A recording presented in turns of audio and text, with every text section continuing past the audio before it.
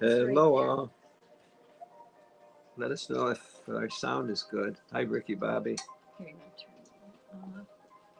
Okay, so we've got the microphone. Testing. You got it. Okay. And we need the little thing. We're getting set up a little better here. Can they hear us? Let us know if anyone can hear us or can't hear us. Okay. Let us know how our sound is. Testing. Sounds good, Joe. Thank you, Shauna. Okay, we're here. Hello. The three of us are here. Good morning, everyone, or wherever you are. Hi, Ted. Hello, from Japan. Ted and company. Good morning. Or let's see, it's probably It's next something. day. Must be, yeah. What time? Hi, Joe and Fran. Hello, Hi, Ted. Hello. What time is it in Japan? What time? What Yes. time? Yes. Now it's nani 0:00 a.m. Oh, 8 a.m. in a.m. on だから Wednesday. Are you into Wednesday? Yes, Wednesday start. Okay. 8 started a.m. Wednesday. now. Wow. Yes. Wow. Today, I'm not very good at conversation, so I tell you my story little by little. My dad was a jazz musician.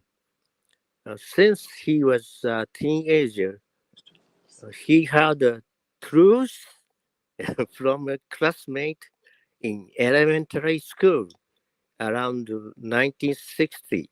Wow. When he came into contact with them in 1960, there were less than 1,000 JWs in Japan.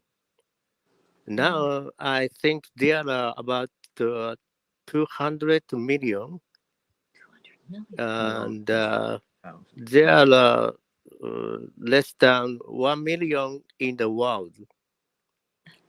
He was baptized in 1964, and I was born in 1963. That's all for today. 200.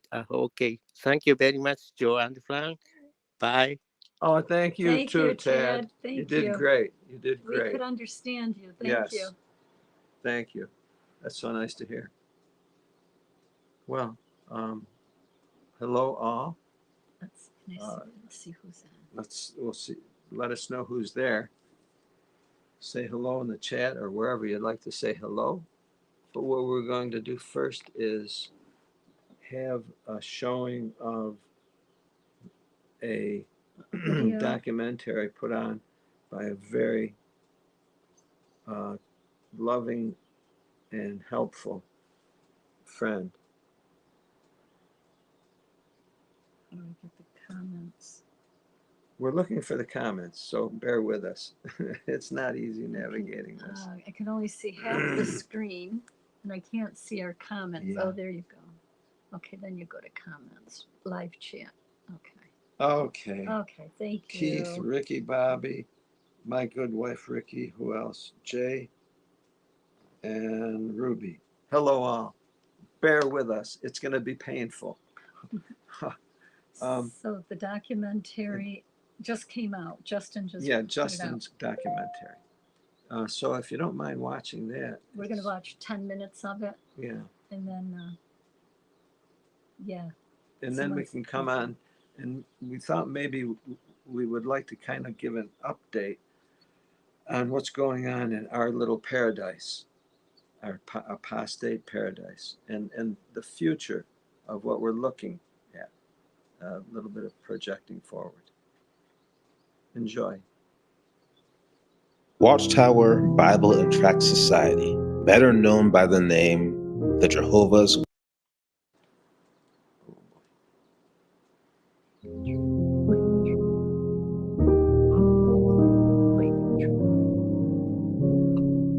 Watchtower Bible and Tract Society, better known by the name the Jehovah's Witness religion. They teach their members that their entire life will crumble, that they will only find unhappiness and defeat if they ever leave the organization. This teaching keeps 8 million plus Jehovah's Witnesses worldwide firmly locked in and faithfully obedient to the governing body, the leaders of the religion. Those who are brave enough to leave the organization despite this teaching are silenced, they are shunned, and oftentimes they are never heard from again. Why did they leave? And what happens after?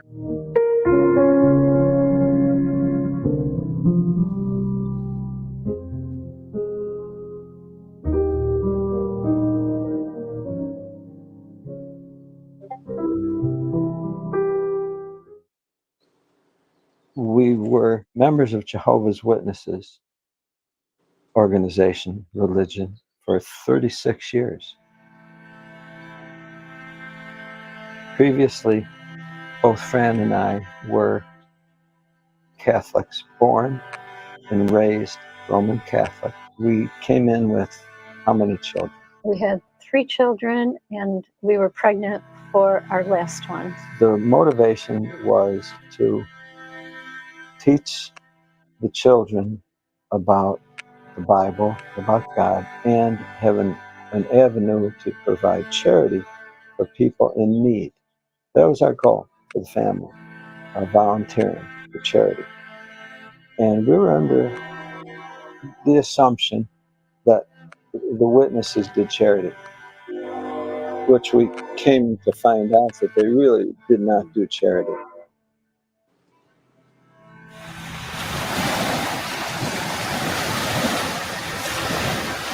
I was a Jehovah's Witness for a little over 15 years.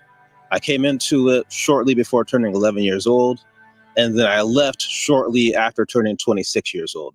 So not just 15 years, but we're talking 15 of some of the most impactful years of your personal development. So this is the Kingdom Hall that my family went to when we first joined the Jehovah's Witnesses.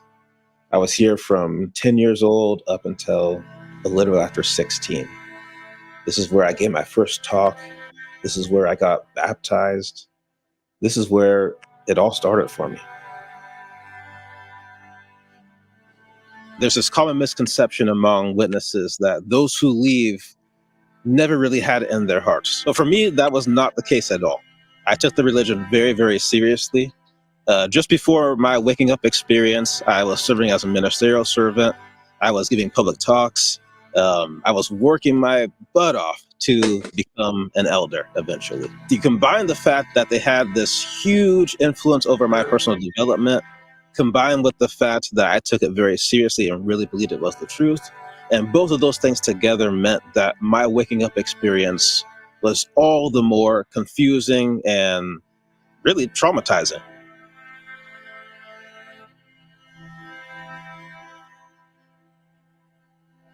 So around the time that I woke up back in 2017, the Australian Royal Commission was doing their investigation on several different organizations in regards to how they handle child abuse.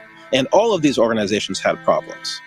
Now, the Jehovah's Witnesses were one of the smallest organizations that they were investigating. And Australia is already a small country as it is. I mean, most of the country is not even inhabited. And yet, the Jehovah's Witnesses had over 1,000 cases of child abuse that were never reported to the authorities. This means that those abusers were able to go free. They did not have to serve time in jail. They did not have to report themselves as a sex offender, which puts up barriers to make sure that they can't harm other children in the future. And that not only puts children within the organization in danger, but it also puts children on the outside in danger. And this was very shocking to me, especially because witnesses often say they have a perfect organization ran by imperfect men. But this behavior was not reflective of a perfect organization. So that gave me permission to look further. And the more I looked, the more I found that this was not a new issue. This issue of child abuse has been going on for a long, long time in many different countries. And the Watchtower has spent millions upon millions of dollars over the years dealing with court cases and handling settlements outside of court. So I woke up in 2020 and I first started having just doubts about the way that everything was handled with my sexual abuse as a child. I knew it was handled wrong, but I had been told that it was imperfect men and Jehovah saw everything, that I wasn't trusting in him if I was trying to get justice, that I was relying on myself and not Jehovah.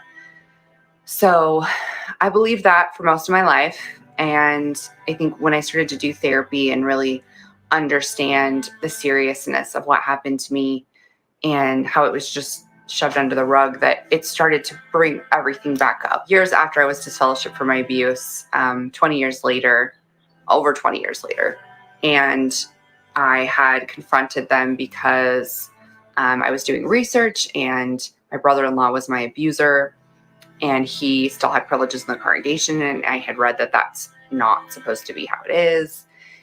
And so I also just had a lot of things that I was hanging on to, holding on to, that were really damaging me emotionally, that I needed to get out. So I had a meeting with the elders and my brother-in-law and my sister, and I said everything that I really been holding on to. It was a big release. I bawled my eyes out. I said a lot of stuff that I needed to say. And at the close of that meeting, the elders said to me, the whole point of this meeting was so that you could forgive him so that he can have privileges in the congregation. And it kind of shocked me, because that was not the reason that I set up this meeting. The reason I set up this meeting was because I was disfellowshipped for my own abuse, and I had blamed myself my entire life, and it had been dealt with incorrectly, and I wanted some justice. I was a witness for my whole life. My mom came into studying the Bible with a witness lady when I was an infant, and so that's how we came in. 1975, when I was born. When I was 16 years old, I was disfellowshipped after my stepdad abused me, and I spent the next 26 years of my life really abusing myself and really going down a lot of unnecessary pain and suffering, because I wasn't protected and I was made out to be at fault, even though I was the victim. So it took me a long time to come to the realization that what had been done was wrong. I was raised in the organization since I was 1. My parents got taken in with somebody knocking on the door. I was baptized at the age of 13, and I had parts of the assembly. I auxiliary pioneered over the summertime. At the age of 14, I was sexually abused by a 30-something-year-old brother, and I had told a teacher, and they called CPS, and the police were involved. We got lawyers, had a guardian ad litem. I had forced counseling that I didn't want to go to, that I didn't trust. When the elders found out, they publicly reproved me, and they privately reproved the brother. And so I was completely soft shun. I was alone. I felt isolated, except for one 23-year-old brother that took an interest in me. Who knew that would lead to statutory rape? One of the sisters found out about the fornication and said that if I didn't tell, she would. And so the brother, so I forged my birth certificate, erased the date, and used a typewriter to change the name. He took me over state lines, and we got married. We were disfellowshipped, and I was out for about a year, which was a really, really hard time. I remember 6 months in, really missing my mom, and I called one of the elders and just begged that we could just talk, because I really missed her. Said no, that it would put her spirituality at risk, and I didn't want to do that. When we found out that the organization was basically hiding pedophiles, we researched it and found out that as far as we're concerned, it was true. And at that point, we decided that that's not the organization that we wanted to support at all. We were 70 years old at that point. At that point, we were 7. Yeah, physically and mentally out. In other words, we were only remaining in to see what we can do to salvage any relationship with our family and friends, considering the fact that Jehovah's Witnesses has a policy of shunning members who leave or who are disfellowshipped.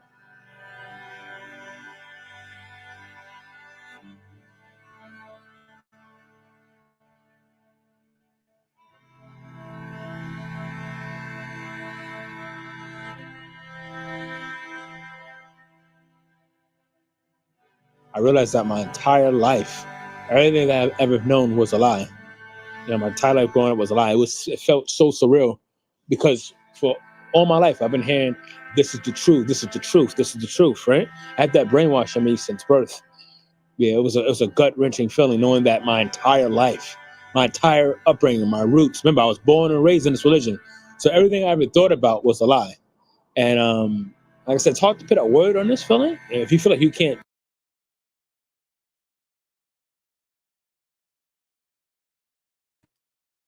I can play, keep playing it if you want.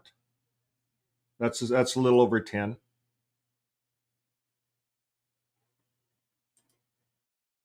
You got to unmute your mic. Your mic is muted. Yeah, no, if you think it's going to be helpful and you're interested, yeah, I'd keep playing it, Vern. I think the whole program is good. Sounds good to me. Okay, good enough. Good, man. good. Believe your own upbringing. It's like, what else can you believe? Who else can you trust? If you can't trust we're supposed to be the one true religion, the leaders, God's chosen channel, if that was all a lie, it's like, it made me question and doubt everything else.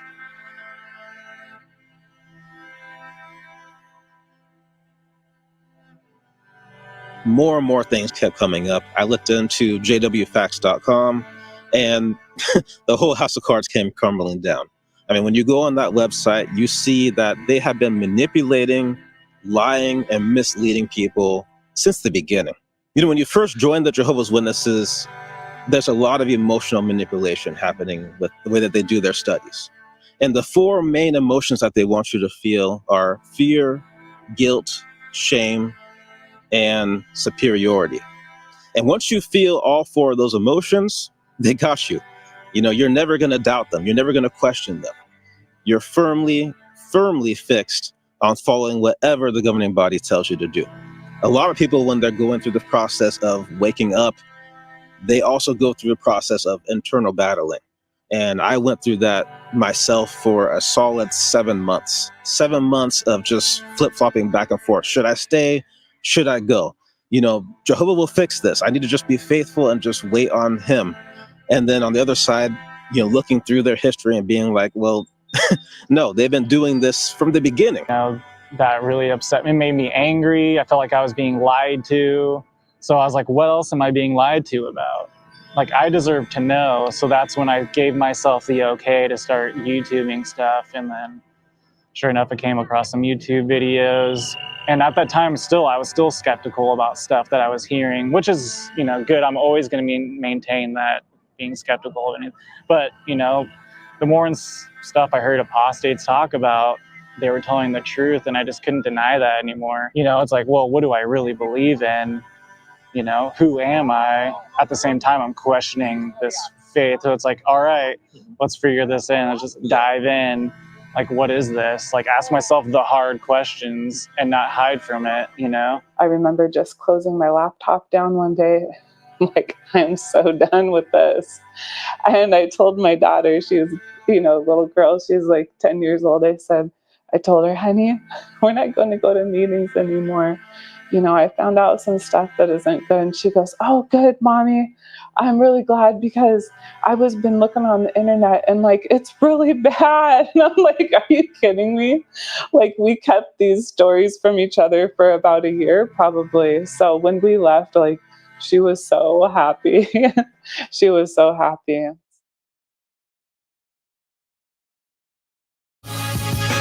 Supercharge your business with the all-new Shopify Point of Sale, the all-in-one.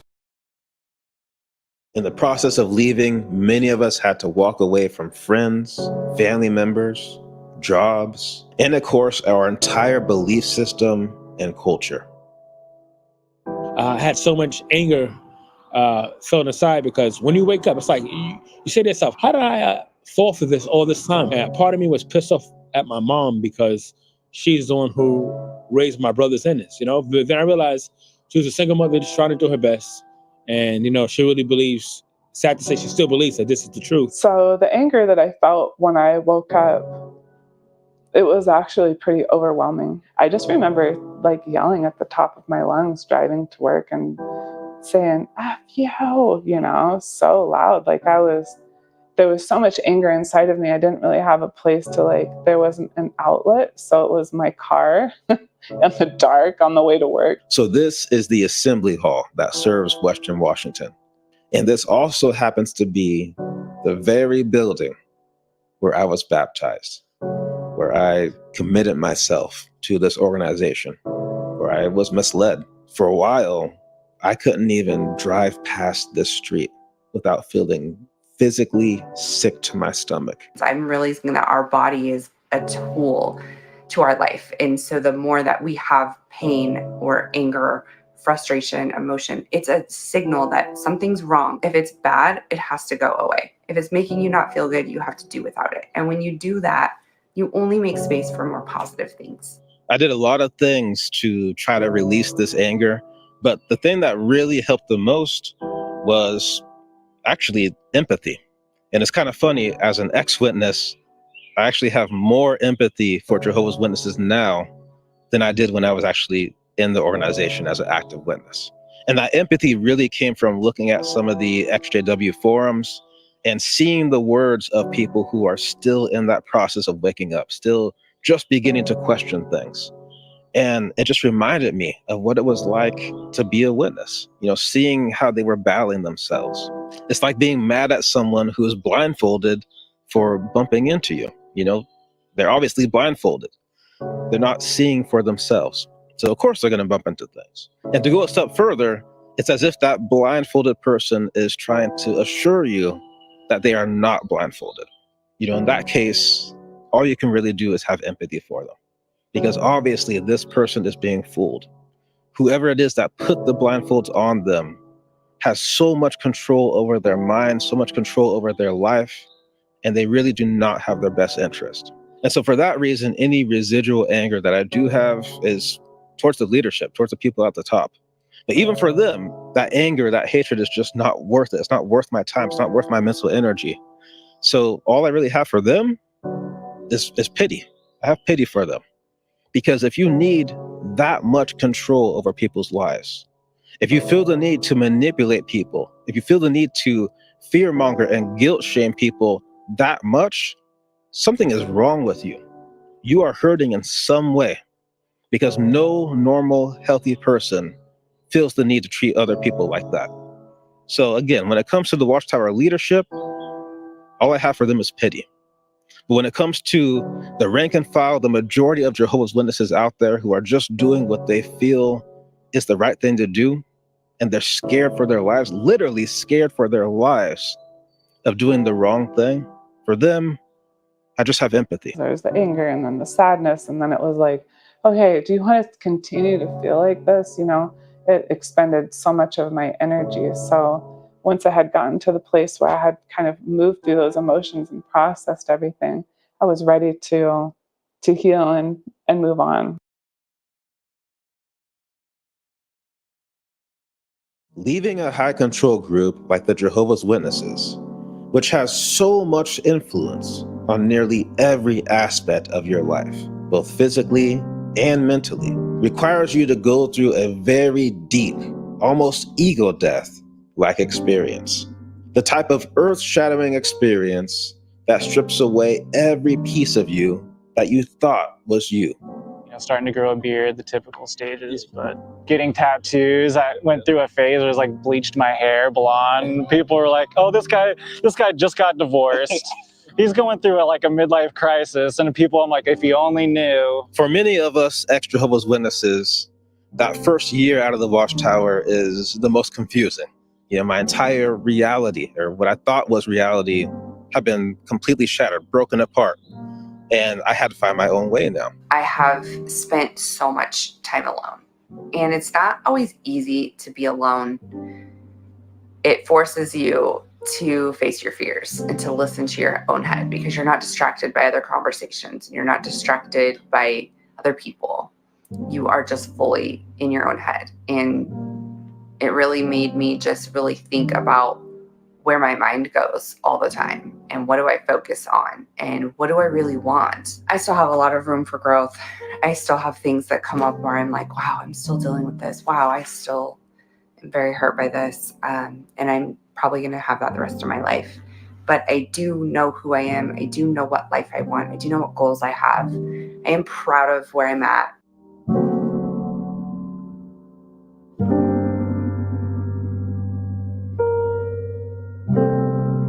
For me, one of my hardest and personal struggles has been just loving myself. And it took a long time to just appreciate myself for all of the things that I've been through. But the piece of it that I had to really work on was like my thoughts that I was thinking. And when I would catch myself saying mean things to myself, like I never would talk to anybody like that, not my kids, not my friend, but I would tell myself the most hurtful things. So when I stopped doing that, I just like kind of took off, So yeah, I love myself, and loving myself doesn't take away from anybody else, Like I have so much love inside of me, enough for me and everyone else. And when I included myself in the circle of people that I really love, it just amplifies everything. It almost felt like I was going through puberty all over again. Something that I should have experienced at 16, 17 years old, those years of self-discovery, those years of really finding who you are and how you're going to fit into this world. It felt like I was having to do that much later, at 26, 27 years old. Now that I was free from this religion that was telling me what I should want for myself. Every negative experience that we have in life can teach us something. And that way it doesn't repeat. When we learn a lesson, we can do something different the next time that happens. And I think that has helped me to have such a better, more peaceful, more happy life, because when something does go wrong, I'm like, what can this teach me? Not why is this happening to me? And that little switch it changes everything in life. It changes your mood, changes the way that you feel. And it's been a positive thing for me. From what I've been through, I've learned that there is a perspective you can choose. Every single thing that happens to you, it is what you make it. Every year on the morning of my birthday, I go look at myself in the mirror, look into my own eyes, and I ask myself, how high can this thing go? And honestly, I do not know the answer to that. And that's such an awesome thing, to not know the answer to that. Because my potential is limitless, just like all of us. But when we were witnesses, our potential had limits. They were encouraging us not to go too far in life. I know that this journey of growth and personal development will never end. And that's an exciting thing. That means that 10 years from now, I have no idea where I will be. I have no idea what I will be capable of. I think the most important thing that I've learned since leaving, and the way that I've grown the most, is that I've learned to appreciate the little things in life. I don't spend every day of my life worrying if I prayed enough, if I read enough, if I need more time in service, not feeling good enough constantly. I actually am just focusing on my relationship with my kids, my relationship with myself, and my relationship with others, and making it be as beautiful as possible, and enjoying creation and enjoying the love that there is on this planet. I try not to be married to like any opinion and keep an open mind about things. So my opinion has changed about a lot of things. And the witnesses, I guess, twist that and like, oh, you're just going with the wind. You don't know what you believe like day to day. And it's like, yeah, it's actually liberating and freeing being able to say like, I was wrong and I've changed my mind with new information. Like, have you ever tried that? When was the last time you changed your mind about anything? There's a lot of personal discovery that you get the chance to go through, especially in that first year. But as scary as that is, just know that even though you have to tear yourself down, there is great opportunity in being able to build yourself up exactly how you want to be for your life. How do celebrities like Justin Bieber and The Rock generate hundreds of millions of dollars? It's actually not what. Relationships are another area where the Watchtower has an immense amount of control over their members. When it comes to marriage, dating, and sex, the Watchtower's pursuit of purity at any cost, along with their constant use of guilt, shame, and fear, often opens the door to deep misery, psychological issues, and all different types of abuse that are kept hidden in the shadows. One of the biggest issues with the way Jehovah's Witnesses handle romantic relationships is that they rush into marriage. And one of the main reasons for this is that the Watchtower has created a very sexually repressive culture. And let's be honest here, a lot of these people are getting married just so they can have sex without getting in trouble for it. And hey, while we're being honest here, that is a horrible reason to get married. And what's even sadder is that a lot of these people who are rushing into marriage are in their late teens, early 20s. They're still going through their own development.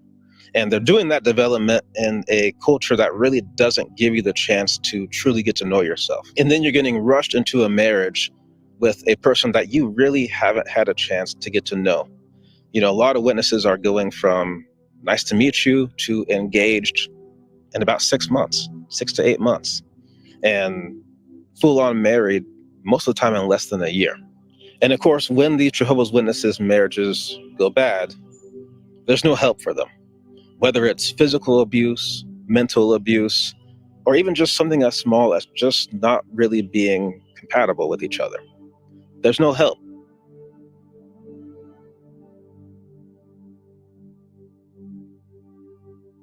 The very same people that try to push them to get married as fast as possible are nowhere to be found. And if you do find them, all they're going to say is, well, you made your choice. Pray about it. And that's just not good enough. That's not good enough when you have pushed these people who are still practically kids to make this lifelong decision. You know, as someone that comes from a split family home, I understand that divorce is a very serious thing. I've seen the pain it can cause, especially when kids are involved. But at the same time, I'm sure that a lot of us as witnesses have also seen what can happen when two people are forced to stay married who really should have gotten a divorce. One of the things that I really, really appreciate about my own relationship is just having that time and privacy and space. One of the biggest benefits in our relationship has been the ability to live together before getting married, because just the matter of moving in together and sharing a space changes the whole dynamic of the relationship. Yeah, I was way too young to be getting married. Yeah, I was 23 when I got married, and I had trauma that I never addressed, that I didn't even know I needed to address because I just suppressed it. And there was a lot of work that I needed to do personally, and my ex too, you know, both sides I needed to do before we jump into this marriage. But like any kind of typical, it's like, I want to please my parents, her parents, I want to check all the boxes, right? So that's what you do. You get married and then you're kind of stuck, like you get put into the real world. I was single for 5 years in the organization, and when I left, I had to do a lot of work on myself, and I had to really figure out who I wanted. What did he look like? Where did he live? What did he do? How would he treat me? You know, I had already been divorced 3 times. So when I met him, I really wasn't even sure. I didn't feel good about myself. There's 3 marriages, 3 divorces, 5 kids, and 2 kids that were given up for adoption. And so when I met him, I just felt so vulnerable. But in meeting him, what I found out about myself is that marriage isn't always the answer, because I am so happy. I'm so incredibly happy in my life and with him that there's really no need to get married. I'm independent, he's independent, and we just have like such a good life. Like there's no reason to be married. So I'm just so happy that I learned that marriage isn't always the answer.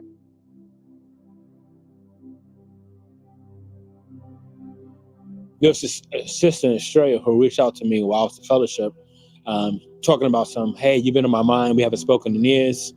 And, I thought she was sincere until I was 100% honest with her. I told her, so listen, I really would like to pursue something with you. However, I no longer believe in this religion.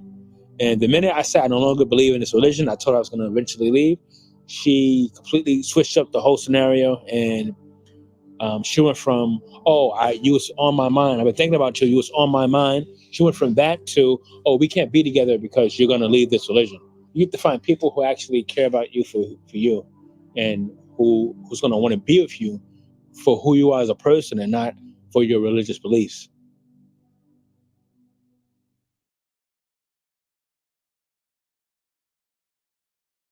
Another thing the Watchtower tells their members is that the pursuit of money, the pursuit of success in this system is worthless, because they believe that the end of this system could come any day now. And so this means for all Jehovah's Witnesses, there is an almost unwritten vow of poverty, as they are encouraged to not seek higher education, to not pursue entrepreneurial dreams, or even strive for a higher status at their place of work. They are to live a simple life, prioritizing only the pursuits of the organization. They were not encouraged to have a very good economic life for themselves. They're encouraged to work hard for that kingdom government organization, basically to be a slave for the organization. And they were, and we were slaves for that organization, unpaid, volunteer slaves for that organization. And they profited because of our work, but not any longer. Now the ones that are out are profiting for their lives. Since leaving the Jehovah's Witnesses, I no longer put these unnecessary ceilings over myself when it comes to money and success. A lot of people are searching for the purpose of life. And in that search, a lot of them end up getting caught up in religion, and they'll give them a purpose. But if you ask me at this point what the purpose of life is, I would say it is for all of us as individuals to fully extinguish the potentiality of our being. And that's going to look different for each and every one of us, depending on our natural talents and our experiences. We all have different potentials. But in going for that fullest potential, some of us may require more money to do that. For some people to reach their fullest potential, they may need the ability to fly off to Egypt to go catch some conference or something without having to worry about the cost or getting time off, just having the ability to just go. There is no reason at all to put these unnecessary ceilings over yourself. All you're doing is limiting your options. We were raised with not much at all. I remember the only money that I did have, that I would make like $5 a month in allowance, and I would spend all my money on Vogue magazines, because I would look through the pages and I was inspired by these creative runway shows and just the idea of the art behind it all. And also I saw my mom go through a relationship where she was stuck in an abusive relationship, and she did not have a way out. She didn't have enough money. My view on money is that I think the more money that I have, the more places I'll probably be able to go. the more people I can help and I can impact. And like the more that I give, the more I get back, the more I can give. And it's like this just big circle of money where it's not even really about the money. It's about what that provides us. It provides us experience. You want to be secured financially. You know, who wants to struggle? The organization, they want you to struggle. They don't care if you're, you know, barely making ends meet, as long as you help them financially. But it's like when you wake up, you want to, not in a selfish way, but you want to learn to cater to yourself, because when you're locked in, you're taught to belittle yourself. We're called worthless slaves for God, right? So you want to, me personally, I realized I had to see my self-worth, and a part of that was in our financial aspect. And I had to say, hey, let me take care of myself, because the governing body leaders, they're not going to take care of me. If I was still a witness, wait for Paradise Earth, 70, 80 years wasted, I have no savings, and Paradise doesn't happen after 70 years of patiently waiting, the governing body leaders, they're not going to take care of their members. They're not going to take care of the people.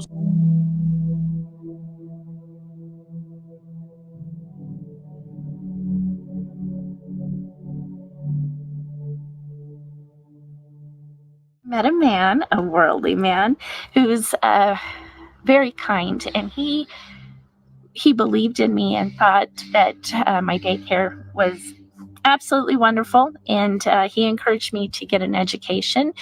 So I went in and to get my early childhood education. I went from an unlicensed daycare to a licensed daycare. We got staff that loved the job, and together with the staff, and we opened up 3 more daycares. I raised my girls during that whole time. I found that the more I improved my job, the more people would want to come to me. So if you put your best into whatever you're doing, it'll naturally come.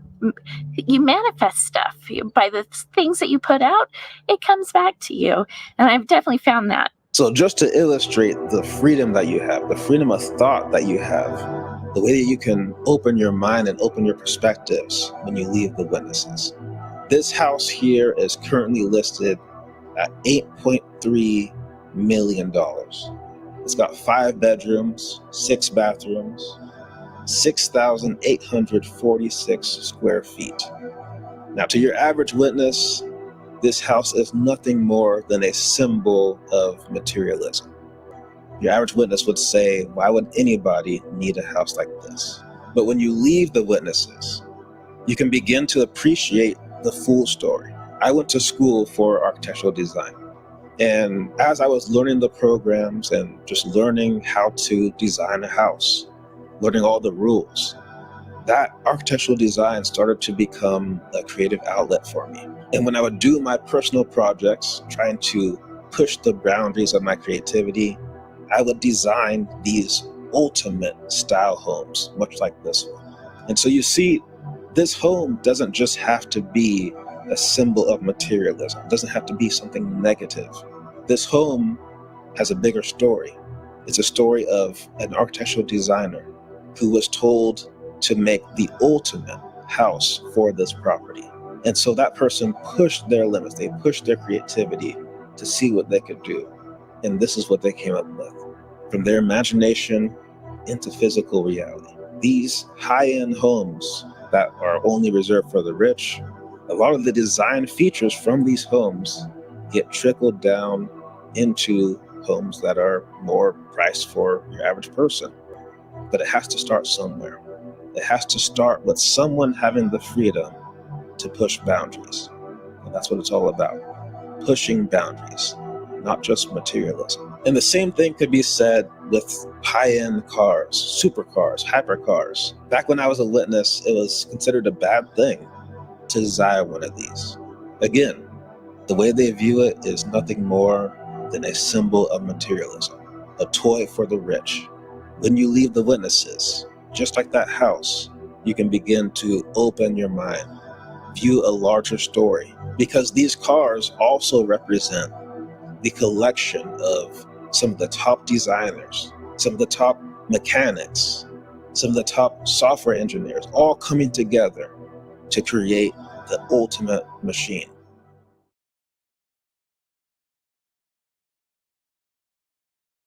When I was questioning that it wasn't the truth, I told myself, oh, I can just pretend not to believe, but I'm going to stay in it. Because the thought of like leaving all my family and friends gave me anxiety for like weeks. Once I started to disappear, I'm sure you guys can relate to, like no one reached out. You know, they say they love you, you know, like, oh, we care about you. It's like, yeah, only if I fill a seat and I believe what you believe. Is that conditional or unconditional? You can answer that. It's like, I don't want to be surrounded with people that think the same as me now. Like, I always want to be around people that think differently, you know, that challenge me. I always want to be challenged. I think that's a healthy way of living. I don't know. I feel like that's humble. I mean, who's more humble? Someone that's like, what I'm reading is true and it's always going to be true, or someone that's willing to like let the universe teach them and tell them. It's kind of funny, even as a child, I was able to recognize the difference between the friends I had at the Kingdom Hall versus the friends I had at school. And one of the biggest differences was just the ability to be myself, to be authentic. You know, the fact that I could tell that as a child, that really says something. It really shows how the way Jehovah's Witnesses view friendship is not authentic. It's not real, true friendship. I like to say they're like rent-a-friends. You know, these friends are leased to you by the Watchtower. And if you stop going to meetings, if you stop following their direction, then those friends will be repossessed from you. And that's exactly what happens.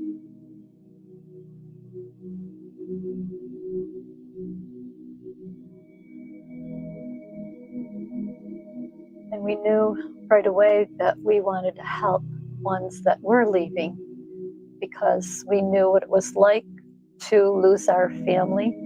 And we just wanted to go public.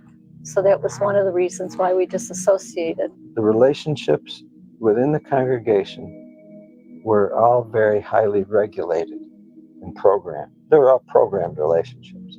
Anything outside of those programmed relationships, there was going to be consequences for it. The relationships just weren't full, genuine, open, human relationships with each other. They just weren't. It was all prescribed. The Watchtower prescribes how everybody was to relate to each other as well as to the public. And unfortunately, what it resulted in people putting on acts. They were acts. They weren't natural human relations. They were programmed human relations. I never thought that I would have these precious friendships from my childhood. I was told that that was gone. You would never have it again, you know. But it was so crazy that in my 40s, I reconnected with so many friends from my childhood, from my same congregation that are also out too. But we never would have known unless somebody would have reached out. It's kind of interesting because everybody's kind of gone their own way. I mean, you know, I have a friend that she really loves going to church, and I have another friend that a couple of friends that are like so into their kids, it's like their religion, you know. And you've got me sort of like, I don't know, I'm sort of like a spiritual kind of person, but all of us, like, we just love each other, we respect each other, like we're all on different income levels, like we're all so different, but it's like, I don't know, we just love each other. Like, there's no judgment. In the map behind us, we've traveled the United States. We've had meetups in many, many states, and we've got more to come. It's very encouraging. We truly love the people that we're connecting with, and they show that love, and we call it the apostate love. Yeah, because the apostates love each other, and we love the friends that are in the organization, whether or not they choose to stay in or choose to come out. It's a journey that we're all on. Now that I'm on the outside, all of my friendships are based on authenticity. We don't have to have the same beliefs. We don't have to have the same views. In fact, I enjoy it when we don't have the same beliefs and the same views. That creates a discussion, an interesting discussion, you know, sharing different perspectives.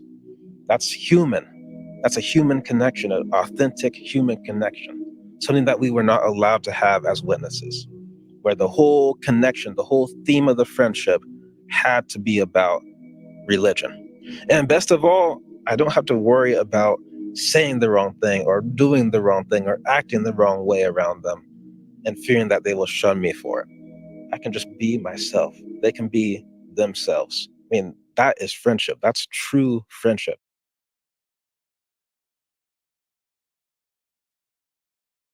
One of my favorite things about the ex-Jehovah's Witness community is that we all came from the same origin, but we are all heading in different directions. We have the freedom to have different perspectives, to research different belief systems, and all of these things give us back our humanity. Leaving the Witnesses was definitely one of the hardest things that I've ever been through.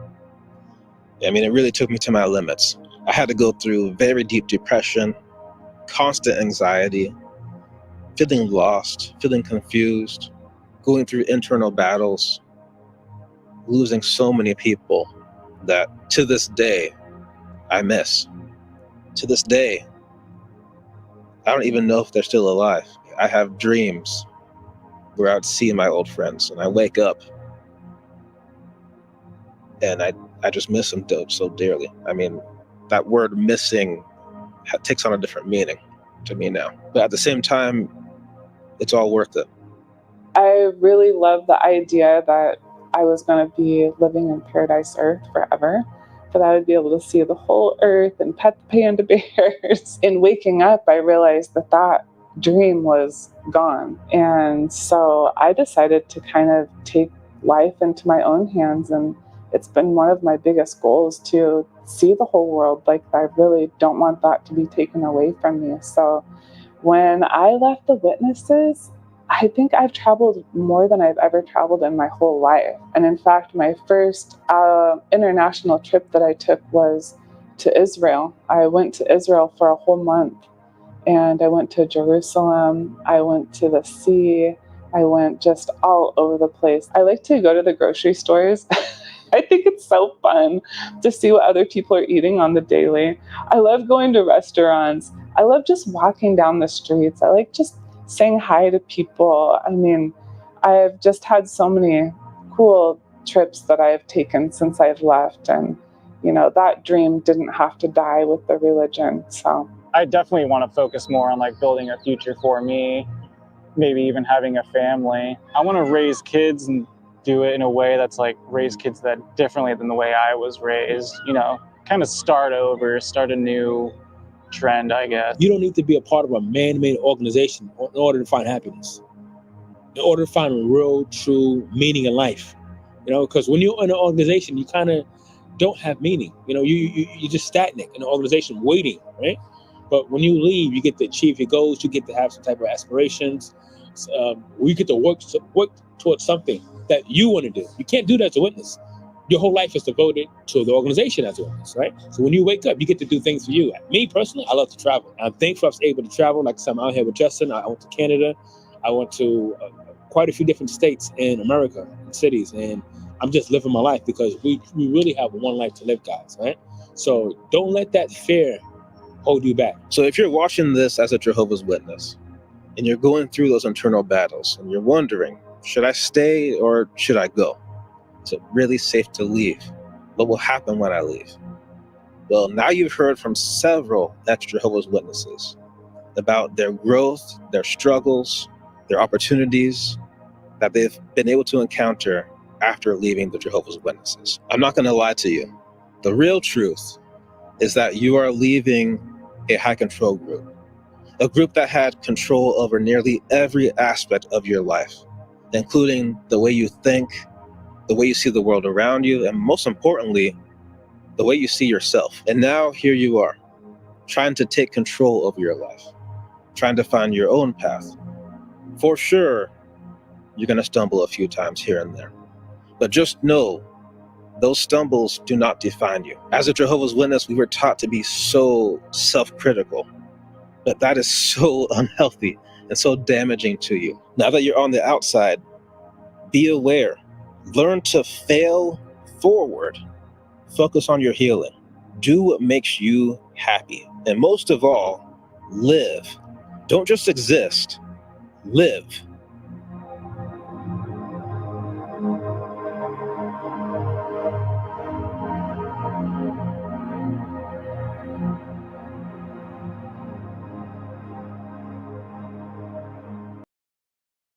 Tacoma Dome. This is the place that witnesses used to hold their district conventions every summer. It was actually here at this building, right here in this spot, where I saw my first apostate. And it's kind of ironic being here today, being on this side of the fence, you know, trying to help people to get out of this religion. In reality, it was the bad guys who turned out to be the real good guys.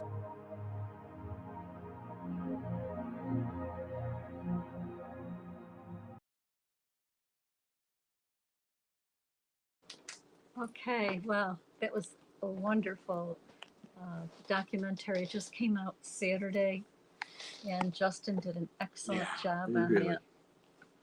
I hope all who watched it enjoyed it, but not only enjoyed it, but thought about, you know, where you fit into it, and maybe the way to look at it for the others that are left in as well. What's the future for them, and what's the future for you? Maybe you're PMO, maybe you're PME, still in. Don't forget, PMOs were PME. That's right. And it's a journey, like Justin said. It's a journey that we're all on. We started then. We're still on it. We'll always be on it until we pass off our lives in the system. And the point is to be able to make our decisions in that journey, not someone else's decisions for you. That's what the Watchtower did. And maybe you can bring in your thoughts on this, but understand that the nature of government at this point in the world culture is to transform humans into something else other than free beings. And we discovered that, or we encountered that within the religion of Jehovah's Witnesses, which sought to make us slaves. They outright, flat out said, slaves. The snare was that it would be slaves of the true God, as if that would be something special, special slave. No, slaves to be manipulated, exploited, and used, and abused, which many have been. But we've seen through that. You've seen through that. You're broken through that, and now we're declaring ourselves the people that we are. We are free human. We're human beings. Because anything, if a human being isn't free, they're not behaving as a human being.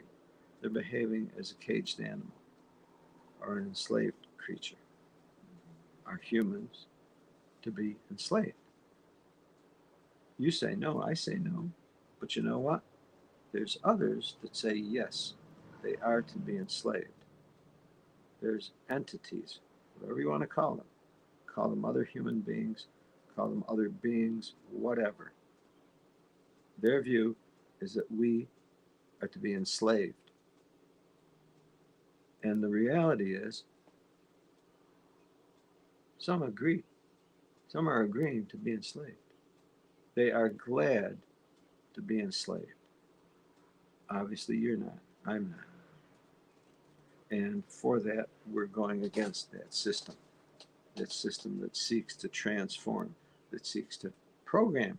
They're programming human beings with the potentials, like Justin brought out, the potentials to be limitless potentials. We just don't know the potential, but they shove that aside and say, no, transform and become programmed to do their will, to do the Watchtower's will, basically to do government's will.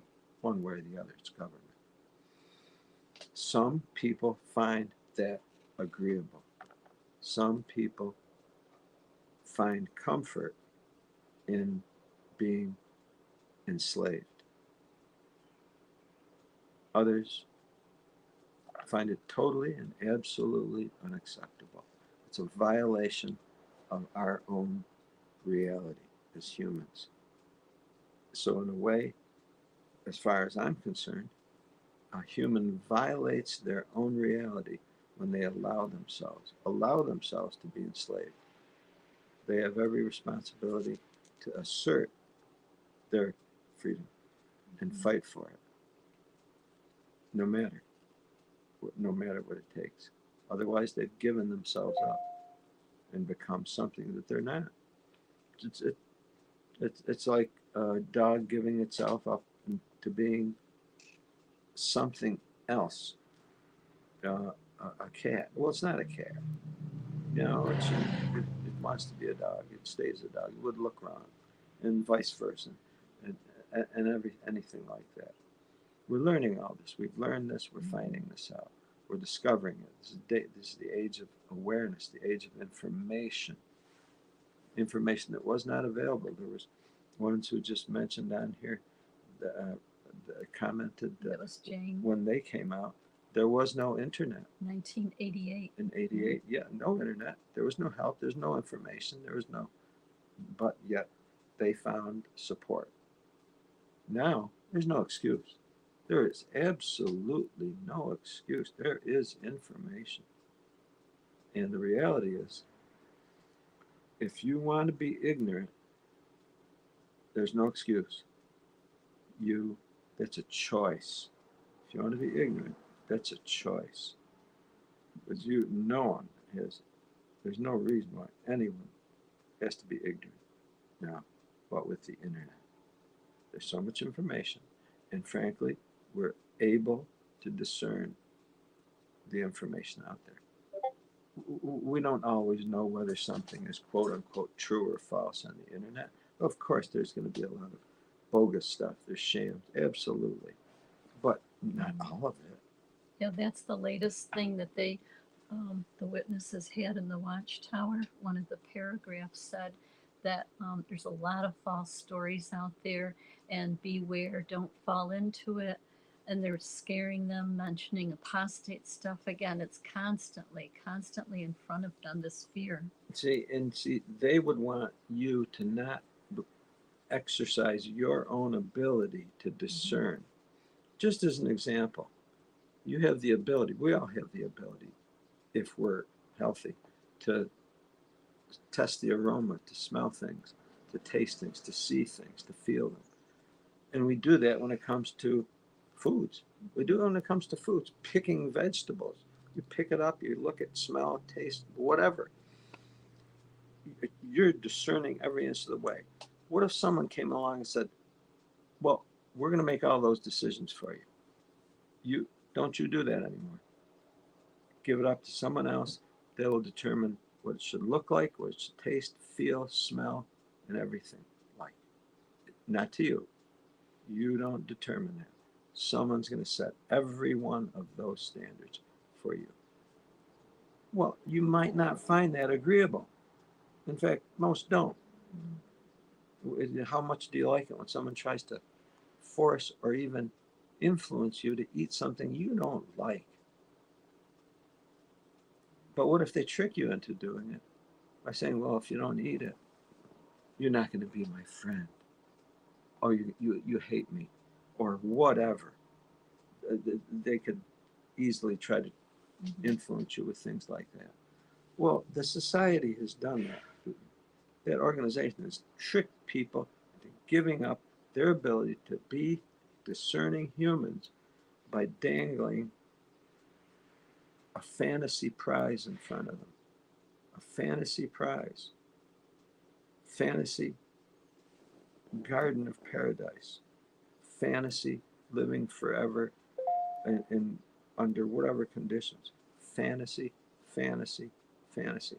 And the proof of it is that they've lied every inch of the way. It's been proven. They're liars. And those of us that don't like being lied to have left and are leaving. Is there consequences? Absolutely. Is there a cost for breaking away? Absolutely.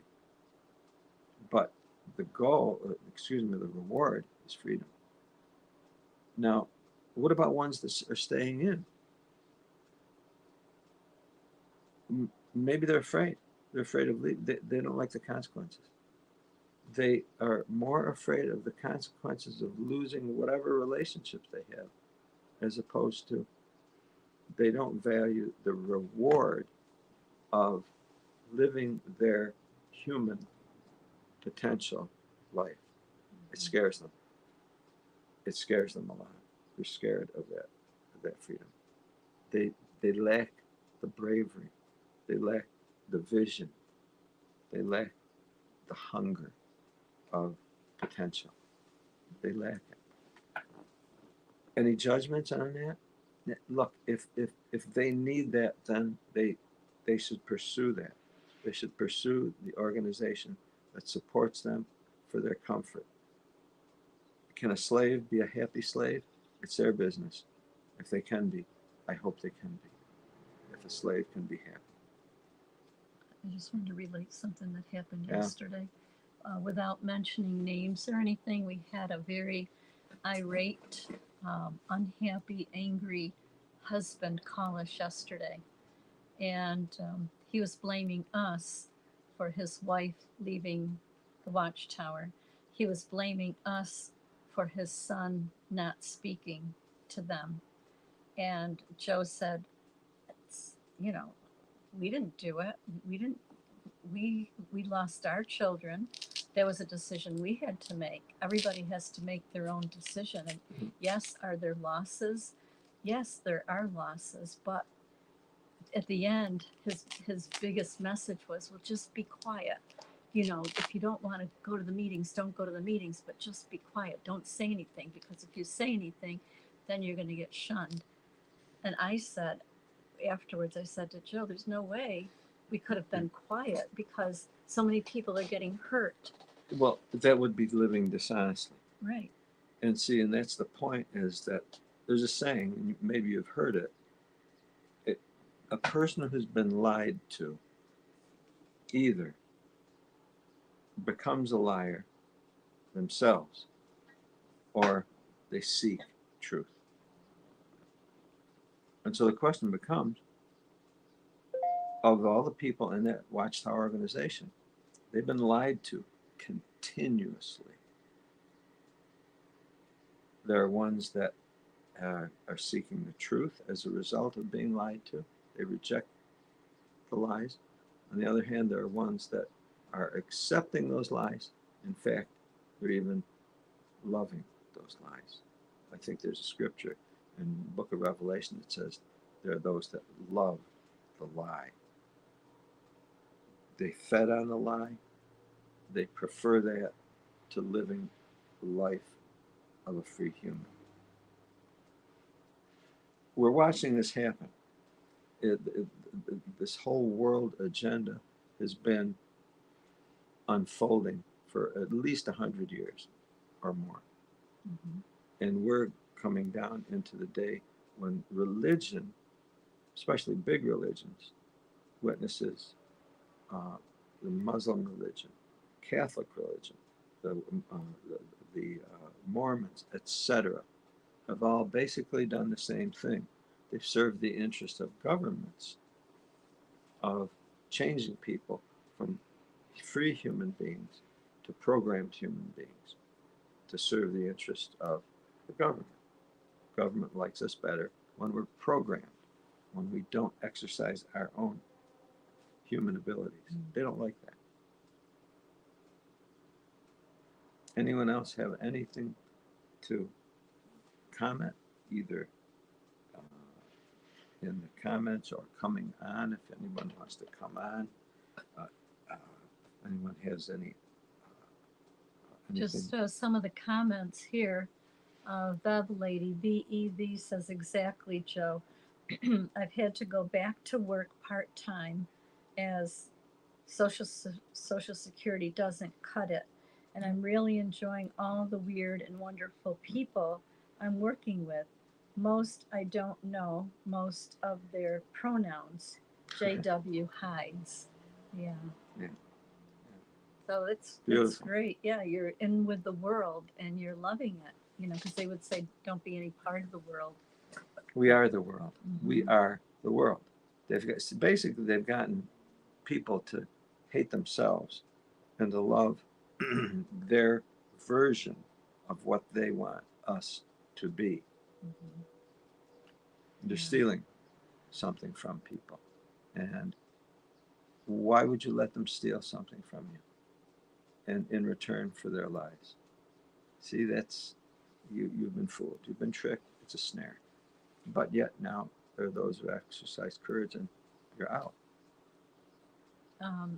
What would you say to, it's for if they want to join, Carnivore Life says, for me, it's thinking I will be displeasing Jehovah, which I'm a PIMO.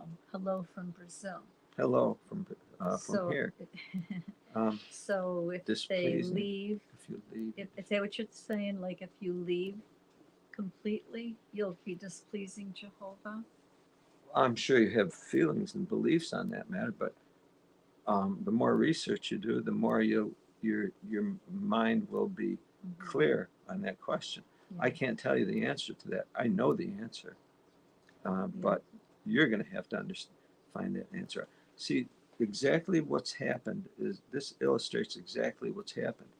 They put us in a position of restricting us from information that would help us to make a smart decision.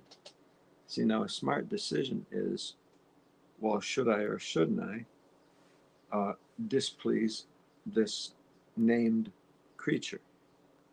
Is it a good idea? Is it a bad idea? Well, look, get the information on it and you'll make the right decision. When you get the right information, it'll be crystal clear, crystal clear. And in fact, you'll probably be shocked to find out that you should have been, that you wished you knew it sooner. Yeah, we wished we had known it sooner. Like the video brought out, we were in it for 36 years. We wish someone had told us. We did not watch TV, so we didn't see Barbara Anderson. Yeah, we didn't see those things, and the only way we did is because Joe went online. But there was a nice sister at the Kingdom Hall that mentioned to us that she wasn't giving any donations because the money was going for hiding child sexual abuse cases. And that was like 2019. Joe didn't go on the internet till the very end of 2021. So there, you got that cognitive dissonance that's in the back of your mind, but you don't dare check it out. By the way, Carnivore Life is just a new PIMO. Just coming up. Yes, welcome very, very much. You're very brave. We're very, very proud to have you here. You, as well as any one of us, is in the position. See, when a person's been lied to all their life, and frankly, every one of us here has been lied to all of our lives. The government started lying to us through the government school system as soon as we all entered that system. It's the government mandated school system. Guess where all the information came from? The government. It's all the information that they wanted us to accept as true. Well, guess what? This is the age of Aquarius. This is the age of enlightenment. We're finding out, son of a gun, it's not all true. If you think the history that you taught was true, you're deceived. Do you like the history you taught? Do you like what you learned and you figure it's all true? Fine, that's your business. But if you do more research, you'll find out that, oh, by the way, a lot of the stuff really didn't happen the way they said. Nah, this didn't happen, this, that, this wasn't this, it wasn't. They lied to us about, frankly, everything. And you may be shocked to find out that your religion lied to you about everything, including the nature of God, who it is and who it isn't, and what he or she should or shouldn't, wants or doesn't want from you. You got a lot of research to do. You do. Otherwise, you're going to be in the dark, and you're going to be confused and and uneasy about what to do. The only thing that's going to help you make decisions is good information. Where do you get good information? Information's out there. Just keep getting it. Just keep looking for it. Keep discussing with others. Yeah. Discuss with others. I like what Apasta Babe referred. Her reference was to carnivore life. She said, I can understand that mindset, yet I have to come to realize that I'm not responsible for God's feelings, nor responsible for his happiness. Amen. Do my actions affect your happiness? Yeah. So Yeah. we have to be responsible for our own actions, our own feelings, and not worry about God's feelings. Right. See, religion. Religion was designed by men. Religion was one of man's tools to control people. Government approves of religion, supports religion, directs religion to control men through their minds and their hearts. That's what government means. Government literally means mind control. They control you through your mind. And religion goes a little deeper. They seek to control us through our emotions, our heart, our yearnings, our desires. Well, that's all very nice, but if they loved you, but if they don't love you, they're going to just use you, use me, manipulate me, exploit me. Well, that's exactly what they did. We gave them a chance. We gave them 36 years. We found out, they not only lied to us, they exploited us, manipulated us, and stole from us. I don't owe them loyalty for any of those things that they did. In fact, I will warn others against them, about them. So they seek to control. They seek to take the human, transform them by their agreement. So you have to agree to it. So they want slaves, but they have to be a slave that agreed to be a slave. That way they can say, well, we didn't force you. You wanted to be. You agreed to it. You agreed to it. Well, we lacked all the information to make a good decision. Now that there's better information out there, guess what? We revise our decision. It's like if I was baptized and if I vowed whatever loyalty, well, I changed that. They weren't loyal. They were disloyal. I have no reason to be loyal anymore. No reason whatsoever. Jane said, Joe, you are right. JW Watchtower took our time, emotions, and money. Everything they could. They're not through taking. They're working very hard. Elders are very hard, and you know who you are out there. If any of you elders are listening, you are listening right now. And I know you're listening. So listen good and know that others are listening as well.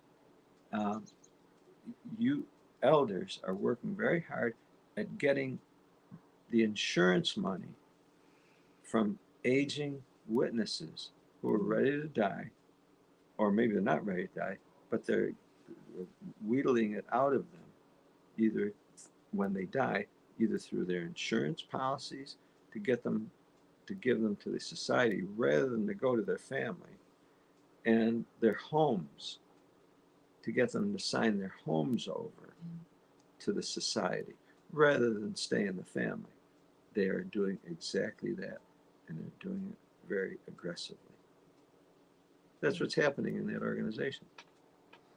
So, because there aren't as many Apimis who are in now contributing all their time and money and effort, now they've got to work. The elders, the enforcers, have to work harder at extracting money from the older folks or anyone who's got any valuable things.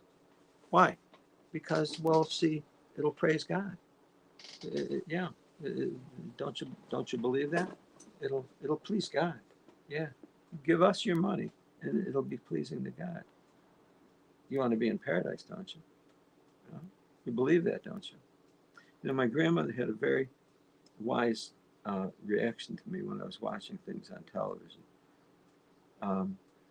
We'd be hearing something, maybe it was from the government, maybe it was from politicians, maybe it was from advertisers, and she'd look at me after we heard that, and she'd look at me with a disgusted look and said, "Do you believe that?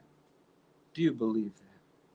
And maybe she'd even say something else after that. "Do you believe that stuff?" And the point was gotten. It's like, don't believe everything you hear, even if it sounds really good. It sounds really good. Beautiful surf every day. Pandas. Perfect health. Dead loved ones return. God knows whatever else. All your fantasies. Well, guess what? We were tricked. It's called a trick. It's called a snare. That's a snare. Animals get hurt, killed and eaten from snares. Humans lose something when they get caught in the snare. We lost something in our snare. In the snare, we lost our family.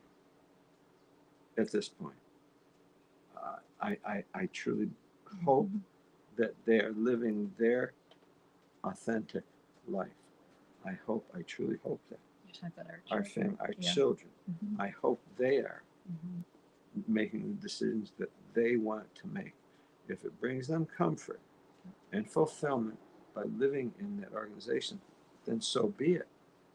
But on the other hand, if their minds and hearts on their journey lead them out, there are others, friends and us who dearly love them. Yeah, when we were first waking up and we were talking to our oldest son, who was an elder, and he said it does bring him comfort. Yeah. The organization brings him comfort. So be it. You know, if that's your source of comfort, we're not here to disturb or disrupt your comfort. We're here just to say what we've found and how it was not comforting to us. No way could we live with ourselves and be quiet like that man was telling us yesterday, when we know of the sexual abuse cover-up, when we know of ones that have died because of not taking blood, when we know of all the lies that they've told and all the dates and how people sold their possessions and their homes back in 1975 because the end was coming. Joe and I weren't even married in 1975. And then when we became witnesses, we never even heard of 1975. We started studying in 1985. So that was 10 years after. We never heard of Ray Franz. By that time, they had like a whole new clean slate coming in. They're very good marketers. And Tad in the beginning mentioned how there were so few Japanese that were coming, and that we remember in the late 80s, the early 90s. Oh, Japan's setting another record. We thought, wow, that's really going gangbusters. But now Japan, they're leaving because of it's only like 1 or 2 generations in Japan. They're not like in this country where you've got 4 or 5 generations. Fast growth, fast drop. And there's the young ones that are leaving because of the abuse that they had growing up. So things are changing very fast. We're seeing it in our lifetime. See, we lack the information then. And so true. Again, the Bible, Scripture, there's valuable things in the Bible. There's also useless, untrue things in the Bible. Read it carefully. The one truism is that my people will suffer for lack of knowledge. We didn't know. We didn't know that they lied in 75 and the world didn't end like they said it would. We didn't know that people were cheated out of their going to college and cheated out of their careers and cheated out of everything. We didn't know that. Joe's father tried to warn us. He said, any religion but that religion. But he didn't give us no facts or anything. he said, "Oh, don't get involved." Well, I think he knew about the blood issue, and if our children ever had to have blood, he said, I would, make sure that they got blood. Yeah. But to us newly coming in, we thought we were involved in the right thing. We thought we were. We were what's called fooled. Yeah. Were Big you fooled? time. Yeah. Was anybody out there fooled? Or were you all clear thinking, dead on, right about? Well, see, a lot of you, We were fooled. You, it was called an act, a magic act. We know a lot of you were born in, just like Justin. Yep. All of the folks in that video were all born in except Joe and I. And Yeah. by the way, we were the oldest ones there. But they were all born in. But even if you're born in, like a lot of you in the chat now, you realize, hey, this doesn't seem right. Something's wrong here. And you didn't go along with that program. Yeah. You see, you've awakened. You're exercising courage. That it takes faith, faith in anything good, faith in what's true, as opposed to willing to live a lie. There are those who are remaining in. Duped, Ricky Bobby said. Of course, we're duped, Ricky. Absolutely, but yet our eyes were opened. Now, does that mean anyone who's remaining in that organization is actively living a lie? Not for me to say. It's not for me to say. We've got to do what we have to do to figure out our escape plan. Mm-hmm. I understand it completely. What I say, plan very carefully. But understand this. Don't be surprised if you are found out sooner than you thought you would be. In other words, if you're pretending PME, but you're really PMO, and you're trying to avoid being discovered, and don't be surprised if you are discovered sooner rather than later. Yeah, just be prepared. Yeah. Jane Spitfire gave a little bit of information for Darren. Darren is a carnivore life. He gave his name, or he's using the name Darren, I'm not sure. But he says JW Watchtower has business status of publishing company, not a religion. Changed it in the year 2000. Yeah, we saw that go from a publishing company, the Watchtower, the Awake. It wasn't a religion, and now they're going from a publishing company to a video. JW.org, everything is video. Production. There's a certain percentage during the convention that Dan had mentioned that I can't remember the percentage of how many videos are, if anybody knows, of how many videos actually take up the convention. Maybe someone out there knows, but it was a high number. Yeah.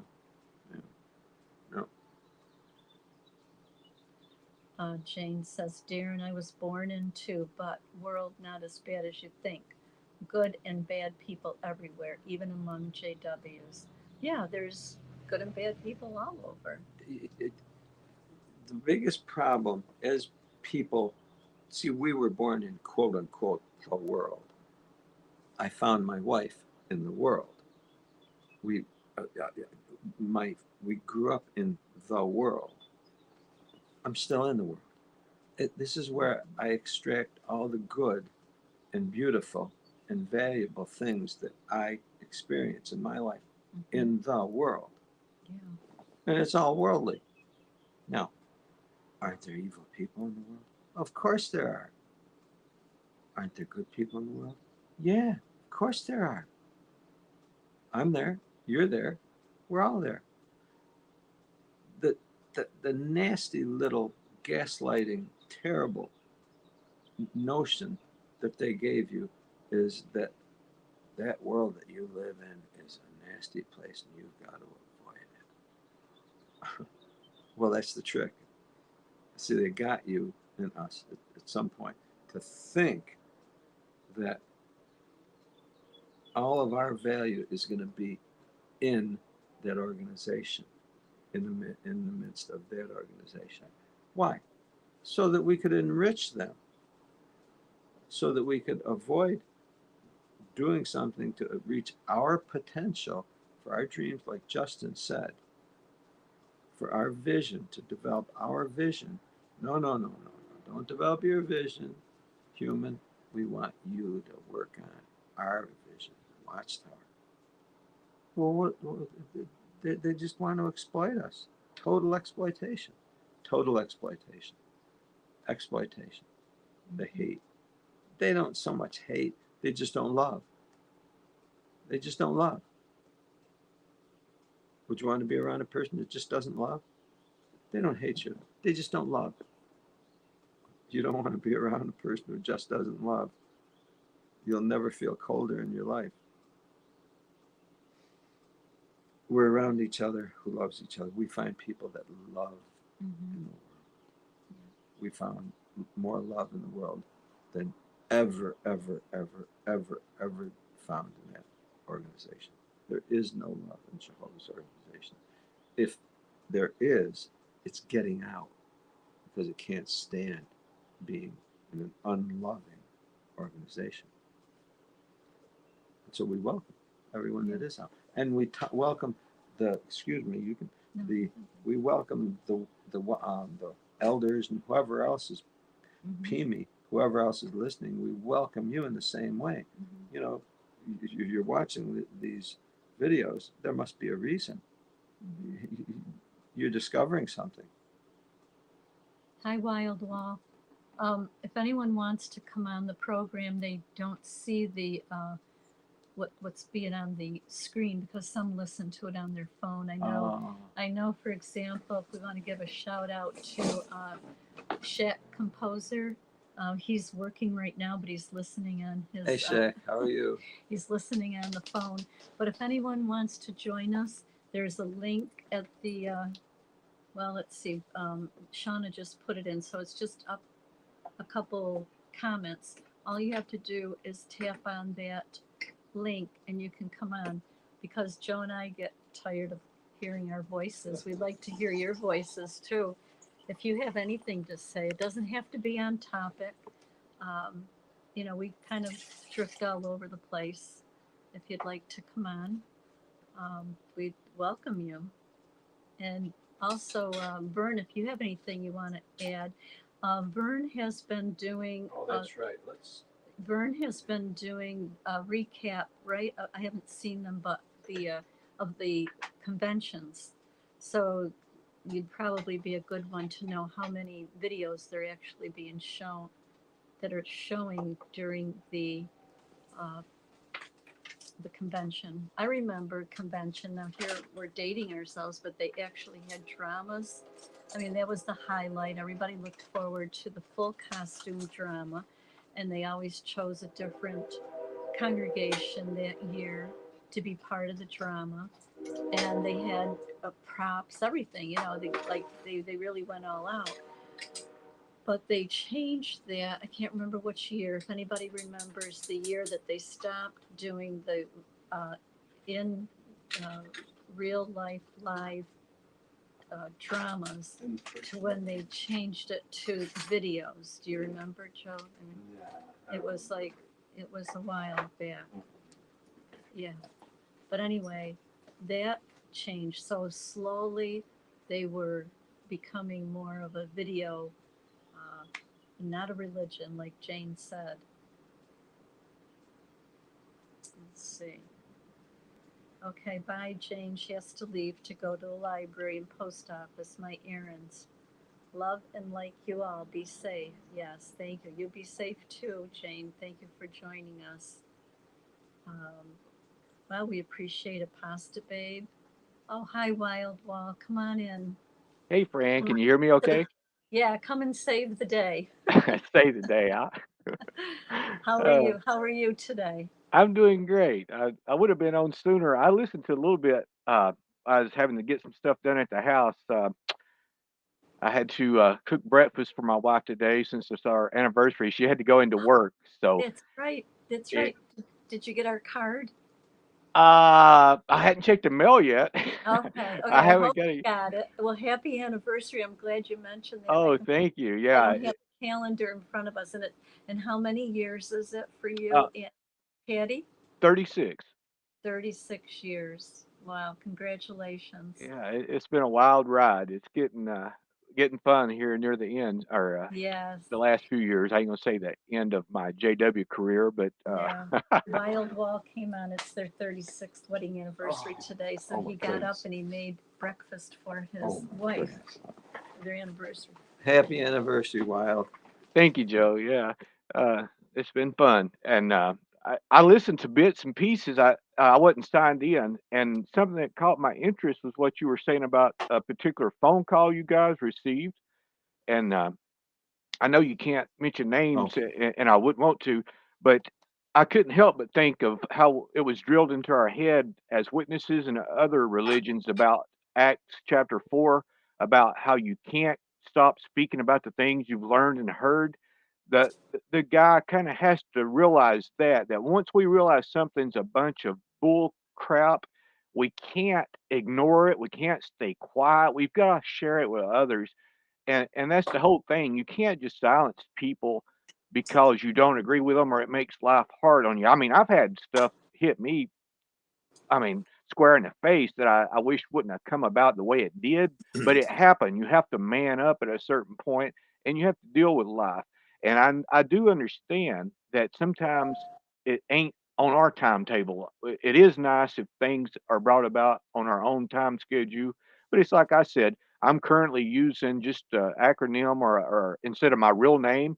But as you can tell, I'm not at all worried about if they find out who I am. I've basically gave out every information that I can, trying to see if I can stir the pot a little bit with them, because I'm getting all my cameras and such ready to where if the day does come, I get to lock horns with them, so to speak. I get to show them that I'm no longer afraid of the organization. I'm not that young kid they used to know that would take everything that Yeah. they said. Yeah. I'm not going to be spoon fed what they say is the truth without them being able to back it up.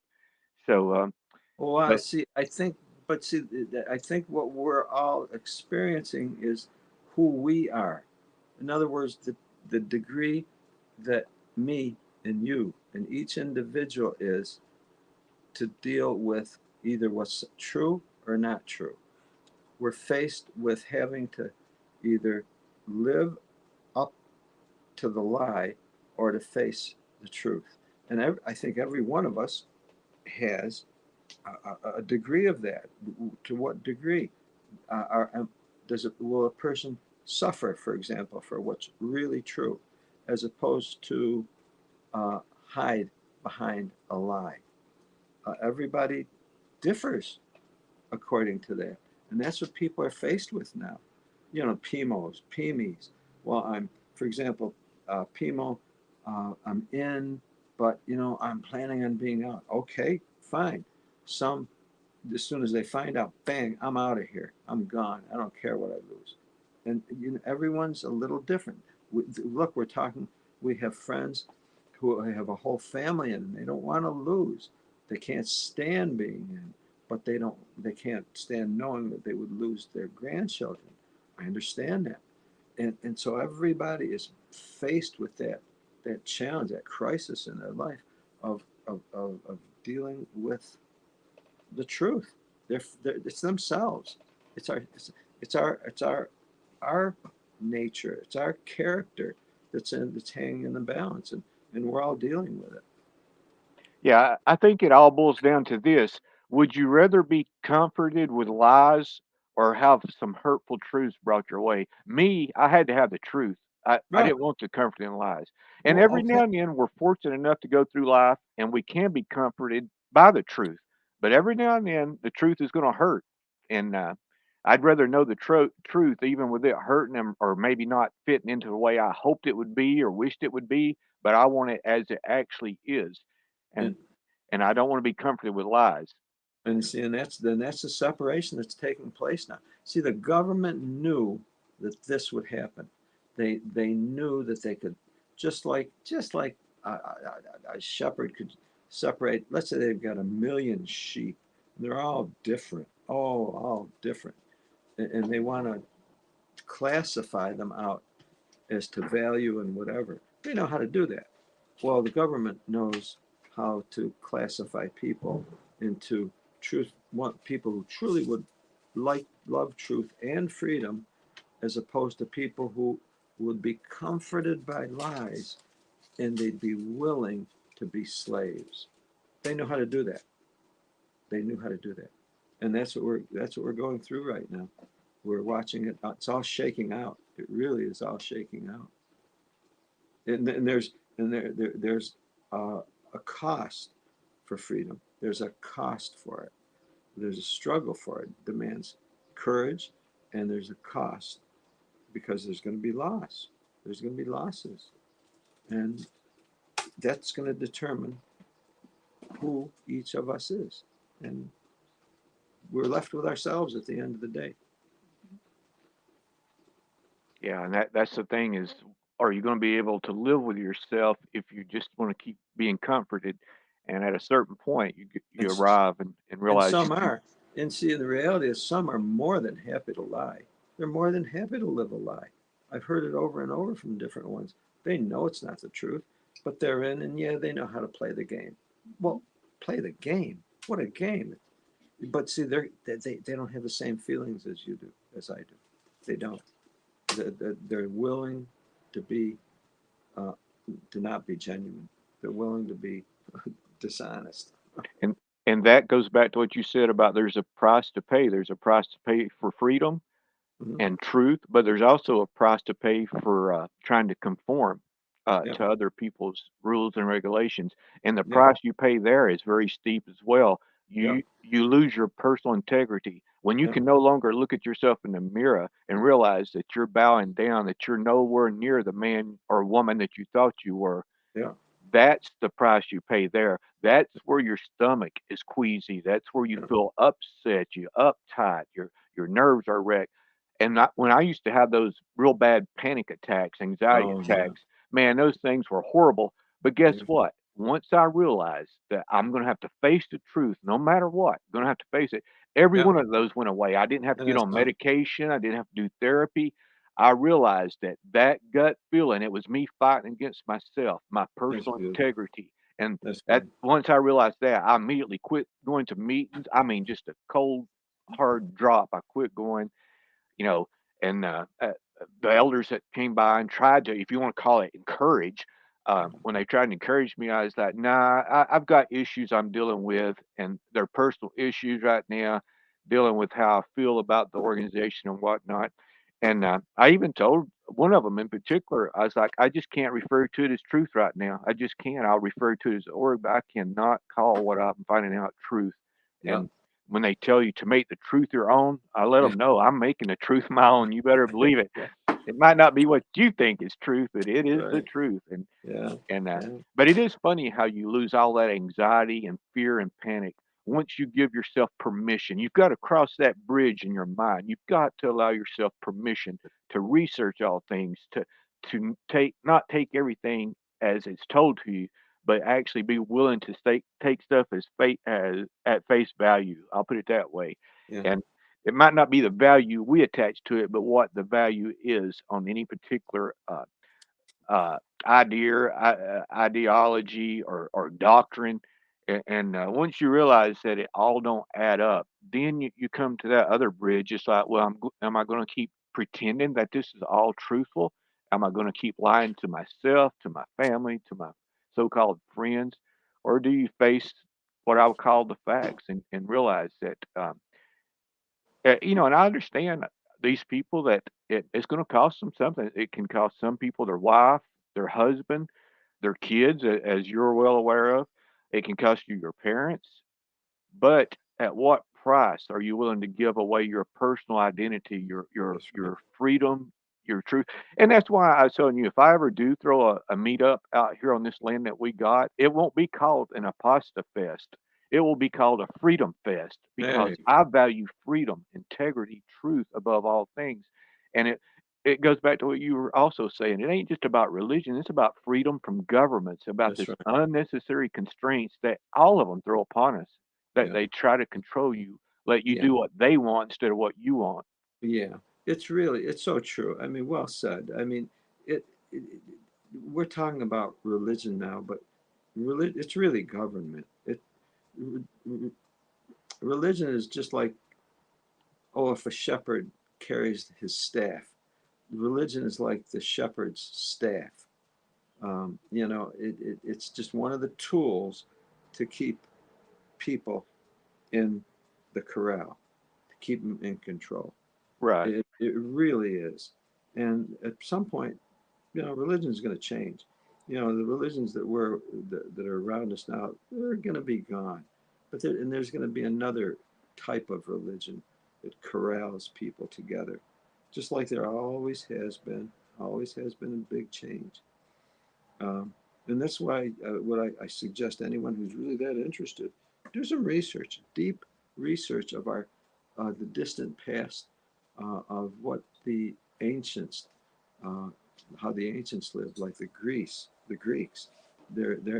quote unquote mythology, their gods, which were very real life for them. They weren't just these mythical creatures. It was the life that they lived, not to be discounted, because they offer a huge insight into our nature as humans. They really do. They'll help us, determine who we are, where we came from, because literally we did come from that. We came from that. Yeah, the Greeks, or even if you go even to the Norse, you go to the Norsemen and the Yep. Vikings. Right. Everybody was willing to die for a so-called god that they believed in, or a way. I mean, you've got to realize these people weren't just talking about mythology; they were talking about a way of life for them back Right. then. They were willing to die on the battlefield, thinking that they were going to go straight to Valhalla or whatever, Yeah. and Yeah. that Odin himself would take them in. So and it don't matter what empire you study or what nation, what island. You go back to the little rinky-dink islands, so to speak. They all had their so-called gods, their volcano gods. They would sacrifice kids to. It was a way of controlling everybody and make them think that they could have access to the gods and the way they would deal with people. Hey, Peter. Hi, Pete. Hey, good day. Hello. Someone answered my question. Yo, Peter. Someone answered the question when the last live drama was. They said in 2015. They remember. That was Pepa or Peppa. It was a while. I don't remember Yeah. what for a while. I remember the acting ones. Those were something. Those were fun. Yeah. Yeah. Well, now it's going to Where be we- all videos. It's going to be all Hollywood videos. Yeah, that's what somebody said. I was talking to somebody about the convention. She said it's all, it's a lot. It's pretty good now. It's like a lot of videos. You don't got to listen to somebody babbling on for an hour. We had to listen to those. They throw in videos all the those time. talks. Yeah. Different ones in the chat are saying that they, for example, Carnivore Life doesn't want to lose his wife, and we understand that. And Apasta Babe said, take your time, go at your own pace, feel things out, don't rush.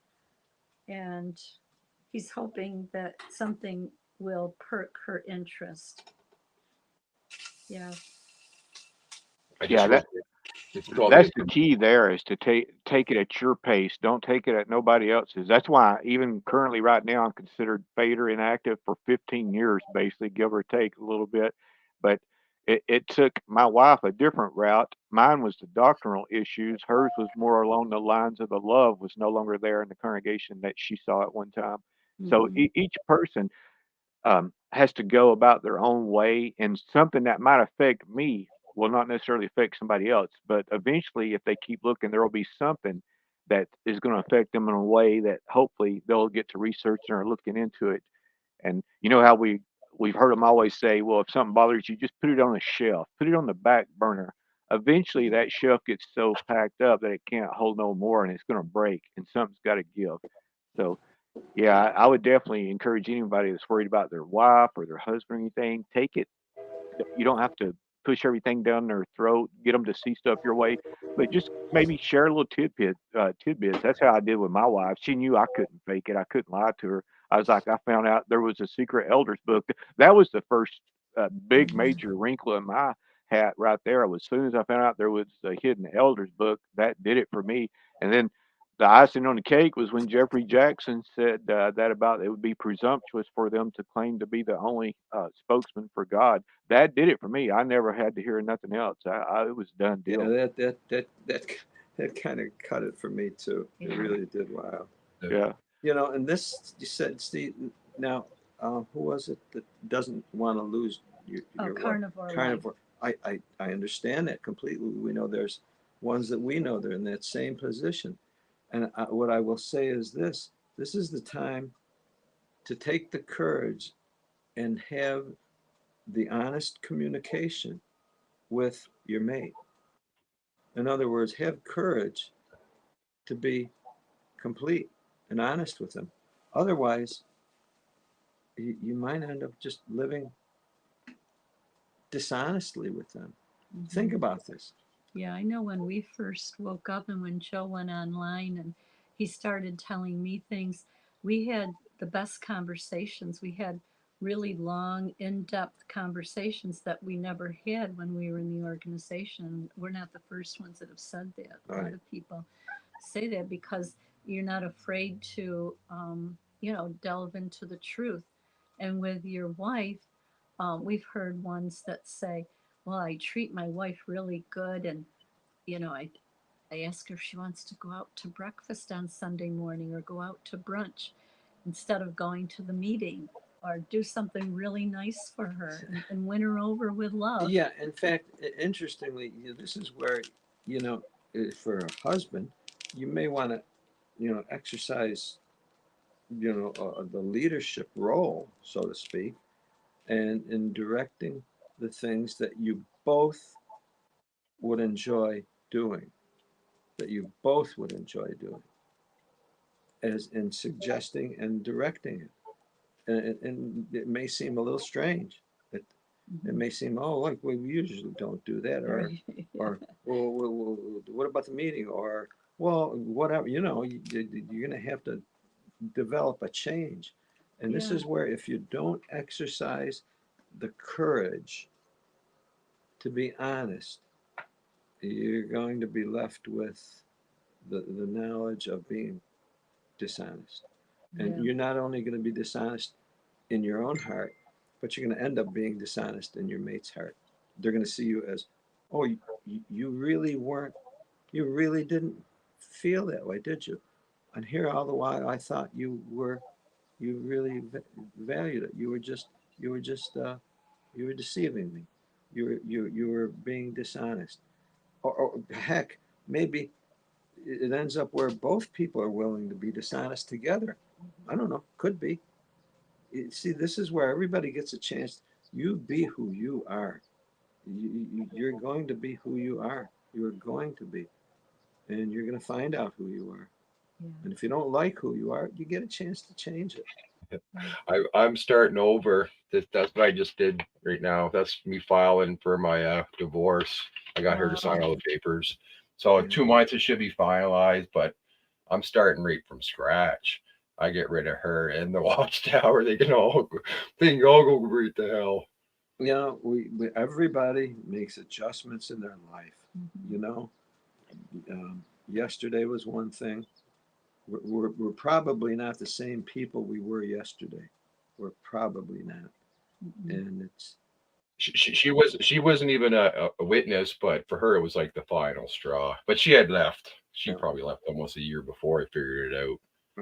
Yeah. But she's still I don't know. Yeah, I mean, look, people.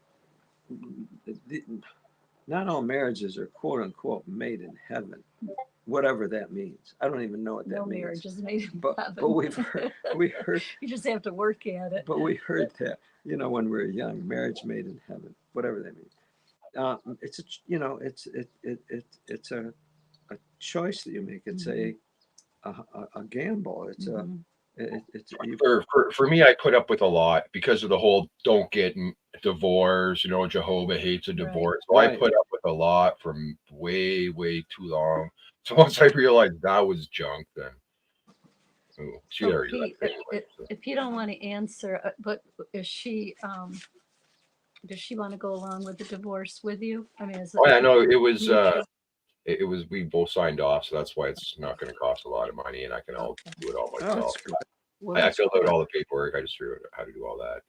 Yeah. I just got to figure out how much they gotta charge for their file and fees and stuff. Yeah. But no, that's all done. I just got to mail that off. So like in a couple of months should be fine. It's not really that hard to do it yourself if you're not fighting over any properties or. She did have a boy that I adopted, but he's like 20 now. So wow. So that's sort of like what they call a no fault or a no contest divorce or something like that, Pete. No contest divorce, no, whatever. Yeah, seems like there's a lot. Yeah, so we both of just that. sign it off. So they're. And I see you're not the only one recently going through. I'm reading the comments there, and I'm not familiar with this Stephanie, but it seems like she just said she got out of an abusive marriage herself. So you're not alone, pal. There's many people going through it, and for various reasons. It ain't always, like what we consider. It ain't always about the religion. Sometimes it's just people realize that maybe they weren't as compatible as they thought. And well, there's different kinds of people. Sometimes there's people that like to give. Basically, there's people that like to give and people like to take. Sometimes the people that like to take hook up with the people that like to give to just to see how much they can take. You know what I mean? Right. Drain the shit right out of you. Well, you know, but that's actually that's different. Yeah, I always hate hearing when people are going through something like this, but sometimes it might be for the best for both involved is what's funny. And even though like I'm celebrating my anniversary today, but I never take it for granted because something people say they keep focused on stuff like my soulmate or that's my what's the other word they use for it besides soulmate? Twin flame. Yeah. And the thing is if they can get themselves out of that mindset, because there's really no such thing as a soulmate. There's people we'll get along better with than others. I totally agree with that. But imagine if there was such a thing as a soulmate. That means every day that somebody gets killed in a car wreck, somebody just lost their soulmate. It's not fair to them, whoever would have been their soulmate on the other side of the world or country or state. So I can never go along with that soulmate thing because I think a marriage is two people struggling, working real hard together to make it work. And if you ever hear somebody tell you, "Oh, we don't have no arguments in our marriage," or something, I don't care if they've been married 50, 60, 70 years, somewhere along that path they had disagreements. It might have been minor disagreements or major disagreements. But I look them right in the eye when I'm talking to anybody that's been married for a long time. I want to look at both the husband and the wife to see if there's any flinch in them because I've seen it before where they try to make it seem like everything's perfect. Trust me, it's not. It's not. Look, yeah, perfect. Here we go. Perfect. Yeah, we were going to talk about being perfect. There's no such thing as perfect. I mean, I don't know what perfect is. hello, Ruby. Hi, Ruby. I don't know. And I don't think I was perfect. And I'm not saying it was all her. No. We're just not everybody gets along with everybody. If I'm active, she's not. I like to go outside and be in nature and do stuff. She likes to play with her phone on the couch. I have no interest in that. I don't like. Yeah. No, we make smart. adjustments, and everybody's happier. How are you, Ruby? Doing good. I'm just joining to support your show. Thank you. Thank you. And how are you guys doing? Good. And this is a point where we might say, and this will be the last show too, that we're going to be doing for now. On the Tuesday. Yeah, Vern and Shannon are going to be busy during the summer. They're going to be traveling, and it's a busy time for everyone. Yeah. We'll still be doing the Wednesday 7:00 Eastern Standard Time program, The Outside Story, but this is our last Tuesday. Yeah. And it's so nice everyone who supported it too. Yeah, we appreciate you all. Yeah, I was watching the documentary earlier in the stream, and I'm so glad that you guys joined it because we most of us we think like it's young people waking up, and then we don't actually see older ones waking up like you guys. And so I'm so happy that you were able to participate in that, because it's like we can say, oh yeah, there's even older ones waking up. Like, this is not just a young people problem. um A lot of older and ones, yes. yeah, because you guys, children, grandchildren, No you've lived grandchildren. a full life, you know. No, we have no grandchildren because they were all pioneering. They were all learning a second language. They're fully, well, as far as we know, at least they were fully devoted. Yeah. So now they're getting close to past, childbirth, where it would be, they're entering their 40s, so it would be dangerous for them. But that was their choice, and we raised them that way. So we can't blame them. No. We were the ones that brought them into this. Yeah. But Right. like Joe said, we brought them in. We want to show them the way out. That's what we. If That they was choose. our. That was our goal. Yeah, if they Yeah. choose. Yeah. Rather than live dishonestly in it. We hear too many people who are willing to live dishonestly in the organization. Now, it's their choice. I mean, they have to, deal with whatever consequences are there. But and this is where the snare. See, no one decides. Hey, you know what? I think I want to live dishonestly. No one says that. But they come into situations where they're faced with, well, if I tell the truth or be truthful, I may not get this or I may lose this. So I think I'm going to have to live this way and not be so honest. And so they pick a path of the whatever, but it may not be truthful. And many people are willing to do that. Many people aren't. And this is where so many people got snared into doing that. In other words, they never planned on having to make a choice between organization and family. They never planned on, they planned on everything being perfect, sailing right into the new world. Well, it didn't work out that way. So we're all faced with making that kind of decision about ourselves. Carnivore life has to leave, but he says, fixing to go, guys. I had fun, and thank you for the comfort and love. Oh, you're welcome, Carnivore. Yeah, and thank you for coming on. Yeah.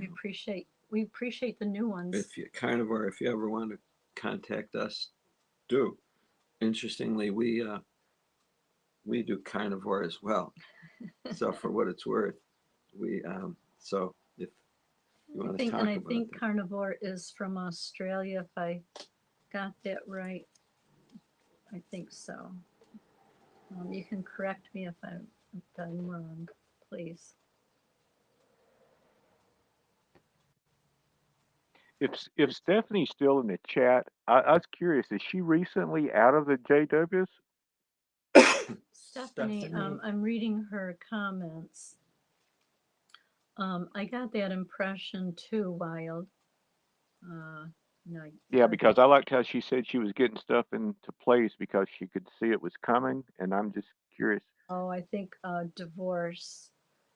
She said, "Thank you. I know it was coming, so I got supports in place. It's a safer for me and my daughter that way." She says, "Now I'm on the quest for truth, and I will never go back to JWs. I'm angry at all the lies and abuse." That's really worded real nice. That's sort of like what me and you were talking about earlier, Joe, about truth. You can be comfortable with lies, or do you want to have the truth? And I love it when people. And we differ by that. Everyone has a different point that they value that. And that's what we're finding. That's what we're finding. And honestly, I truly believe that that organization was designed to separate people. I really do. To extract slaves and to eliminate others that wouldn't be. Keith Silver said deliverance in parentheses. Rutherford's 1926 IM glancing over RNPG 257. Christ Jesus, the divine, was born 3 days after his crucifixion. Other body members after. What's RNPG? A page? Oh. I don't know. I'm not sure. Page 257. Oh, okay. Rutherford something. Don't know. I don't know. Oh, that was the book he read, Deliverance. He wrote that, Yeah. Deliverance. Yeah, okay. You know, look, the more information anyone has, the easier the decision. They said if you lay out all the information in front of you, the decision fairly jumps out in front of you.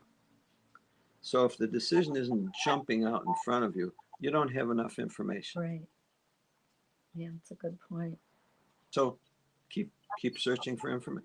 And there's no shortage of information now. There is no shortage. I talk to different people, and I'm, some of the people I talk to, they know that a lot of the stuff, the Watchtower, they just ignore elders that just ignore them, like. But they don't do it because they're dishonest. I think some of them is just like, what else is there? They think of that scripture, where else will we go? Like, right. Like they just don't see anything else, and there is problems in the world. So okay. So there's ignorance, and maybe not only ignorance, but I guess you would call it indifference. They're indifferent, and so the question becomes: can you get away with being ignorant? Can you get away with being indifferent? Or is it better off being knowledgeable so you can make a good decision? I don't know. Take the beard thing. They had no beards forever. So there was a lot of elders that knew that was garbage and it was stupid and it didn't make sense. But they didn't fight it because they would have lost because you can't fight it. And they didn't leave over it because, it wasn't that big of a deal. They knew it's just something stupid. But so I don't really feel like they're being dishonest. So there's probably some of that. But and then there's other stuff, like how many people just do not know about the CSA? Like we had no idea. Wish I knew. Yeah. Wish I knew. So there's more there's more and more finding out though, because there's more and more cases unfolding. Oh yeah. I guess I just mean to say I don't try to convince everybody just to get out now. Like get out, Right. get out. Sure. Oh, I think some people might be better off in like. No, well, that's exactly the point. It really is. Not everybody. Look, if someone feels uncomfortable walking where I'm walking, I wouldn't feel good them being there. They're not comfortable. They feel insecure. Well, I say, well, look, find where you are secure. Go where you are secure, and keep your eyes open too, so that you don't be used. Because if a person's hungry, or let's say, it always happens. If someone is in need, unfortunately, they're going to be used. If someone loving isn't around, a needy person is going to be exploited by someone who's not an unloving person. It's just unfortunately true. So you have to be very careful. So if we seek our comfort, someone is going to take advantage of that.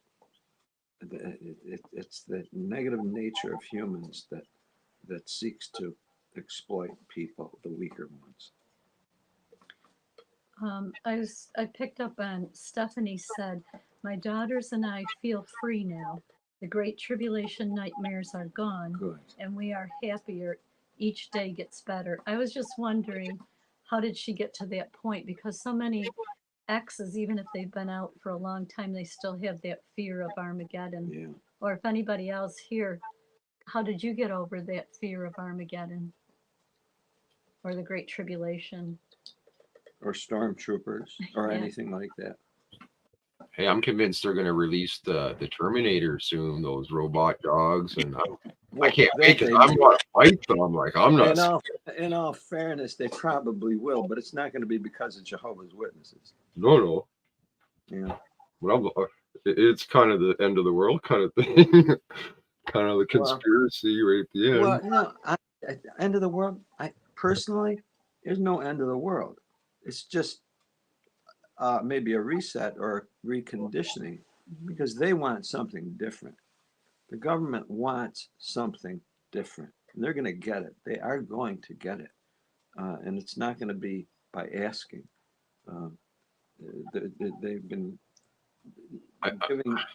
They've been giving themselves away through predictive programming through science fiction. I don't know if anybody likes science fiction, but you study science fiction, you basically are learning about what, in many cases, will be in the future. They've always done that. They've always used science fiction for predictive programming. Stephanie said the more I looked into how they twisted and edited scriptures, the more I was able to let go of the GB ideology. Good. Yeah, I was just wondering if Ruby had anything to say on that. Yeah, that's exactly the process of waking up. And that's another angle that I wanted to bring up. But first, let's talk about that right there. So, the deprogramming, because you know that they're lying even about scripture. So there's different levels of waking up, because first you wake up to this: they don't really love me, they're not my real friends and family because they're only here if I go to meetings. Then you wake up to the fact like, okay, well, at least they got Christianity correct. And then you find out that they don't. That's the next level. Okay, now I've been duped even with the religion. And then the third awakening now is like you almost become an atheist by default, because it's like you can't even trust or believe anything that anybody says until you can trust your own critical thinking. You have to grow that first. So in the meantime, you're not going to believe in anything for a while, and that's okay. That's just the process of waking up. But as soon as you tell yourself, yes, they got it wrong, everything can deconstruct easy, because you're like, it's a lie. So it's not going to happen. Armageddon's not going to happen. Certain things that the Jehovah's Witnesses say, it's just not going to happen. So if you don't believe in it, it doesn't apply to you. So you disassociate yourself from that belief system, and you say, well, that's not going to happen to me, so I don't care. And then you have to fight like that cult mentality with them, because they want to put that pressure on you. Like, oh yes, you are gonna die in Armageddon, or you're gonna do this, or you're not gonna have everlasting life. And that's true, Ruby. And the other side of it operates too, where they say, okay, I deconstruct from that, but now I'm left without a house. I've deconstructed the house that I was secure in. Now I'm homeless. I'm homeless. What is my home? What's my home? You have to build a new home. You have to build. And I was thinking of it's like that onion. You're peeling the layers off little by little by little. And what are you left with? Well, you're going to have to build something else. And that's what we're here for. That's why the exJW community is here for. That's why there's all these, Ruby has her podcast. We have this. Justin did the documentary. Everybody's got some which way is to why help. it's so important not to isolate yourself. Right. Because if you look around, there is so much future in everyone's lives. Everyone's moving on, like Justin would said, to move on, to move forward or something. There is so much to move forward to. Yeah, and you have to do the unforgivable sin is find a friend in the world. You might find a classmate, you might find a workmate. Jane mentioned that she found someone in the hospital that she was working with, and that saved her because she didn't know any other ex-Jehovah's Witnesses. There was no ex-Jehovah community back in 1988. Amazing.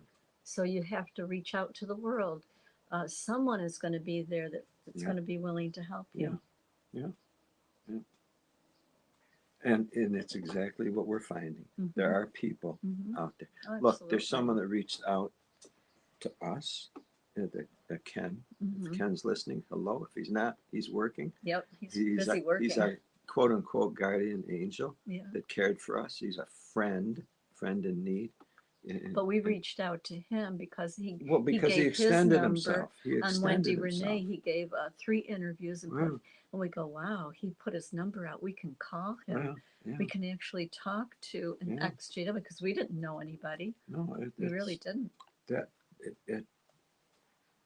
was the door opening for the love in the world. I mean, that was beautiful, and it's everything we found from that point. Everything. Yeah. And so we like extending it ourselves. Yeah.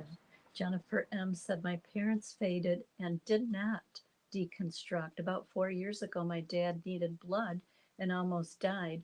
I have helped them realize how Watchtower lies and twists things. Oh, yeah. Yeah. Yeah. Yeah, it's our nature. Again, knowledge is so important. We can't. Dogs don't need knowledge. Dogs, cats don't need knowledge. Our pet boas don't need knowledge. They don't need knowledge. Humans do. If we live like any of those critters or anything other than ourselves, we're going to hurt ourselves. We need knowledge. We need to continue to take in knowledge. And if we let someone else do it for us, that's the snare. That's the snare. I'll do it for you. Oh, just listen to me. Oh, look, here, you do it. Just listen here. That's the snare. We've given up our humanity. And that's that we I hope everybody's finding out that that's something you can't get away with it. You can't. Yeah. Tier 5 says, I did not have a community. I didn't like that dude Cedars and wasn't a fan of critical thinking exJW, so I just held on to God, Yeshua, and my spirit family. The experience was incredible. So yeah, everybody has a different avenue and path to go on, and no one here should be critical or judgmental It's a as journey. to what path they go on. It's like, oh, you're going there? I don't like there. Well, it Yeah. doesn't matter that I don't like there. They do. That's right. Beautiful. That's right. They made their decision. In fact, maybe they're going to discover something else. Maybe that's what we are as humans. We have that potential. Yeah. When we're prevented from exercising that potential, that's the problem. And we're wise to that now. Yeah. We're wise to that. 007 said, end of world prophecies, great tribulation, etc., aren't a component of the Native American religious traditions. Interesting. We obsess only because of our cultural roots in these ancient Sumerian myths. Yeah, so true. Ancient Sumerian. Yeah. And see, let's say ancient Sumerian. Well, where do you find out about that? Let me tell you, it's all over the place. Maybe 100 or 50 or 10 years ago, you'd be hard pressed to find it unless you took an advanced course in history in college. But now, oh my goodness, there's so many great sites that delve deep into the ancient, and it doesn't take much to figure things out in a hurry. And it's going to change things. You're going to find information that's going to change everything that you thought, and it's going to challenge maybe one of your deepest held beliefs. It's like, oh, I always thought so-and-so was such and such. Oh, wow. He's not, or he is, or this, or that. Yeah. Let's be ready. Be ready to change. It's our nature. When we don't change is usually when we suffer. Hey, Joe, I'd like to ask you and Fran something. As you were dealing with your exodus from the Watchtower, was there any particular groups or bands or singers that helped you to ease out as far as what they would sing about? The reason I bring this up is I know y'all appreciate a lot of the groups I did from way back in our day, Yeah. and one that really helped me, and I think it can help everybody, was a group called REM. You might be familiar with them. There's three songs that helped me so much. The number one was always "Losing My Religion," where it starts off, "That's me in the corner, that's me in the spotlight, losing my religion." That was number one. The second one was "It's the end of the world as we know it, and I feel fine." That is a beautiful song. You know, everybody's always talking about the end of the world, last days, and he's talking about, I've been hearing this, if you listen to the lyrics, and he's like, no matter what's going on, I feel fine. They're trying to tell us, you know, and it shows all kind of news reports about wars, this, tsunamis, hurricanes, and he's like, you know, if we focus, basically the gist from what I get out of that song is if we focus on all that negativity, we're always going to be in fear or panic mode. But Right. if you want to alleviate yourself from that, remove yourself from that, start focusing on you, that you actually do feel fine. It's when you get to feeling bad, it's because of what they interject into your That's mind right. of what you focus That's on. right.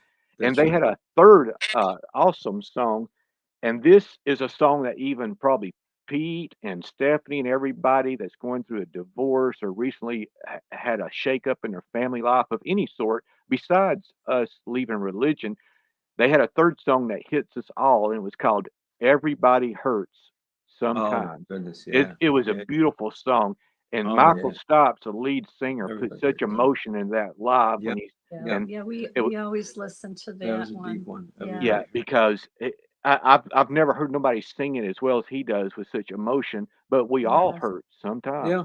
and we Yeah. all go through And things. that binds us. And see, that's that trauma bonding that should bind us to others too, like that.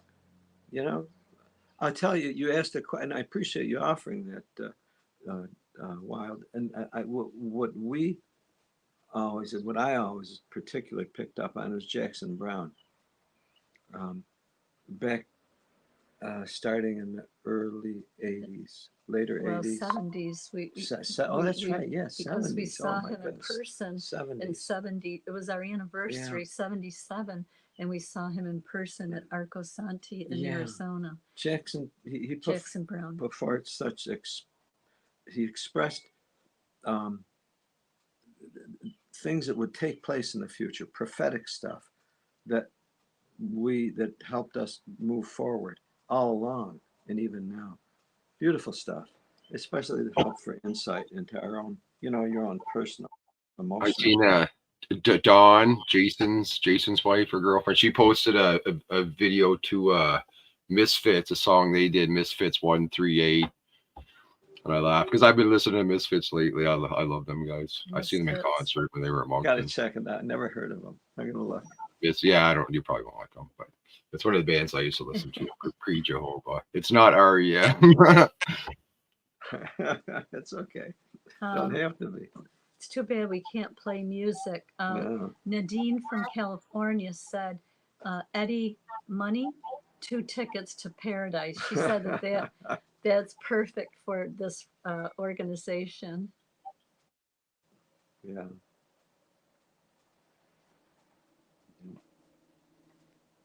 Well, see, anything here just indicates that's our nature. Our nature is human. Songs are human nature. It's not animal nature. And if we've cut ourselves off from that, the expressions there, we've lost our human nature. And it's so good to reconnect with that. We're not animals. We're humans. It's a beautiful thing to be. Troublesome. Humans are very troublesome. I'll say that. We are really, really, really troublesome creatures, but we're beautiful creatures, especially when we exercise our humanity. Shauna said if we want to keep the conversation going because it's the last month or last time for a while, if people are interested, she said it's raining there, so they have nothing to do, so they don't mind staying on. So Well, it's up to everyone here. Yeah, it's up But to they you said, guys. please keep it going. You have time. We do. It's rainy here, and this is a great conversation. Up to you guys.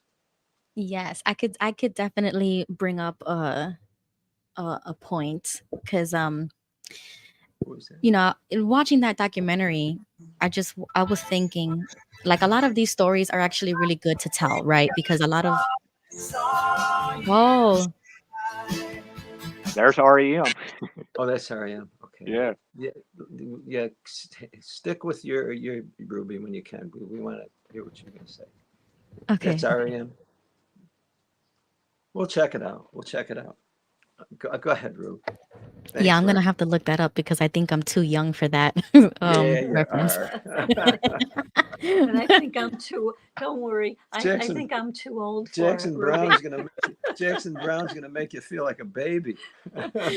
No, Oh my I don't know goodness. much of. I don't know much of REM. Oh no, I've you heard check of out. it, Yeah. but anyway. No, go ahead, Ruby. What were you saying? Okay. Okay, yeah. My other angle, I wanted to kind of switch the other like lens to look at the whole documentary process and telling our stories, is because I can sympathize with all of the stories that people are coming out because of the abuse or something that bad happened in their experience, and that's how they woke up and that's how they left. I can sympathize with that because I also had elements of my upbringing that had bad experiences. But I didn't feel like that when I really woke up. I felt like I'm not waking up because something bad happened to me or because I was done wrong by somebody physically or anything like that. It was just the way that they treated you as a person, as a human. They don't separate the two things. So that's what I also wanted to just bring a little bit awareness to, that a lot of other people did nothing wrong. Nothing bad happened. No. And we still got dragged around and Ruby, kicked out. We were treated like slaves. It's as simple as that. It's as simple as that. You don't do that to people that you want to remain friendly with. You do that to people who's your slaves. Good for nothing slaves, and they literally called us that. Yeah. Good for nothing. I never thought about it like that. Like that right phrase, into it. I've never heard of it in my life. Like, you never heard the good for nothing slaves? I read that in the publications, but we that heard wasn't it. like, Oh yeah. yeah, Oh, like my mom never really spoke like that to me. Well, see, She- I think they had to give up on it a little bit because I think they realized it was too obvious. But oh no, good for Okay. nothing slaves. Oh yeah. Yeah, no. My mom kind of shifted the religion in such a great light. It was paradise on earth. Yeah, You see, this is why the gaslighting is so bad, because it's like the same words. We can use the same phrases, the same words, but they mean something completely different. that's true. And that is what identifies them as a cult. And that's right. why I always say this. That's the difference between a religion and a cult, because I felt like I didn't do anything wrong. I didn't commit some sin. I just woke up to something that I should have not known. And now that I know that, they can't even trust you anymore, because it's like, oh, well, if you believe that, who knows what else you're going to believe. And then they consider you poison because they don't want to believe it. They want to keep their eyes closed and their ears closed about their own religion. And they're okay with that. And you just have to accept that, like you were saying earlier, it's a choice. If you are okay to continue sleeping like that, knowing that these things are happening, that's a choice that you continue. They want. But yeah, and I couldn't, like my conscience will bother me if I'm still going to a Kingdom Hall and I know that this is happening and I'm not saying anything about it. And others, it doesn't bother their conscience at all. And that's the difference. That's the difference. We differ by conscience. We really do. And they're getting people whose consciences are moldable consciences. Our consciences, it's not up for hire. It's not up for hire. Or for stealing. Yeah. And that's why they restrict movies and they restrict music, because movies can actually show you a different lifestyle. You discover yourself through those things. And it also exposes you to different cultures and the way people live their lives without religion or without a cult. So movies is a big no-no because of that. And then music is a big no-no because those lyrics can actually say something to you, like Oh, within the song. It can speak to you in a different way. Right. And then Oh. you're just sitting there listening to the music, and you're being transported into this artist's world. So now, what are they doing right now with all their videos and all their new music? They're entering into that themselves. They're getting into that because they realize it works. Mm-hmm. That song "Losing My Religion." I remember that as a JW. I hated just even hearing that song. Somebody had said something about it too in the comments. I think. Yeah, Aaron Hubbard It was said, like- fun fact, I loved REM in the 80s or 90s. When I first heard Losing My Religion, I was afraid to listen to it because I would get Jehovah's disapproval. I had weird feelings about that song too. Like, it's funny. And it's funny how you can listen to it now and it not bother you any at all. And Oh, yeah, I will listen to it again now that you mentioned it. oh, and here's another one, Peter. I think Vern. The government for hire in a combat site. Left and west are coming in a hurry with the furies breathing down your neck. My team reporters babble Trump, tether crop, look at. So Yeah, what's that one there was it's the end of the world as I know it, as we know it, and I feel fine. But see all those news clips it shows. Yeah, that group is so awesome because that was one of the groups that really helped me to wake up. They there you go. Look at that. End of the world as we know it. It's the end of the world as we know it. I feel fine. That's beautiful. That is beautiful.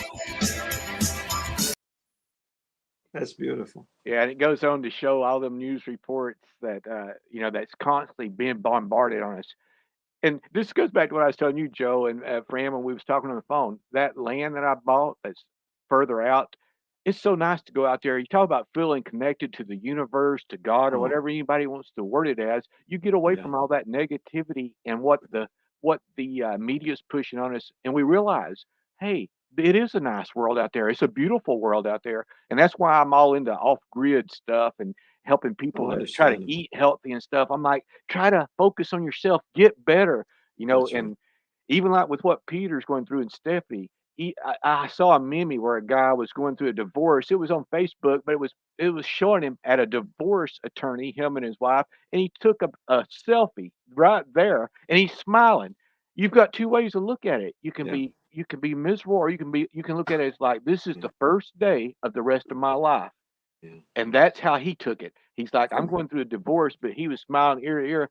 And I know people's like, well, he evidently didn't love her. No, no, no. He's realizing that it's inevitable. It's going to happen to both of them. That they both agreed on divorce, but he's going to feel fine from this point on. He's going to live his life, and so as I say, we can focus on any position we are in life and view it two ways. Oh, why has this happened to me? Or what am I going to do with what's happening to me? I'm looking forward to the future now. What's going to change? Yeah, the flip side of that is the marriages that stayed married, and they were not only miserable, but they brought forth so much terrible stuff with their family. Anguish and turmoil. Yeah, because they were, they should have. They would have been better split off up. getting divorced. Yeah, not all marriages were smart, and maybe they were short lived just because of whatever. Okay, well, we have to see the stigma. You think about, and I was thinking about this too. See, marriage even now is being questioned as to whether or not it's relevant anymore. It's not relevant anymore. What do you think about this? If they think and they say, well, we've got a population explosion, well, they're not going to push marriages, for God's sakes. Rather, they're going to push celibacy, or at least don't have babies, don't get married. Besides that, marriages, couples, and families can be too strong for governments to control, because they can form powerful alliances against the government as a family. So they want individuals now, not families. But if there was a time when, the nation was new and they had to grow a nation, and they had to feed a lot, start feeding people, well, now they encourage a lot of families, like a farm. It's like, oh, we got a big farm here. We better start having lots of babies. We have a nation here. We better start having a lot of families. We've got to, we've got to start the steel industry and the coal industry. We need a lot of workers. Get those families going. We're not there anymore. It's all gone. It's all over. That's different. So now we're at the point where they're going to discourage all that, and that's the change. That's the change that's taking place. And so when people say, "I don't know what the world's coming to," that's what it's coming to. It's coming to that change, where they want to decline, not grow. That's why I think the most important thing one ought to be concerned with for me, my values now is like my legacy. What am I going to leave behind? I'm old, but am I too old? Maybe not. I don't think you're too old, Peter. Maybe I can find a younger girl. That's possible. Possible. But I'm happy where I am. If it doesn't happen, it doesn't happen. I'm happy. I don't have much. I have 1 acre here. This trailer I'm going to fix up. I'm going to build something. Hi, Vern. Hey, Vern. Hello. How are you guys? Hey, Vern. I had I was just following along, and my good wife did some research. I was contemplating putting a show together, and I think this would be good to share it. It's this here point on the slaves. And this is called the correlation between religion and Stockholm syndrome. Have you ever heard of that? Stockholm syndrome? Yeah. You have, right? Yeah.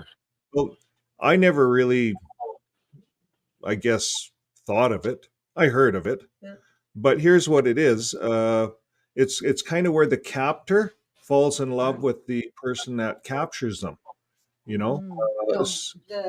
captee. Yeah, the captee. So we're the captees, right? And the watchtower is capturing us, and we fall in love with them. And how this explains it, it says Stockholm syndrome is often defined as when a hostage develops an empathetic psychological connection with their captor.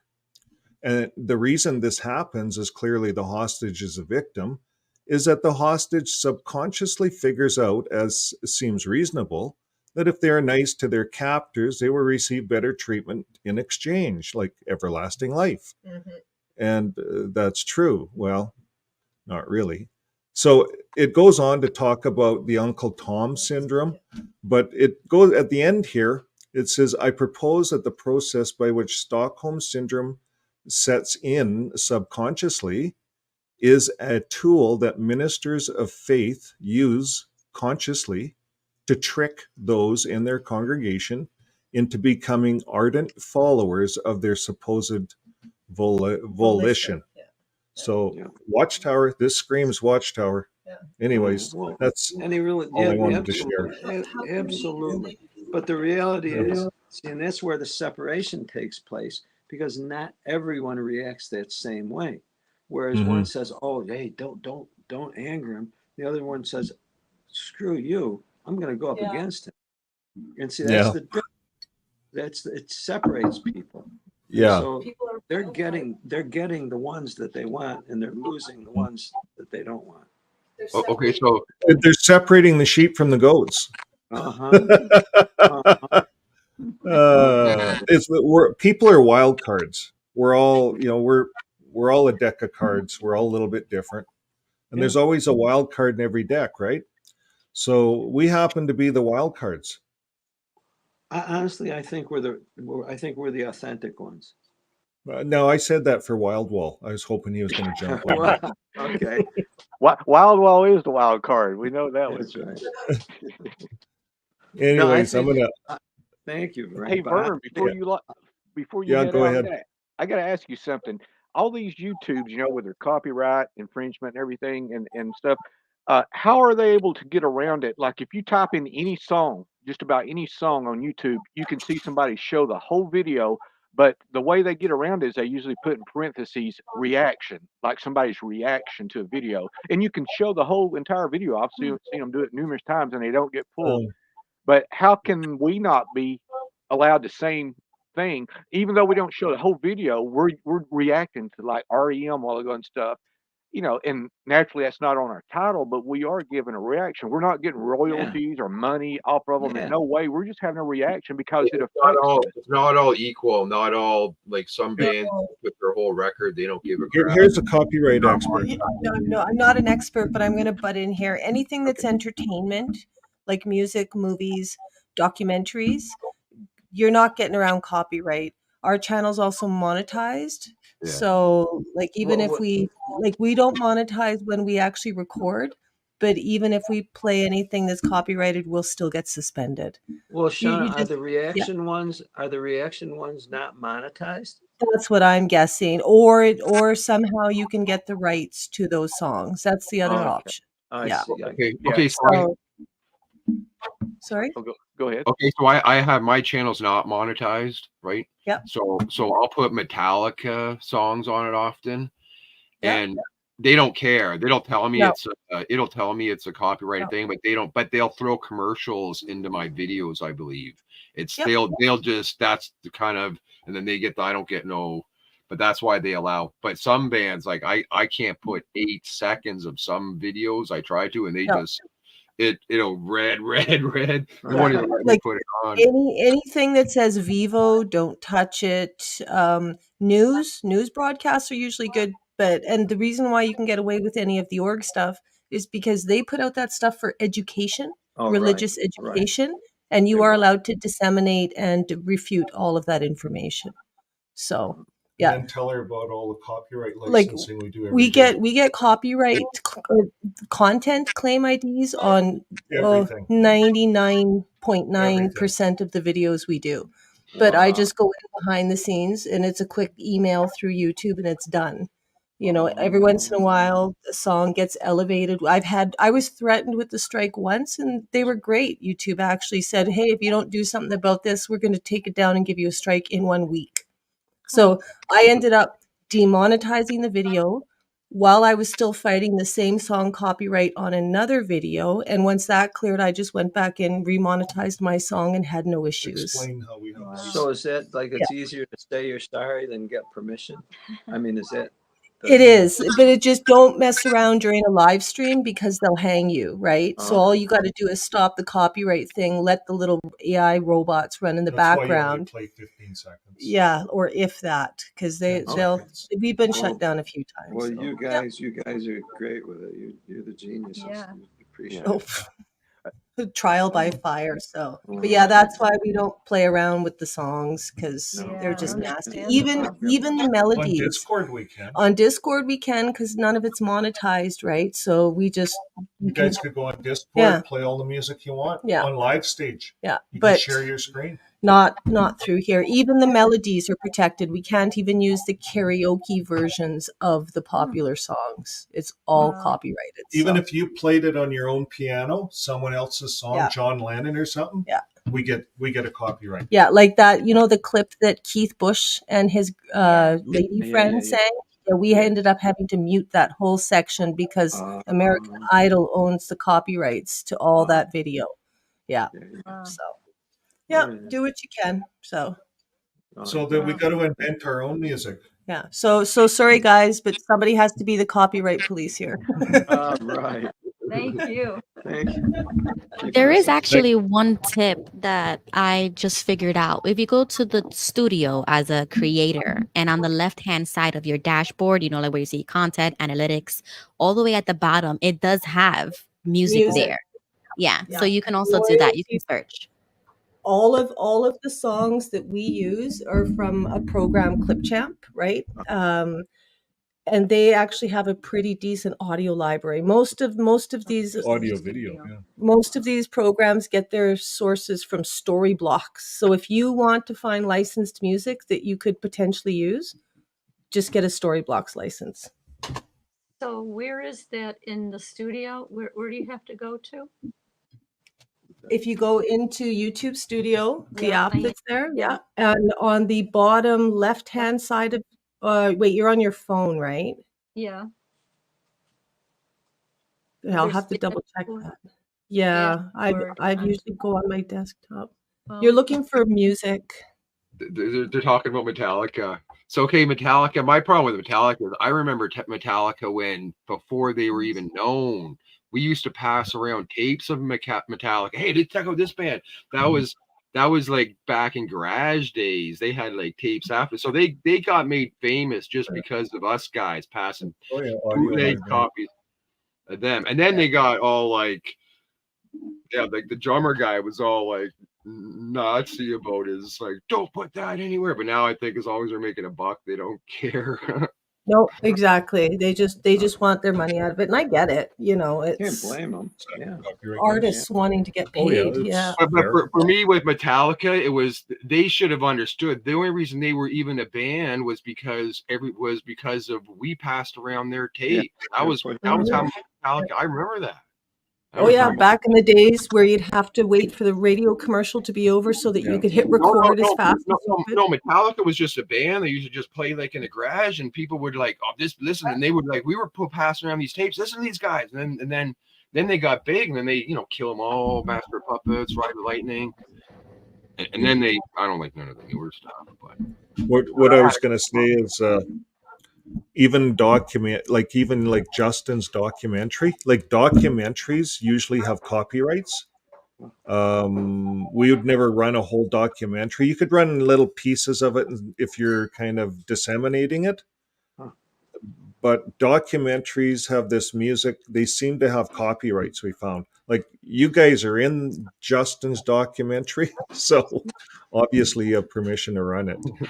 But he probably didn't file the same copyright for yeah, but Yeah. I don't know if he has a copyright protection or I not. believe you have to file for it in the States. In Canada, when you create something, it's assumed you have Yeah, copyright. because that's a professional documentary. I just reposted a whole bunch of documentaries on work with people. I just straight Even up other YouTubers in the XJW communities have come on a year ago and said we don't want our videos being used.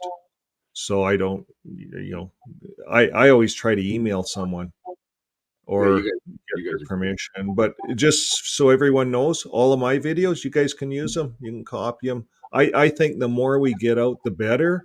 And my videos are open games. If you could, but there is copyrights in them if you're monetizing, because I put music in a lot of mine. So you just don't use the music portion. If you use the portion besides the music, you won't get a copyright. I usually throw the music in at the front and the end. Yeah. So And as long as you're being commentary, so you can have a reaction or commentary that Yeah. we're reviewing something.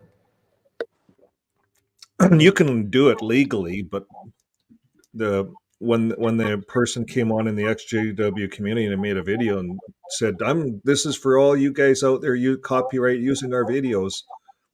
Then I realized that was about a year ago. Then I realized, I better check, because I thought everyone would want their videos shared, right? And I was just using little bits and pieces, but I guess they said some people were just sharing their whole video and they didn't like it. But it's just good to get permission, I guess, from the person. Yeah. Well, see, that's what don't make sense to me, Vern, on the reaction videos. And I don't want nobody to ever take my word for it, but I want you to research this at y'all's leisure. But there's people that's making a lot of money off reactions. They're getting thousands of Yeah. views. They're Yeah. getting clicks. They're getting likes. Oh yeah. And there's no way they get permission from each one of them.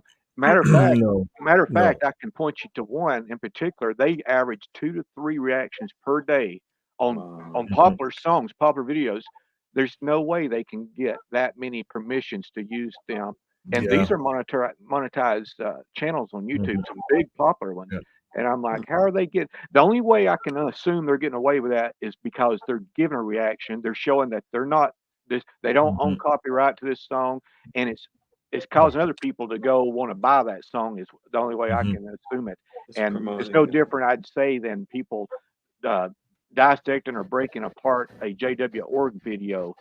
And but one in particular that I think about, I don't know if I should even, I won't mention her name on here because it wouldn't be fair to Vern or anybody else. But anyhow, all you got to do is if you can think of a popular song such as Too Much Heaven from the Bee Gees or anything like that, type that song plus reaction and look how many people are reacting to that song. And they play it from start to finish on YouTube.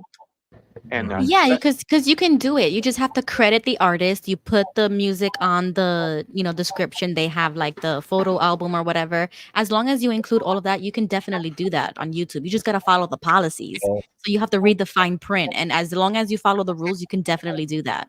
right, and these are monetized people. These are not people just showing little skits. They're making money off their reactions to these videos. And so that's why I'm saying there's a way you can get around Yeah. it legally and everything. And even what you mentioned earlier, Joe, you in your leisure type in Jackson Brown type reaction to any of his songs. Look how many people react to like that song "Stay" and everything, and they're getting fully monetized. I'll tell you that because I've been reading the comments. Just so everyone knows, you know what these videos make us? About $1 or $2. Like, quite honestly, in this game that we're in here, we hope to pay our internet. That's kind of the whole thing. But and Ruby can attest to that. There's no money in this game. But this is about, it's about community, it's about helping people, it's about us all waking up together, fixing our faith, Of course. some of us, we just throw it out the window, but I don't know. Faith can be anything. Faith can be what you make it. Doesn't have to be what other people make it. That's right. Faith in yourself. Let's have faith in ourselves. That's what this is all about. Community building. And this isn't a money game. I'll tell you, I know a lot more ways of making money than doing this. But this is fun and it's rewarding and it's community building, and waking up is so important. I'm still waking up. I watch these shows. I'm waking up every day. I'm learning new stuff. So waking up may take a while. I was hoping there was a kind of a pill you took, a red pill that they talked about. But Oh, you definitely got to take that. But it's a process. It's a process, and it does take time. I'm literally growing as the channel's growing as well. Like when I share my experiences, I'm sharing it with you guys in real time because I'm like, this is the only people that I can share this with. Or else I'll be alone pulling my hair out in my living room screaming here anyway. So I might as well share it with everybody. And that energy that I get back from the comments or from everything it's what brings me back. It brings me back to reality. Inspiration. So we never hear your kids or anything. Like, you homeschool 3 kids? We don't hear them. Like, they're really good students, eh? Very good students and very good kids, because I've had to dedicate my life to them. Like, people don't really understand what raising kids really means. And if you do have the circumstances to do that, so this is why I talk about this kind of stuff. But for somebody like myself, or if anybody is watching or in the comments in the future, I was a teen mom. I gave birth at 18. So that was a lot of pressure for me. Like, I have to get this right. I can't get this wrong, especially if everybody around you is thinking you're doing everything wrong anyway. So they're looking at you like, you're just incompetent in every aspect of life. So I had to prove myself to everybody and to myself. So I took that responsibility and I was like, okay, you guys want to talk so much about what I did with my life or the mistakes that I've made, but now I have a human project. This is my project, and it's in a human form, and I have 3 projects right now. So I am doing my best, and I dedicate all of my time. Like, literally, I quit my job. I became a stay-at-home mother again. I gave up everything so that I can focus on them. Excellent. Good for you. Ruby, That's the best thing. Ruby, you just illustrated competence, accountability, and vision. That's excellence. Excellence is those 3 things. You just described it. Good. And then you're taking, like, I always thought I could have never homeschooled, because what do you do with all that extra time in your mind? But here you are online, exercising all your intelligence, helping people wake up. Your kids are doing their schooling, and then you say, okay, excuse me for a moment. Then you go and get them on to their next lesson, right? Because mostly schooling is about them learning themselves. That's mostly what schooling is. The teacher's more of a tutor. Well, here see, and there. Exactly. see, Yeah. that's what happened. Well, that's what happened with us, which we didn't realize. As soon as we started homeschooling, they became Motivated. self-motivated. Mhm. We didn't have to push them. No. They, And I Yeah. have a teaching background, and Joe has a college, Oh yeah. all kinds of college degrees. But yeah, they yeah, once in a while they would need our they didn't help. need us. But No. because they Well, were older too, they started out in grade school in the public school, and then the Mhm. youngest was in fourth grade, and he started to homeschool. So No, they by were all that time they motivated. knew how to read, they knew how to problem solve. Mhm. So they just they did it self They motivated. really were. Yeah. We all have talents, right? Remember the illustration of the talents. We can bury them or we can use them. Mm-hmm. And Watchtower doesn't really allow us to use our talents. Remember, No, I no, used to read no, that scripture. no, no, I used to no, thought, we're not getting the sense of this scripture. no. But you get out of the Watchtower, you see, we were burying our talents in the Watchtower. We're burying them. And That's right. Christ comes and he's going to take them away. You dirty, rotten slave, you buried my talents. Yeah. So we get out of the Watchtower. We have this talent that we have. Now we have to find our purpose. You see, Watchtower took our purpose away. That's right. So now we have our talent in our hands, and now we can find our purpose. And you guys are doing exactly. You're using your talent and find your purpose is here, right here. Same as me. We're all here together using our talents. Not everyone can do this stuff. We're doing it Mm-hmm. because that's part of our talent. You see, other Mm-hmm. people behind the scenes watching, they have other talents. Right. Mm-hmm. And some of them are building websites. Some of them are funneling information. That avoid JW, I don't know who does all that, but that Yeah. is a gold mine of information for people like us. There's not a lot of Right. work for us. There's tons of stuff that we can just pick up all over the place that has been done for us. Everybody. And it's, isn't Mm-hmm. that right, Ruby? You know, Right. like it's Well, you can amazing. discover it. You can discover Yeah. something that you didn't know you had the talent for it. Because it wasn't until I started taking like my life literally in my hands by, doing everything in my power to change my circumstances to how I want to live my life. That's hard. And then you discover that, wow, I can use the same type of discipline that the Watchtower was giving me and put it and redirect those skills into your everyday life. So like how they used to tell us, oh, Jehovah loves a clean house or whatever. Now it was ingrained for me to be a clean person, always cleaning my house, teaching my kids how to clean, showing the discipline on how to study. Instead of studying Watchtower every day, I'm doing textbooks and I'm Good for redirecting those you. skills and I'm teaching them like, okay, this is how you learn things. And Mhm. I'm not the one telling you this. You're reading it yourself. You're doing research. I tell them, if you have a question or something, let's go on the computer together. So I'm Yeah. supervising everything. But you're allowing them to be independent enough to learn that for themselves. And then they see you encouraging that. I never had that. This computer was demonic to me all my life. The Yeah. internet was Yeah. demonic, so So it's Ruby, like, do you get a yeah. star or something? Do you have a star program? If if you're good, if the kids are good and they get, do you Yeah. put a star on the Well, fridge? yeah, so sometimes we also have a chore system. So when they do the chores and the homework together, I get them like something at the grocery store or like a snack or whatever. And then Mhm. there's an online program that rewards them in gold. So Oh, one cool. of my kids gets like these Cool. gold coins, and then he's like, "You got to send me my money." And I was like, "Oh, so what did you do this week?" So they keep me on point cuz I'm very forgetful. Then Good for you. they're very like Kids active. Like remember that, the yeah, reward yeah. program. That's great. Yeah. Very nice. Beautiful, Ruby. Beautiful. Hey, Vern, I thought maybe I sent Justin a text and I said, we hope it's okay, but we showed the documentary on our Tuesday program. I said we should have checked first. He said, oh, that's no problem. Thanks for sharing it. So, Oh, Justin was okay with it? oh, yeah. Yeah, Good. I figured, Oh, well, I thanks, figured he Justin. would be, but Yeah, I Oh, just good. mentioned that we did. But yeah, he did a great job. he did. It was a beautiful, beautiful documentary. That could be shown on TV. It's a Absolutely. really, like, Yeah. there's some stuff happening in these community.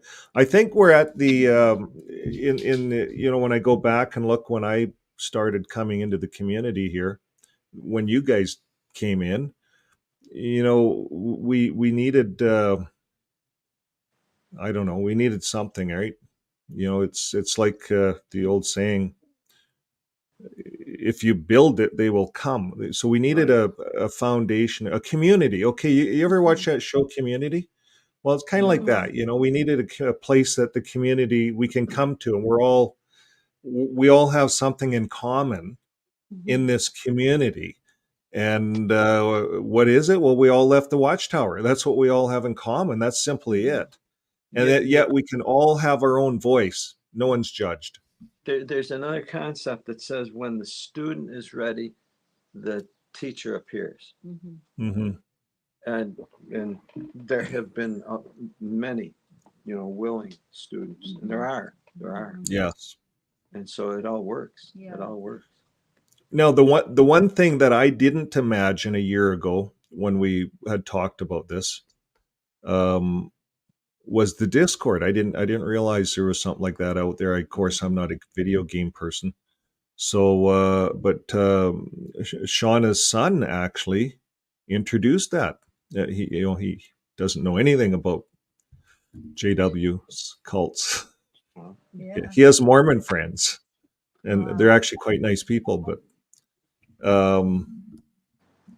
he came up with this with my good wife, and they together developed it.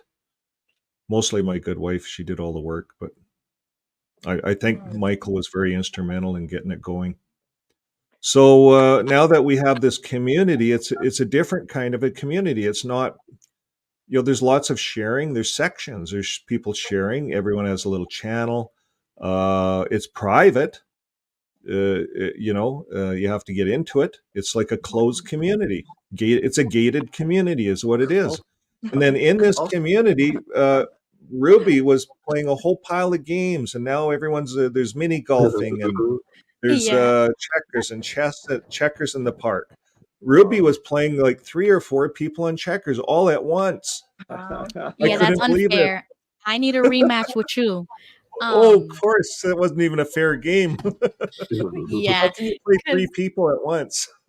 No, I was playing 2 at once because okay. I told my cousin to download Discord, so she's on there now, but she's physically in, mentally out. So we still keep in communication because she said, I'm not gonna shun you. And I've always told them, like, I've been here forever. I've never told you guys that I'm not gonna talk to you. So those are the only cousins that talk to me. So she finally got on the Discord, and then I told her we could play games together. And then I wasn't expecting so many people to join, but I was only doing it like with her. But if anybody else wants to do that, definitely I go on there every night, like 9 p.m., 10 p.m. I'm there playing games. And I'm definitely going to have my cousin, playing with us all the time. But she plays PlayStation. So I'm going to do in the chat, in the general chat on Discord. If anybody else plays PlayStation, she also has like her own friend code. And then you guys can play online as well. What PlayStation? PS what? Yeah, PS5. PS5. Yeah. There's a game coming out, the Call of Duty, I think it is, or I don't know, some Black Ops, something like that. Because I don't play those games, so I'm not like a gamer like that. I've been watching Fallout, so Fallout's a pretty big series, I guess. So I want to play Fallout, but no, I avoided all them shooter games because of the JW thing. But I think I used to. PS4, I'm a gamer. PS5. with Discord. Yeah. PS5. So It looks like some of these games, I don't know, you can get on with your game into Discord, right? Is that what you're saying? You can get on through the game itself? Well, she connected the Discord to the PS5, and then that's how she can voice chat, but she can't play the games on there. But on PlayStation, you guys can share friend codes, and then you can play the game online through PlayStation, which is like separate games for PS5 and stuff like that. It's funny how Ricky the comments start lighting up when we start talking about games. I'm looking at all the comments. Hey, Vern, Vern, We is have that how to Shauna's son, if you don't mind my asking, is that how he Dinah learned about lost his Discord was son. through gaming? Because that's how my son learned about Discord was through gaming. Yeah, they're all the kids. I think that's how they do it. I guess. She's Because I was I'm familiar I'm with the old gaming fashioned. aspect. I never Our- heard of Discord until the other day. Our games are all in person. We do real muzzle loading. That's a Well, game. well, see, before Discord, all the gamers did a little program that's called TeamSpeak, TeamSpeak, and then they started swapping over to Discord because you could share videos and whatnot, which you couldn't do that as easy with TeamSpeak. But every game I played, me and my son, we would always run into a Jehovah's Witness on them. And funny. by the way, some of them would have little bios. You could read their biography or something. Be like, yes, would you like to know about God's kingdom and stuff? I'd be like, what is this on a game? And then I'd get to read it. And I don't know if any of y'all have had any of that pleasure of meeting them online like that, but I can't think of a single game that me or my son played that we didn't run into at least one person or a family that was a witness. So we're using it as a second phone. We only have the one phone. So let's say Shauna goes to the store, she'll phone me on Discord, and we have a voice chat and talk just like a telephone. It's better actually. I don't have to get up and go get the telephone. I'm just sitting here working at the computer anyways. Sure. And did you want me to get this from the store? Yeah, sure, hon. Hang up and we're done, right? You guys can do that. We anywhere in the world. And Discord also has robots to translate languages, but that's kind of another story. But there's a lot. It's quite a program. Anyways, hey Vern. Something else you should try sometime, Vern, is doing a live broadcast on Discord. My son was showing me how to do that. We were out on our tested one. Yeah, we were out on our property, which is way out in the boonies, out in the mountains, and he had about 5 people that he games with, and he was able to live stream from his phone, and we were able to carry on a conversation with all 5 of them in real time, in live time, and it was so awesome. I don't know how to do that. We tried that the other day. I think this was one of the first things we tried was a live broadcast. And it'll send an announcement out to everyone that's, I guess, on Discord, and you'll get all invited, and then you come to the stage. So let's say someone had something important they wanted to say. There was something. You could go and do an important broadcast, and it'll send it out to everyone. So you could do an invite to everyone. Invite everyone. You'd and want you to could use also that do a watch party. discreetly, I do need to give one warning about Discord, and you want to file this away in your memory banks. There is an easy, very simple way to share your computer background, your desktop on there. And if you've got something you don't want somebody to see, I don't care if it's family pictures or something about the organization you don't want nobody to know about yet, be careful when you show your background. Make sure you're only showing what you want people to see. And it's the reason I know that. I tried that on the live stream. You can share screens. You know how I share screens, just like here, right? You can do the same thing. You can share your screen the same way as I'm sharing my screen. Yeah, it's very easy on Discord, and that's why I'm giving that warning. Be careful if you click it and there's nothing on your desktop you care about anybody seeing. Especially if it's something private, as far as like deeds. Yeah, if you're looking at porn or something, you wouldn't want to show your screen. Oh, that too, yeah. I guess so. I was thinking more along the lines of personal information that somebody can use against you, like your social security number or something. But yeah, we'll go with your version, Vern. I like that. Okay. Hey, Dinah. Yeah, no, that's great. I think as we all get on that, it's a different kind of a community. It's allows people from all over the world, even with language barriers, to be involved. And I think it's so important, the exJW community, because what was the stats I was reading? Where was that? From Justin or something? 4% or 10% of Jehovah's coming out are more likely to commit suicide because of loneliness. Wow. Oh, I can Watch her. Okay, I'm on to something else in my head. I was listening to a whole new article this morning on that. And that was some statistics. We're going to have to bring that out in our next news. But it's wild. It's a study that's done in Germany, Switzerland. They did it in Switzerland of that area. And Jehovah's Witnesses, ex-Jehovah's Witnesses are 10% of them. So like, we'll cover this on news. So if you want to know more about this, follow up with probably our Friday news. We'll cover it. Bye, Ruby. See you later, Ruby. See you, See you, Ruby. Ruby. Bye, Ruby. Somebody had asked me, Fran, about firing a muzzle loader. You fire a. Oh, we were saying that we play the real. We use the real stuff. All our games are in person. Anyways, yeah, no, Joe's. We've been having fun with the muzzle loader. Matter of fact, Sunday we traveled like 3 hours to southern New York, and there was a bunch of about 17 guys, and I was the only girl. And I said, "Is it okay that I'm here?" He goes, "Oh yeah." He said, "We usually have more of the ladies show up, but they give prizes at the end, and everybody gets a prize, and they're usually food." And so Joe brought home the bacon. I want a pound of bacon. Yeah, it was. Brought home the bacon. It was great. a lot of fun. It was great. No, they're great guys. Great times. Great guys. He did really good. You have to shoot like they have playing cards up on. He got the card. They have these metal animals. It's all kinds. Everything. And it was fun. Yeah. But it was worth traveling 3 hours one way. And we've been doing this. This is kind of like our entertainment. We don't do gaming. We're kind of old for that. It's all in person. All in person. I started gaming right at the start. I played the the little ball across Nintendo. The first Nintendo, I wore out like 3 of those, I think. But Pong. Yeah, Pong. Yeah, it was like the little you were play tennis, and then it was hockey, and then it was like football, but it was just basically the same thing. It was like the little ball that went across the screen. Boom, boom. Those were the first that I saw. They were in bars. They had a Pong games in bars. That's where I first saw them. Can we say hello? Can we say hello to Dinah?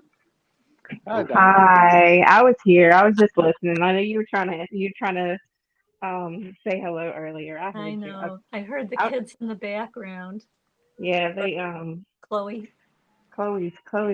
becoming very talkative. But she it actually, because the song that I did, "Here I Am to Me," she started humming it, and I was like, "Oh no, do I want this? I don't know if I want boy. Oh dear. Oh dear. That's what I was afraid of. Really. So so I don't know if I'll sing that one out loud or No, around don't them anymore. do her a favor. Don't do it. Don't do it. I was like, oh no, let's do something else. We were talking about REM earlier. You'll have to sing some REM or one of those. Losing My Religion. Yeah, I was with them on the song that, what is something my religion? Losing My Religion. Losing My Religion. Yeah, I remember listening to that and was like, yeah, this is me. But I lived through music was my passion. So when they restrict, I actually didn't like playing music, but I was encouraged to play music. So I played French horn in school years. We've got the rooster. Yeah. But I was never into that. Peter? Yeah, it's my chickens. They're loud. Oh, we like to hear them. I don't really hear them. They're singing roosters. They're singing roosters. It's funny. There's like 3 chicken gangs. I got like 3 different chicken gangs. There's one rooster. He has 2 hens. There's 4 roosters. They have 3 hens. Oh my goodness. In that gang, and then I got a bunch of little ones that I'm not sure. They're mostly hens, but I'm not sure. But they all hang out in their different little. But it's funny when some of the other roosters go on that one rooster's hens, when they go to try to go pick up his hens, he fights them off. He'll take on 2 roosters at the same time just to protect his hens. It's funny. Wow. But there's a rabbit too. The people across the road, they had a bunch of rabbits and they just let them go. But there's only one. One came over here, Peter Rabbit. He came over here. He like lives. He's like living on my lawn. Like he just comes around, eats whatever. Just lives here. Nice. The dog freaks out No, you guys over had a good the conversation rabbit the earlier most, but with the that's why to chain her up, power. because Sorry, I interrupted. My fault. no, go ahead. Oh no, I was Well, my thing's laggy too. No, go ahead. okay. I was just talking about the I listened in catch up mode when I joined. I was like, oh shoot, I forgot you guys were on today. So I did catch up mode, and then when I got done, I got off. But it was all very, very similar things to what I've been, having conversations with myself and research and whatnot. It's the religion and politics and government. It's like a well-oiled machine to keep Yeah. people in line. They're absolutely. Got to keep us in servitude. Yeah. No, it's everything. It's if you think it, they're doing it. And I did a poem earlier. I don't want to bombard. I just started I put my channel so that I can share some of my poems and quotes that I come across, and I don't want to put a whole bunch on there because I think that's overloading. Maybe. Oh, well, yeah, you never know. No, share it. Share it. But I can share if you want. Yeah, What I please. came up with today. I have one that I was going to put, but this one I did today I think is closer to some. Yeah, there we go. So I didn't really name this one yet. I was thinking Bright and True or Wandering Radiance. I'm still thinking about it, but here goes. And forgive my voice. I'm not a public speaker. That's okay. My voice gets shaky. Your voice is good compared to mine. All right. And minds that roam, a canvas wide, freedom of thought, a dream inside, expression's voice, a yearning deep. Take to break the chains our souls to keep. Evolution's path we slowly climb through knowledge, empathy, and heart's rhyme.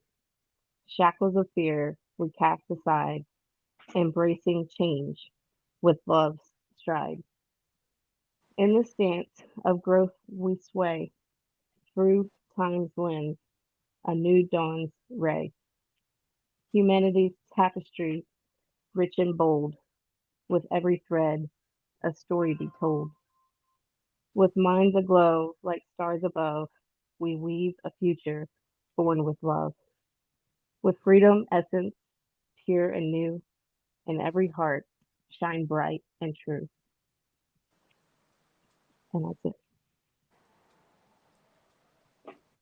Very nice, Diana. I like that poem. Now, is that on your website, or I mean, on your YouTube? I just did that one today, so I haven't posted that one. So y'all got a sneak peek. Yeah, I'd like to get that one because you hit on exactly what the words I love to hear about casting chains of fear aside and the freedom later on. Man, I love that poem. I'd like for you to post that. Yes. Yeah, that's that great. one, and I was making that when literally I was having some of the same, researching, and I guess it's what was that meditation, meditating to myself about my thoughts and what I think about different things, and that was kind of my topic, was about the control of governments and religions combined, and how humanity's progress is stunted because the point in life is to get on top of the ladder and not to get everyone through life. So it's just a bad way to live, and I hope that we're able to have a better future for at least our future generations. Yeah, I agree. And you know what she said just now, what Donna said, it kind of reminds me of, about the point about not necessarily or being on top of the ladder. It goes back to that illustration of the boy that was on the side of the beach, walking along the beach, and he was casting starfish back into the ocean because he realized they'd die if they didn't go back in the water. And somebody somebody walked up and said, "Well, you can't save them all," and he's like, "No," he's like, "You're right, but I made a difference to that one." So that's kind of how I view life: is we're all on our separate journeys, and if by some chance our journeys, our pathways was to cross, I hope we can always be an encouragement to each other. Because our journeys will not always parallel or walk alongside each other, but at least what time they are, we can encourage each other along each other's path to keep going. Well, I look at it as like building blocks, as Legos. There's different sizes of Legos, and whatever you're trying to build, you have to have every Lego, depending on if it's big or small. If it's in the design, you need every one. So it doesn't matter if it's a small Lego or if you're a skinny Lego, a tall Lego, fat Lego, short Lego, circle Legos, square Legos. They have Legos of every size, and you have to, if you're building a structure, you have to have every single one. So we can't all be equal. There you go. Yeah, they We all each play got their different parts. purpose. I agree. I guess it's sort of like what Vern was saying earlier. What you're saying, Dinah, is that we've all got our talents that we use, and some of them are going to be designing websites. Some people's going to be getting meetups together. Others are going to be doing documentaries. But whatever we can bring to help each other, that's the beauty of it, is that we can encourage and strengthen each other. Yeah, I agree. I saw something interesting too. I'd like to bring up. You know how kind of if you're disfellowshipped, but the ones that are disfellowshipped and they go to a kingdom hall, let's say the family member passes away. I saw an interesting YouTube a while back where some of the other XJWs got together and went for strictly for support. They did not know the person that passed, but they went to support the XJW that was currently disfellowshipped at the Kingdom Hall. Can you imagine what an impact that made when nobody else was talking to them, and you've got like two more XJWs come up and put their arm around them and hug them right there in front of everybody and talk to them? Can you imagine the power that takes away from them? The elders, it's like, oh, you can't be talking to them, and they're like, no, we'll talk to who we want. Well, That was so beautiful, and that's sort of what I'd love to do. To let them know that they still do count.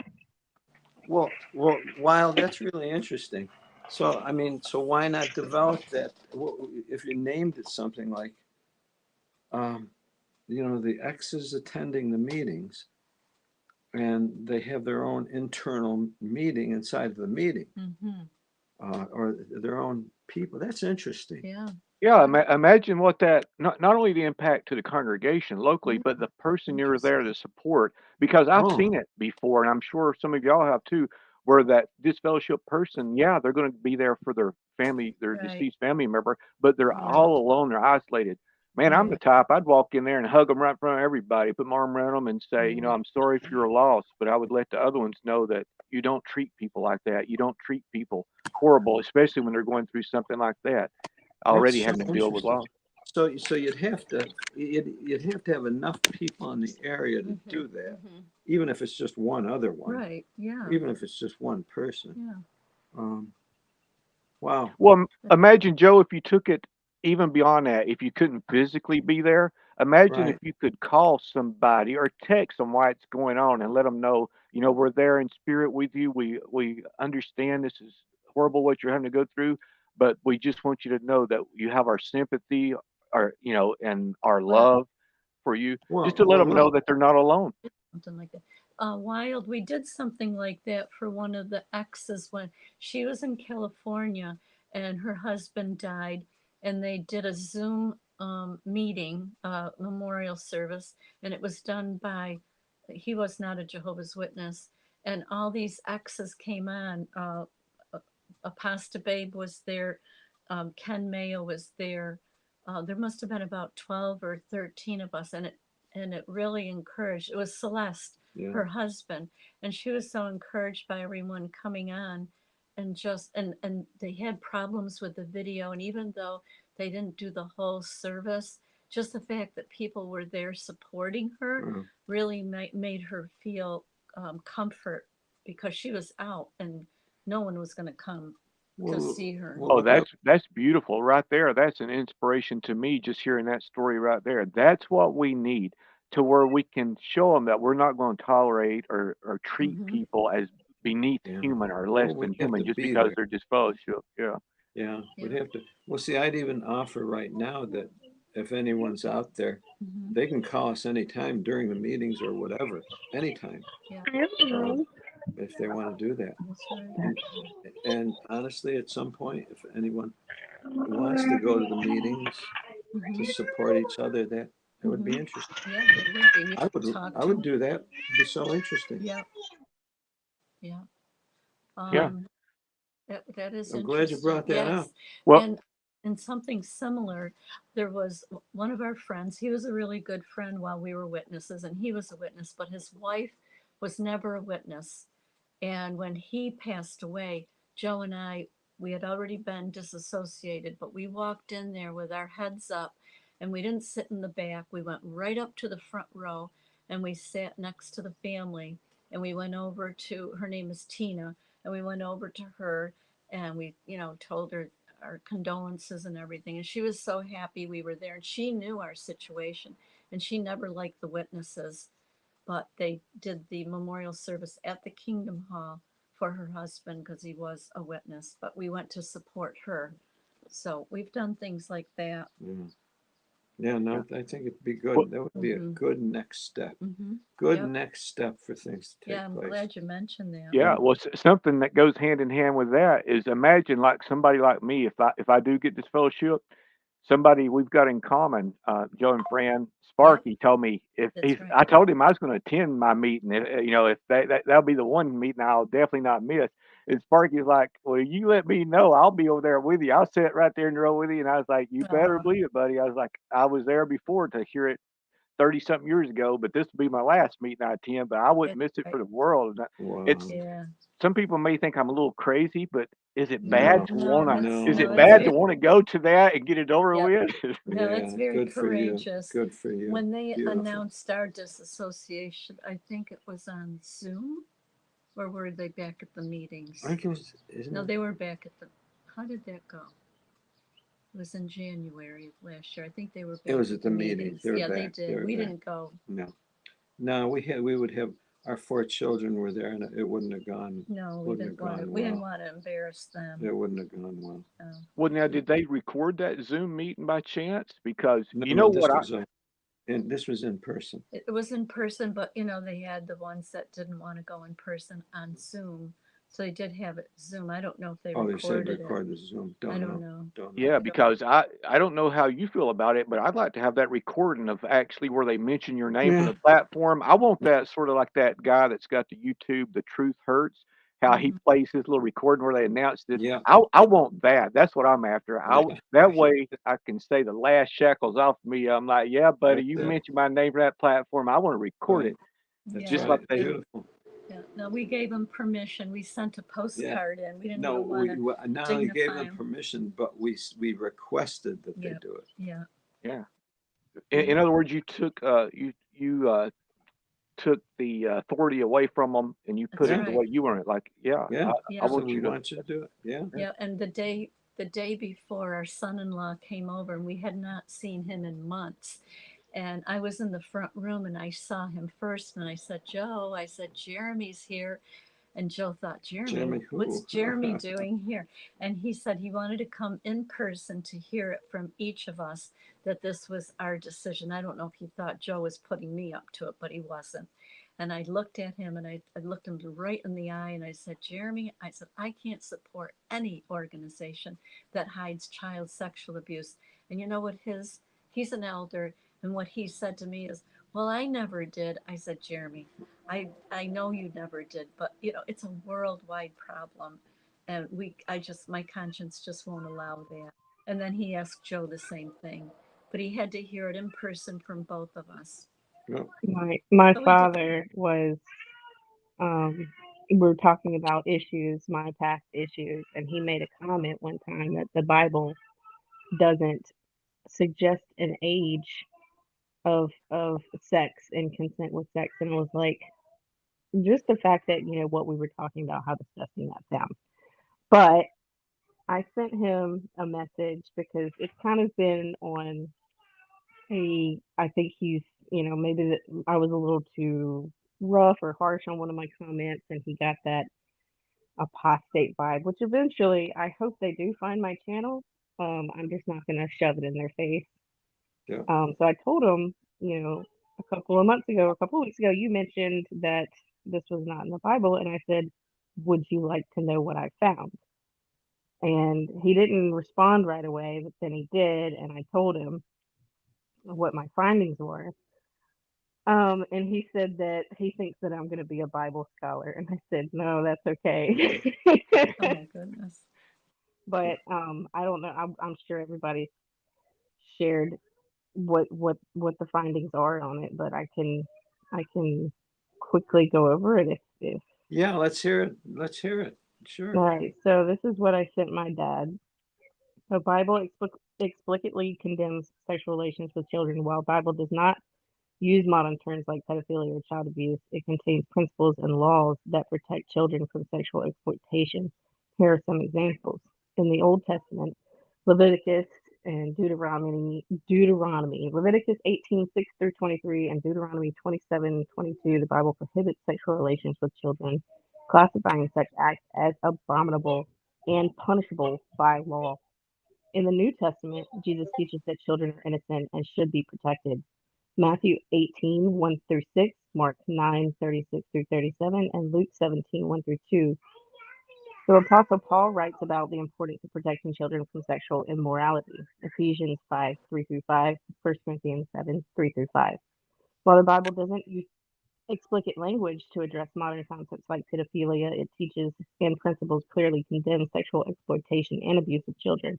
Additionally, many Bible teachings emphasize the importance of protecting the vulnerable, including children, and promoting moral purity and integrity. The Old Testament specifically talked about being punished by law. So that's what I sent him. Wow. That's great. Very good. That's great. So the whole thing is with Jehovah's Witnesses, Right. and when we were preaching, is well, they show you from the Bible. They show you directly from the Bible. Right. So That's great. what Yeah, I'm you trying to used subtly approach as. No, that's great. You used scriptures. He can't fault you for that. And I told him, because he mentioned Sodom and Gomorrah, because he's kind of agreed on things that I've said, and he said that he doesn't, he says he doesn't follow anyone, and he makes his own mind up, and he started using JEH like when he texts for Jehovah, I guess, because I told him, I said, call it Yahweh if you want to, because Jehovah to me is not the closest translation. So he started using J, and he says, I guess, is that how you say it? Ja? It's not Ja. Is it J? J? I don't know. That's what he's been doing lately. Yahweh. He said Jay feels the same way. He destroyed Sodom and wiped the earth clean of Noah's day because of the badness. So I gave him what I found out about Sodom and Gomorrah and the location where they think, Sodom and Gomorrah was. And that's when he was like, oh, well, you're going to be a Bible scholar.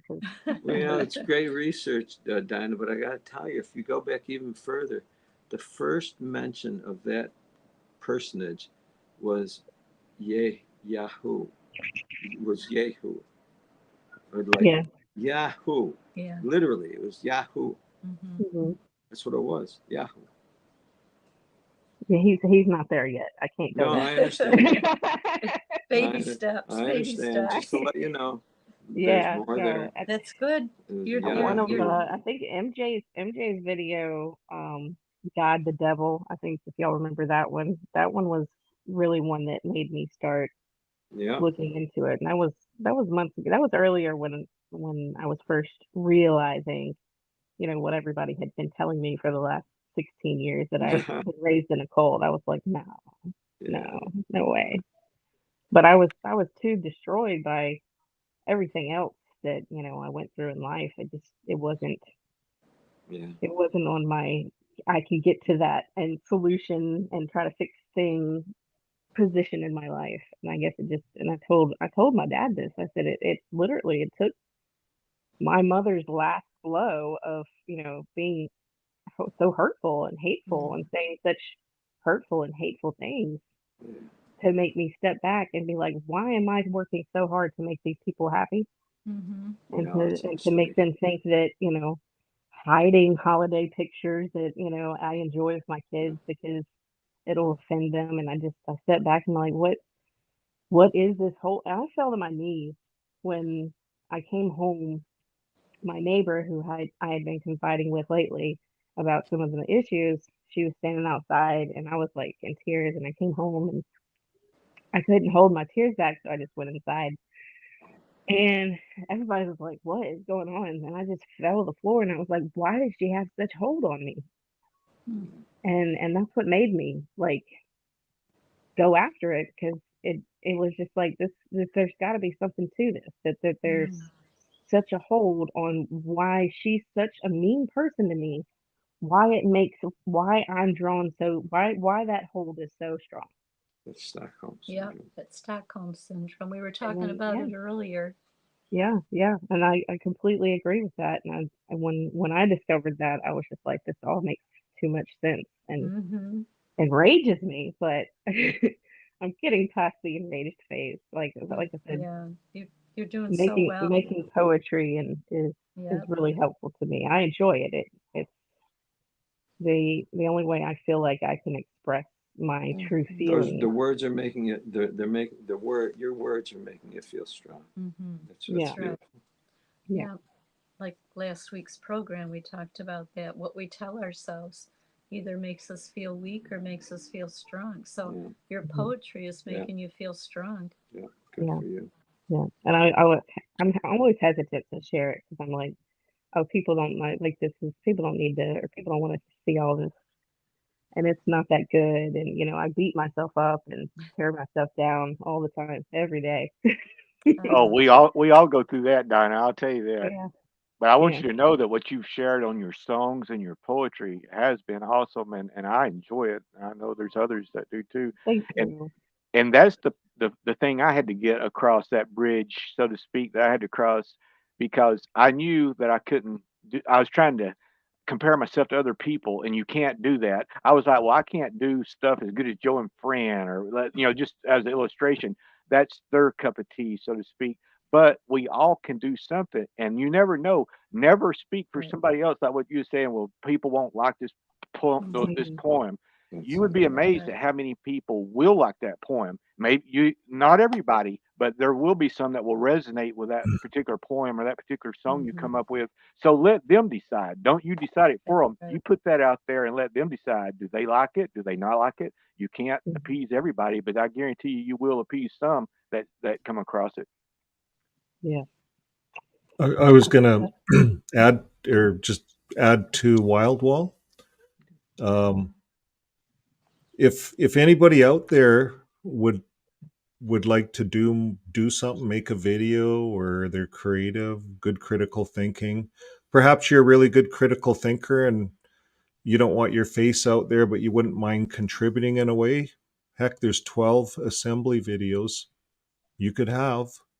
Go through them all. The problem with these videos is you have to be careful with your own mind that you don't get entrapped. You got to sit back and you got, okay, what's this video about? What's this whole assembly? Oh, it's a rally.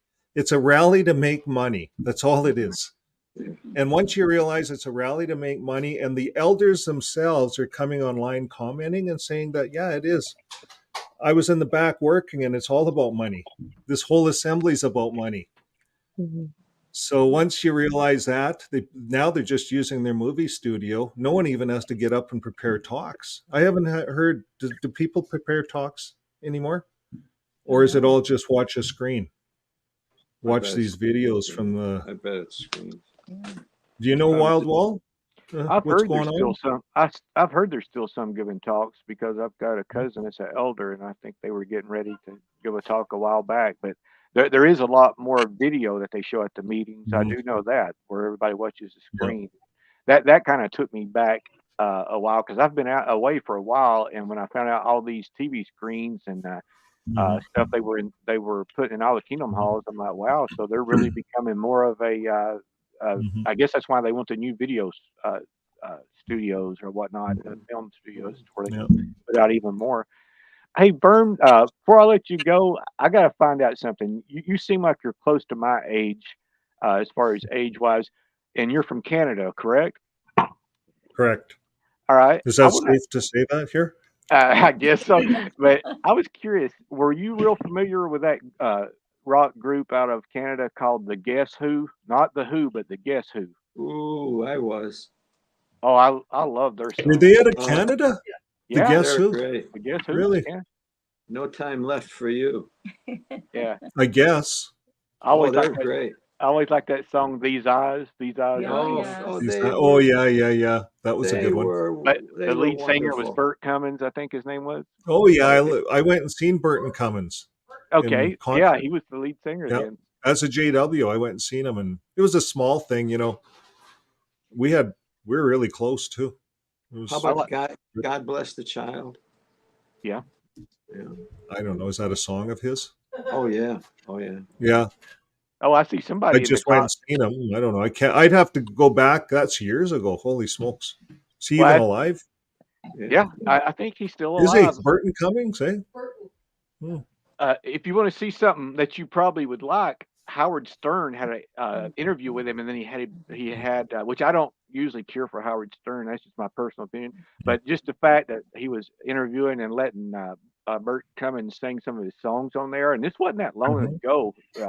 I saw it on YouTube. Matter of fact, watched the whole thing. But he performed all his. And it was kind of like just spur of the moment stuff. Howard would say, "Well, do a little bit of this, do a little bit of that," and he still had that voice even at his age. I was like, "Wow, that is so nice." And We'll have yeah, to get you to. You'll have to line that up for our outdoor concert that we're going to have. In a couple of years. oh, I'm all for that. Are you really? Are Are you you? serious? Outdoor? Yeah, we want to do that. We want to do an outdoor concert, like just if it'd be cool if someone had connections and like Dinah, we'd want her up on stage singing and stuff. Oh God, a stage. I don't know, like if she wanted, if you wanted, right? Or you could make a video of your stuff in private, and then I could you can wear play like that a on a big jiggly, I screen. could wear like a Jigglypuff suit or something so I could hide me. Oh, sure, yeah. We're thinking of that, and we got to start thinking of things like this, and the more minds on it, the more energy. That's how we manifest, right, as a group. Now, I was going to ask you, Well, you're a really good critical thinker. You've been out for a while. Do you want some? Do you want to do anything like get some podcasts out or videos, or if you do, let us know. Yeah, I'll 'Cause- get in touch yeah. with you, Vern, because I really like getting people's input and dissecting information and research. I'm all for that, and actually that's kind of like what I was attracted to about Joe and Fran was that they were getting people together. That's something I always wanted to do, and when I showed my son their first episode, he's like, "Dad, that's what you've been talking about for years, getting people together." And that's why I'm constantly scouring the internet and YouTube. Do it. Yeah, and seeing all these things going on, and I have- and oh, go ahead, Dinah. I was gonna say I have a question. Can you post anonymously on Discord? Yes, you can use a fake name. I do. I use Wild What I Wall was on what there. I was thinking of, or what I was trying to think of, is because there is, like, for myself, how I say I beat myself up and I hide under a rock a lot. I know there's other people that are like that, but they're more willing to ask questions or want insight more on things if they're not known. So if there was like a way that there was like a space that you could put questions out there and not be the person, like people not know that you're the person asking questions. That way maybe people that are still kind of on the fence maybe can feel more comfortable. Right. Yeah. I don't know. Just brainstorming. Well, I Yep. understand what you're Make saying. a podcast. Use a voice disguiser. Voice disguiser. Yeah, and make your own podcast, and you could put. I don't know how much into computers you are, but if you can use Pictory and throw some pictures in there to, Hey, Vern. build a little Vern, movie. Vern, was that what you were using, voice disguiser, when you were coming on as the governing body? Yeah, exactly. Well, it sounded just like what's his name? The young one? You We had it sounded for 1 month. Winder. Shauna had a 1 month coupon. Wow. That was But I good. wasn't going to pay $15 a month for No, that. but tell them how we found Jeffrey Winder's voice there. What was the name of the filter? Oh, it was a grandmother. The name we Was it tried all the really? yeah, it didn't work. And then he was fooling Yeah. around one day, and I said, "Stop! That sounded like one of them." And the name of the filter was Grandma Laura. Wow. Yeah, But then sounds if Shauna used it, it doesn't show the same voice. It's all pertaining to your voice. Like the Trump one wasn't even Trump at all for my voice. wow. So Well, that's we what had the fun. We had fun for a month, and that's the end of it. the Yeah, first You can only play good. that gig. You can only play that gig for so long. the first one I did a voice modification one because I don't know. I still don't like the sound of my voice. I'm getting used to it. But yeah, they want a lot of money, it seems like, for those voice changers. Yeah. And but if you even if you had some good points, good questions you want to bring out and you don't want to do it, send it to me. Maybe I'll make a whole movie out of it, a broadcast. I have no issues with issues. Well, see, that's where it kind of came up with in my head because when my dad would ask me questions, of course I gather information for him, but Mhm. I'm sitting here while as I'm sending him stuff, I'm like, you know what? I wonder if this information would be useful to other people. Mhm. I mean, of course, I crazy life right now. So there's so Mhm. many things that I want to do like creatively and to get information out there. It's just a time consuming and Well, don't have if time there's for it. for anybody out there that wants to get information out and send it my way, we'll treat it like a newscast. We'll make a video. We'll look at the information. We're So always looking for new information. Always. you have that research tab on Discord. You probably just Yeah, shoot it I, over I there, do. right? I do look at that, and I am looking at making some videos out of some stuff. But it gets so big, that research tab, that everything gets lost in it. And so what we're asking for, like, if you put it on your channel Okay. and tag me, if anybody tags me, I'll go look at it. But I'm way too busy to be following everything. So if you tag me, I will for sure look at it. And Yeah, then that I'm just means, now and getting then used let me to know if you want me to present it. I'll present it. I'm just getting used Um, to Discord. I was a Yeah. little overwhelmed looking around at first, but I'm getting used to it. Yeah. Hey, Vern, Beverly Harward was wondering, did anyone capture the release of the Christmas song at the convention? Most people were making a big to-do over it, but I haven't heard any JW reaction. Did anyone react to that song? The new song, it sounds like a Christmas song.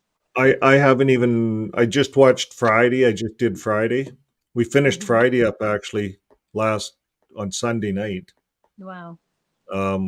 Wild Wall, I think, was on helping us dissect that. I think Wild Wall was on Is that Friday the one that or sounds like Sunday. Celine Dion is singing it? Like it sounds like Celine Dion, the voice that the AI voice they use. It was supposed to be a guy, but I thought it sounded feminine. Really? Well, The Christmas song it was supposed to be a guy, but He is a guy. It was a guy, Yeah. right? But he sounded Metrosexual. yeah, metrosexual. yeah. Well, I knew an elder Joe knows all the and terms. his wife. I knew an elder and his wife when I was a JW, and he was very feminine. He dressed in pink and everything, and he was very feminine in his voice. Yeah. And so they moved to Vancouver, and they both quit the JW religion. He came out of the closet, and so did she. Wow. But you see, they were raised as JWs, so they were attracted to each other. Yeah. Wow. And then he worked his way up to he was the nicest guy. Nicest guy. He'd never disfellowship anybody. He was very nice. I And knew a brother like they that moved to too. Vancouver, and I figured I was a JW, and I said I knew he was gay. I knew it. Yeah. He just came out of the closet. And there's Yeah, so many no ones big in our deal. cast that Yeah. that are. And we'll Maybe find we'll out. run Find out. into him in Vancouver. Yeah, that would be nice. Vern, did I hear that correctly? Did you say that him and his wife both came out? Yeah, like she's lesbian and he's gay. Wow. Right? Yeah. Wow. Yeah. I guess they were a match made in heaven and an opposite. Yeah. Yeah, it's A, funny. a I knew a mismatch brother like And he that was like too. an elder. Was she They a were like pioneer? the perfect model couple. She dressed perfect. He dressed perfect. He worked in a perfume shop at the Bay or something, Eaton's or whatever. So he went to Vancouver. There's bigger stuff there, right? Bigger shops. And she What? worked also in the mall, one of the fancy dress shops or something.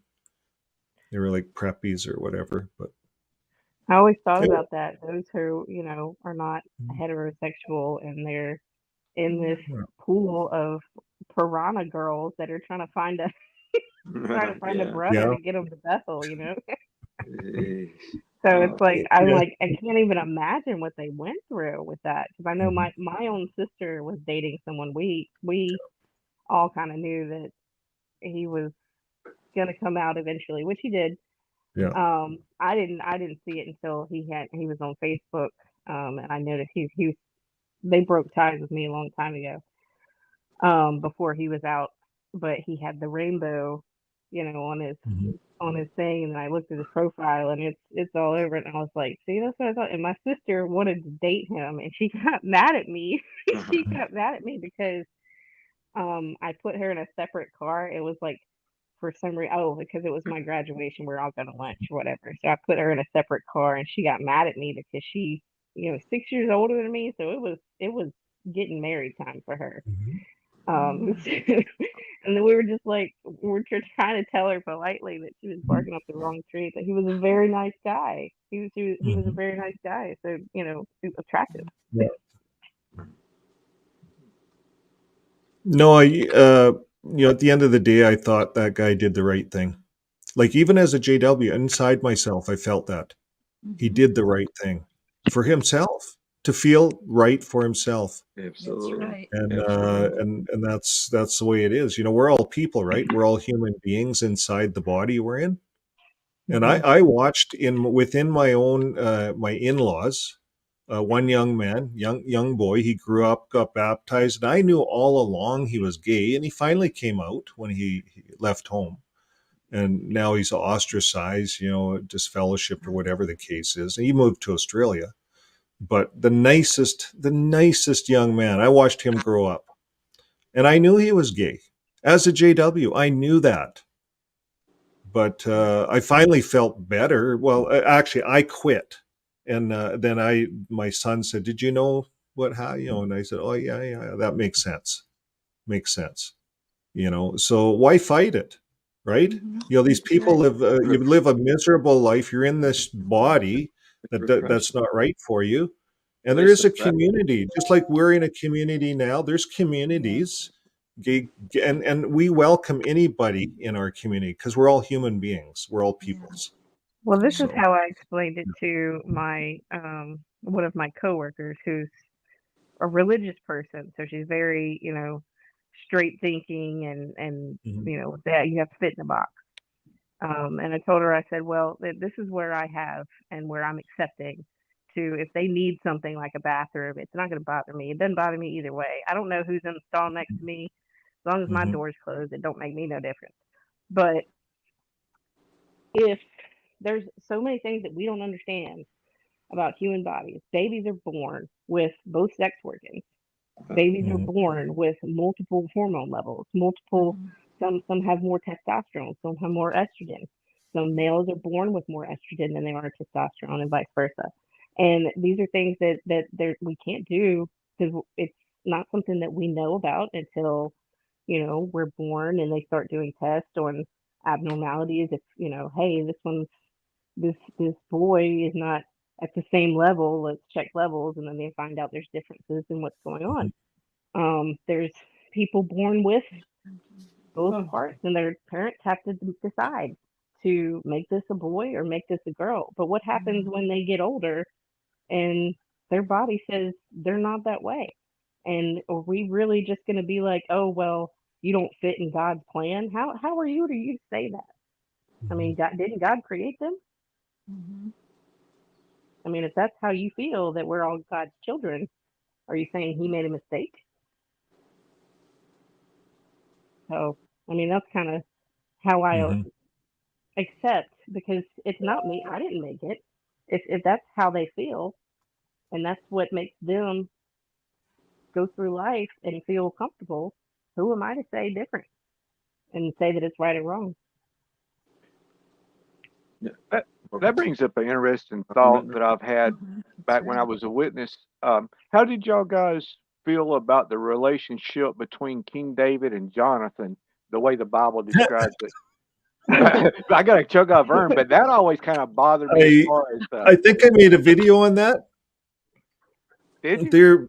I think they were as close as to homosexual as one would think. I think that's what I thought, but I did a lot of research, and there's all kinds of reasons why. I think I went on to Rick Farron's show and talked to Jay or Wes, and I had that discussion one time, and they explained it another way that no, and they're right.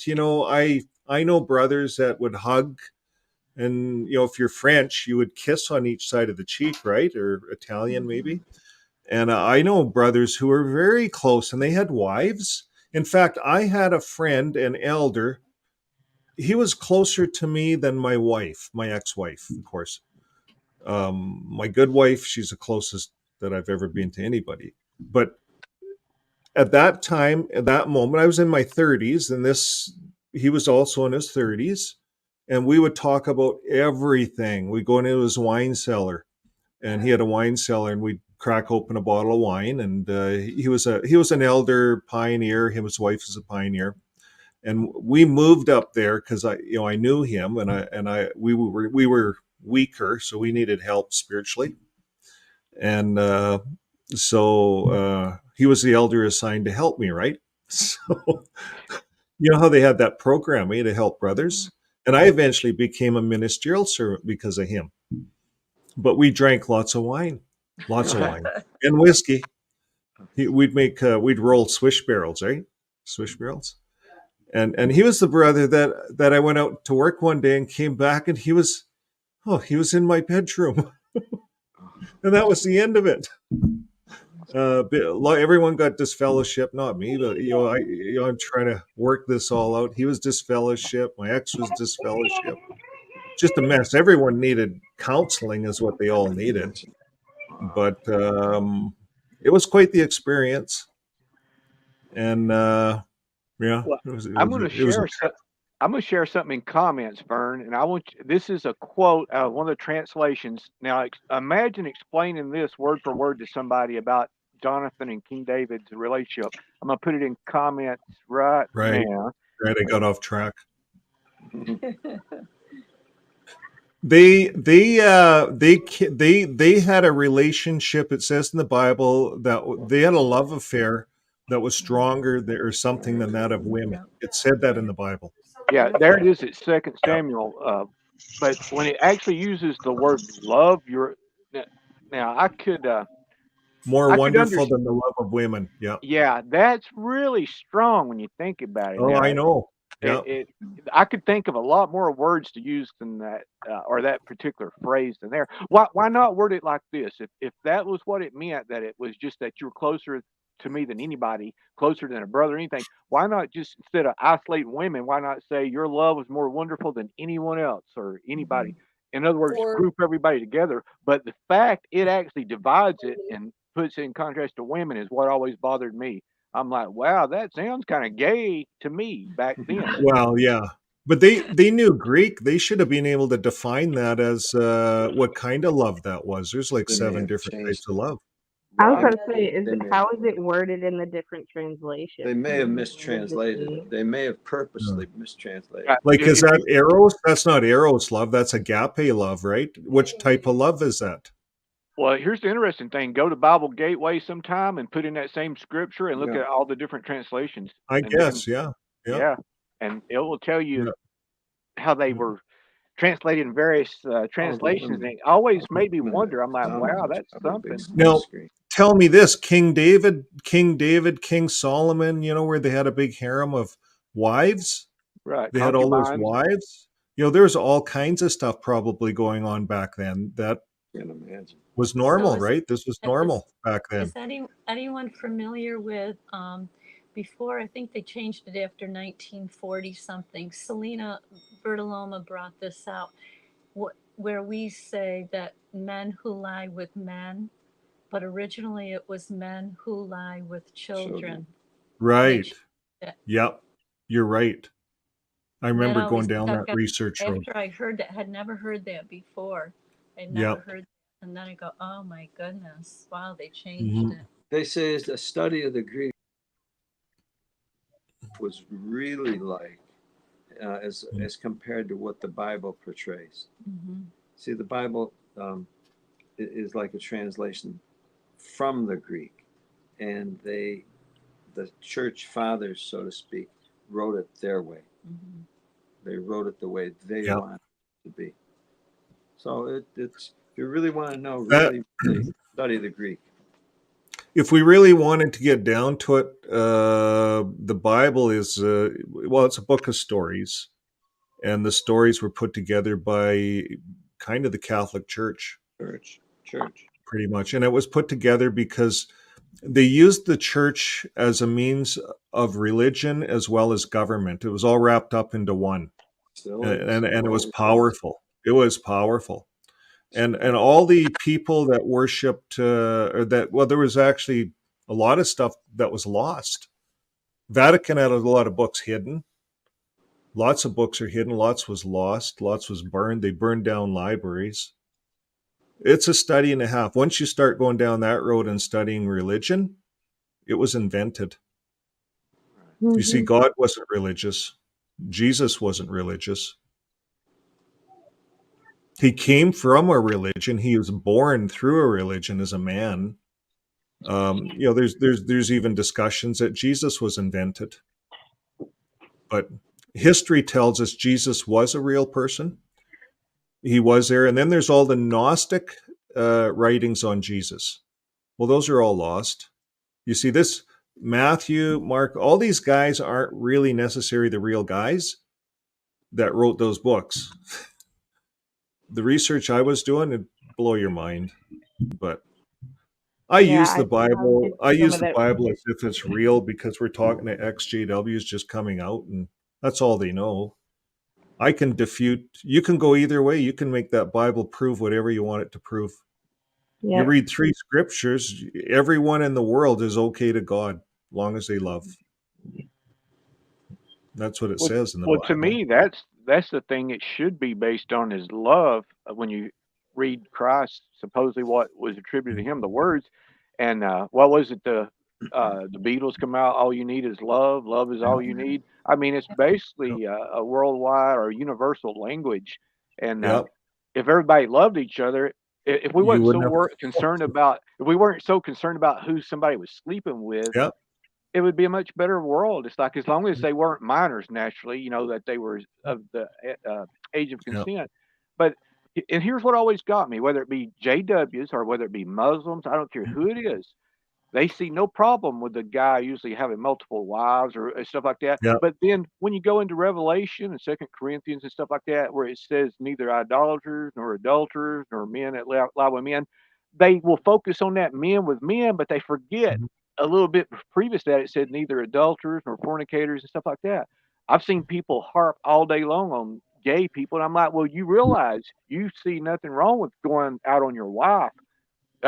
You're not going to make it no better than these people. I was like, No. so why are you splitting crosshairs there, buddy? I'm like, you're either Mhm. all in or all out. You can't say, well, that's bad for me because I'm not gay. It's like, okay, but you can't Well, also say the other one's good too, then, or that it's okay because Mhm. those people ain't going to make it evidently neither.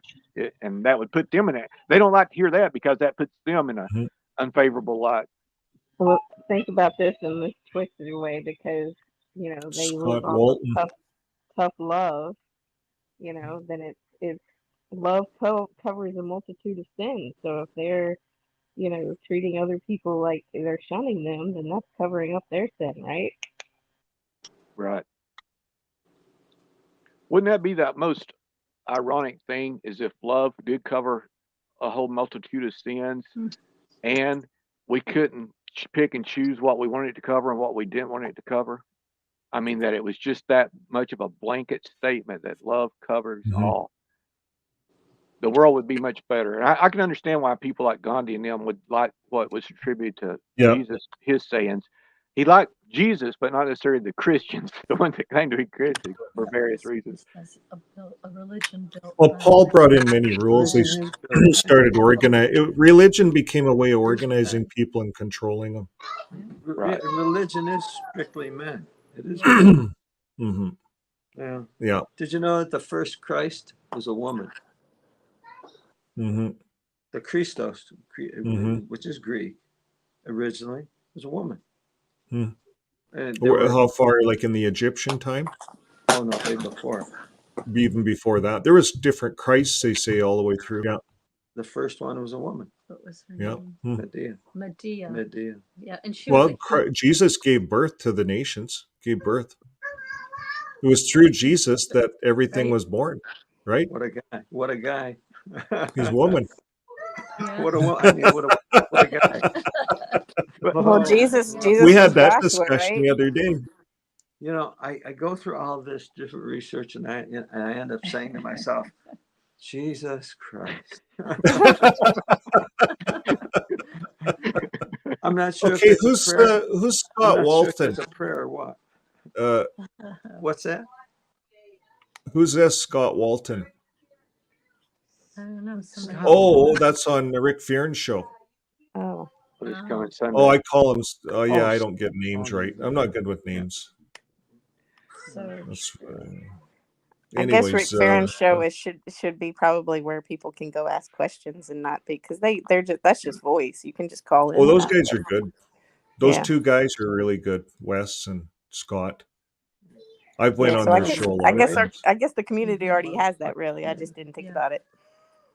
Yeah, you can, like, I don't agree with everything. You know, I don't know, like, but Don't have to. it gives you a different point of view, right? Yeah. Don't have And that's what I'm looking for, something else outside of the Watchtower. Well, the And way someone that kind of we know, you know, these guys are people that are like us. Like, I think Wes started looking into Jesus, and he said, well, I'm going to worship Jesus. And they disfellowshipped him over that. That was Jay that did that. So, and we've had some good discussions just through the chats and stuff, and he explains stuff, and he's really good. So anybody that has questions, you know, there's lots of places to go. And I there's think people in whenever you know, information for the sake of information is great, because we can all be researchers, and everyone's going to discover and censors. And I think as soon as you start throwing authority in there, you know, someone plays the authority. Yep. It should be this, Mhm. or else. Yep. That's where I think we start to have the problem. Exactly. I like looking at all perspectives so that I can make my own, but I can only And do Jay- that if I see all perspectives. Yeah. There you go. And Yes. Jay says, this is the way I look at it, or this is the way I understand this. And then he'll say, this is the way the Watchtower understands it, but this is the way I understand it. And then he'll explain it. You know, like, that's what it is. It's all how we interpret things, how we look at how the Watchtower took and made the Magi evil. I can't believe it. There's nothing in the Bible that says those guys should be evil, but they made them evil. And they say, we think. They actually use those words. We think. What do you think? And they put that out. What do you think? He should be evil. He went to Herod. He's evil. He's evil. He went to Herod. And if you don't think the way we think, Get out. And it's all based on suppositions. This whole paradise earth, that's just a fantasy. It's a poem in Psalms. Jesus never preached that. But, you know, that's what we all have to look at this and decide on what we want to believe. Yeah, And that was none of us, confusing how do about we the. know any of us are right? Doesn't You have matter. to do right, that you have to understand it yourself, and that's when I was talking about that I couldn't comment before because I wasn't confident. So I was a one sentence commenter because I didn't have enough information to be able to confidently speak about what I was commenting on. Well, I'll tell you what, you're a 5-stanza poem writer. Well, thank you. I appreciate that. I'm still not. I don't know how to take compliments. I don't, just because it just That's doesn't all you feel say is normal. thank you. You write a beautiful Say poems. thank you. That's right. Yeah. Just say. Just But say my thank wife you, gave me okay. a counsel yesterday, and she says you got to learn just to accept a thank you. What is it with you, ex-Jehovah's Witnesses? You know why? We had to give all the thanks to someone Oh else. yeah. We couldn't take any thanks to ourselves because that would be taking glory. Oh, I know. You know, it was bad programming. So we just got to start giving out gratitude and accepting it when it's Humbly given to us. accepting it. It's a gift. Yeah. Yeah. So when someone you're- compliments anything I do, I'm like a little turtle and I shoot inside my shell. And and remember that God loves a cheerful giver. yes, of course. And to receive it too. We receive it graciously. That's right. I think I understand Donna's point that other scripture where there's more happiness in giving than they are in receiving. She can probably give a compliment to somebody, but it's harder for her to receive a compliment. Yes. It's part of graciousness to accept a gift. Yeah. If you reject a gift, you're not being very gracious. So my wife's in the background saying exactly. Yeah, you can hurt a person if you don't accept their gift. Yeah. Yeah. Hey Vern, you know how they say a picture's worth 1,000 words? Sometimes a little meme will come across my Facebook and it causes me to think about something I never wanted to think about. I'm gonna give you an illustration. I may have said this before. I've talked to so many people, but there was a meme come across, and it was of the Virgin Mary. Well, of course, she wasn't a virgin at that time, I guess, but she's talking to her son Jesus. He's real young, and she's teaching him supposedly how to pray, and he's like, so. And this is directly coming from the Trinitarian aspect, though, but it says in the caption, it says, so mom, I'm basically praying to myself. Is that it? And she's like, son, don't even worry about that. I gave up rethinking everything when I realized that the person that created me is the same one that impregnated me. And also I gave birth to. and I got to looking at that. I'm like, wow, that is true. The one that created you is the one you that think you got problems. yeah, you think you got problems. And mom is sitting there looking through everything. So I got created by a person. I was impregnated by that same person. Now I'm giving birth to that person. So That's good. That's good. Oh. that made me maybe think all outside the box on everything. Where's your mom? Is your mom still around? Oh, my mom? Yeah. Oh no, my mom's passed. Yeah, she passed quite a few years ago. Was But she a this was JW? yes, she died. Yeah. I guess that's another reason why I can kind of come out of my shell, so to speak, now because I didn't shake the boat too bad with her. I knew she was dealing with an illness and she had a stroke and stuff. So I kind of let her pass on by, just for that reason. Her and a couple of my other close family members that was up in age, they're already gone. So I don't have that holding me back any at all. And that's why I say it depends on the individual. A lot of these people may never ever become out of the fader status, the inactive, because they've got such big families, and each one has to answer for themselves. I can't answer for them; they can't answer for me, and there's always going to be cost involved. And Joe and Franz even touched on this many times.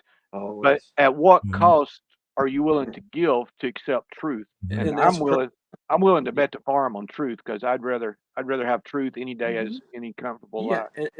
And that's personal, right? I mean, yeah, that's personal. Let each one determine that.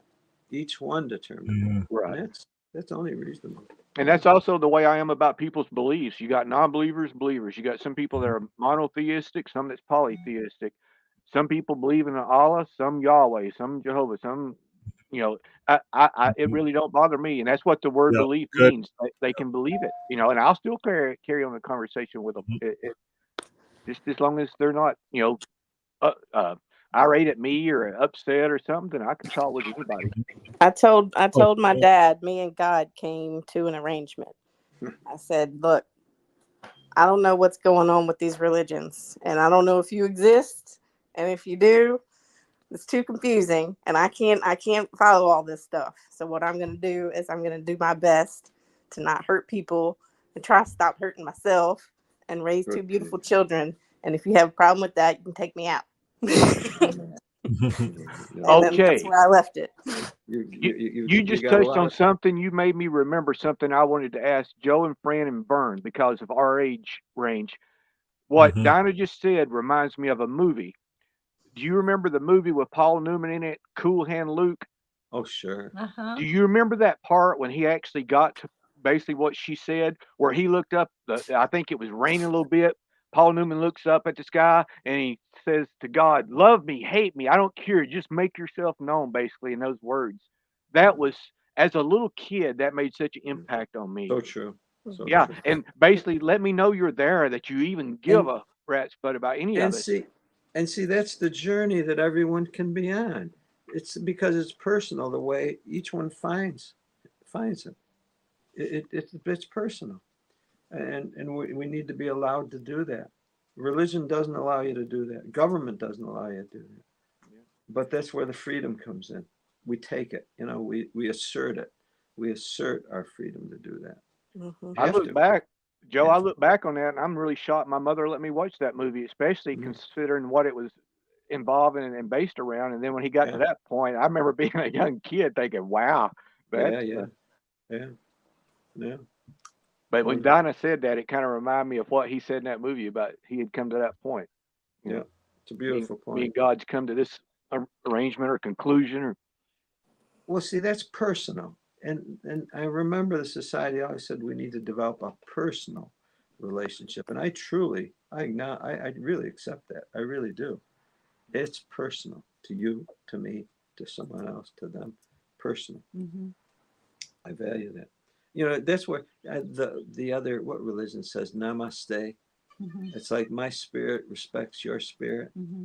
Um, in other words, we allow each other who we are. Mm-hmm. yeah.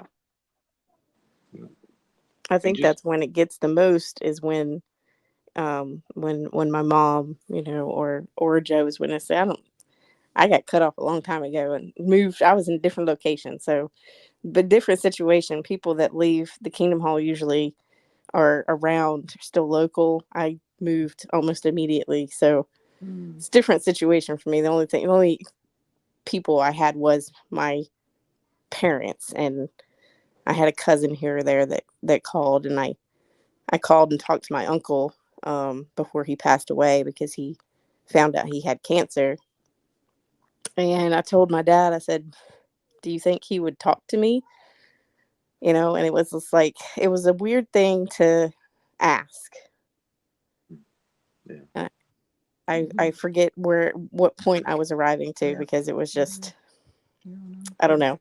So I talked to him. He sounded so disappointed in his voice that, it's just like he did everything that he was told to do. And he was like, this just doesn't seem like, this is what my life was meant to be for. So it was hard to hear. And now I think I'm back to work. So when they came to and said, you need to do this, and you need to come back to the meetings, you need to go to the memorial and whatnot, it was kind of invading my personal journey's bubble. You bet it is. You bet it is. And it's like, you don't belong in this bubble. That's right. They have no right. They have no Right. authority. They have no authority to do And that. you could push me around when I was a kid because I didn't know any difference, but I'm That's an right. adult now and I can say That's no. Amen. Bravo. Good Bravo. for you. Bravo. You set your boundaries. I can tell Dinah's come a long ways in her journey Bravo. just over the last Yeah. couple of months. That is so good to see. She's becoming more empowered. Yes. What Yeah. she said right there about she's a grown woman stuff, that's what I came to, Joe, not a woman actually, but as a grown man, I was like, how long am I going to let that organization push That's me right. around, That's tell right. me who I can talk to, Oh, whether I can go yeah. to a meetup or not. And Mhm. that's the other thing about Vern and you and Fran is y'all allowed me to share my first ever public picture of me going to that meetup. I had on sunglasses, but anybody that knows me is going to pick me out of that Oh, crowd. It's like, which, so, is that on one of the commercials that we play? no, I don't think so. But you did share it that one night Yeah. when I It sent it was to Yeah. Fran. So that The picture, South right? Carolina Yeah. meetup. Yes. North Carolina, yeah, Charlotte. Yeah. Yep, Yeah, Charlotte. and I had me and my wife there in between those two. They had that other event going on as well as our meetup, and But that was officially me saying I don't care no more. That I'm tired of We're anybody. honored. You are. Yeah, and I want you to know that's how far you've allowed me to come, Joe and Fran Well, and Vern. you honor. Because up to this point, I had never even used my voice, and as you can tell, everybody knows my Southern drawl and accent.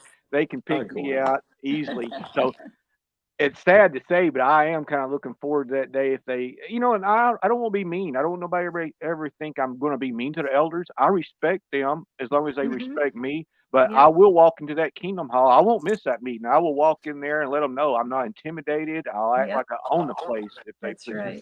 But That's but right. yeah, and they no longer have that hold over me. But that's why I say without your platform, without Vern's, who knows? I would probably still be one of them that's still typing, and I'm not knocking nobody that does that because they've got to reach that conclusion on their own, not because I tell them to or anybody else. But I would be probably more than likely just typing. But I'm to the point now. There's a part of me that's looking forward to that, to releasing that last shackle, that last little bit. Wild, you just helped me. You just gave me the thought when you said walk into the Kingdom Hall and like you own it. And I said, no, you own you. That's right. Yeah. You own you, not them.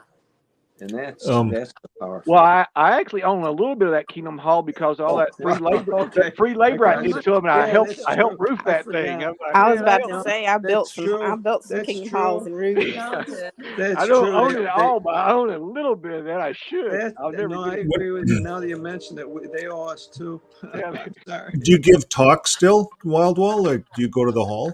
Oh for no, talks? I haven't been to the halls probably No? 14 years, but I keep track of it because I come from such a big family that's still in. They let me know what's going on and who's Just like doing Dan. what, He's- and That's with Dan. and as I told Joe and Fran, pretty much the ones that's going to talk to me are still talking to me. The ones that aren't, I'm not even disfellowship, but the ones you can already tell there's a big rift in the family.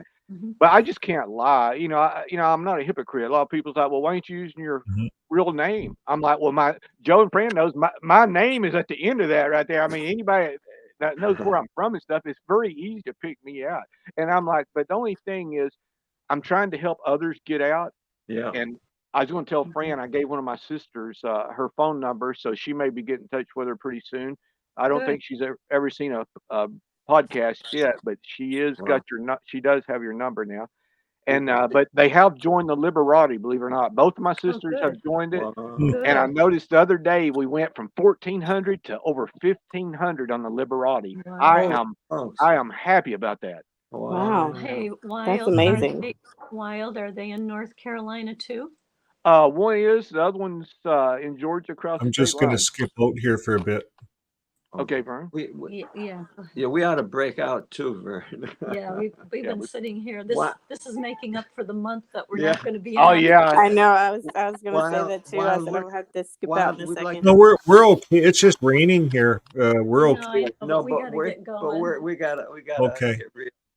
Yeah. And Wild, we can connect you with someone in Massachusetts. Massachusetts. You'll have a lot to connect with. Yeah. Yeah, and you're so- going to the are you going to Arden? Yeah. And you might meet up with Rob, right? Yeah, I'm hoping to. I'm I hope hoping. so. Well, I probably shouldn't say this. I just wanted it to be kind of like a little surprise, but I'm hoping to get a birthday card and get everybody to sign it for him. Oh, that would be nice. Well, Oh, that would be nice. Yeah, we're waiting for his address. I've got a birthday card, but we got to have his address. Oh, okay. Yeah. And something Vern was saying about a podcast. You know what I would really be interested in is sort of like what we're doing here, just having nothing scripted, just having people getting together, having a community like this. This is so awesome. And that Well, that's what we'll keep doing.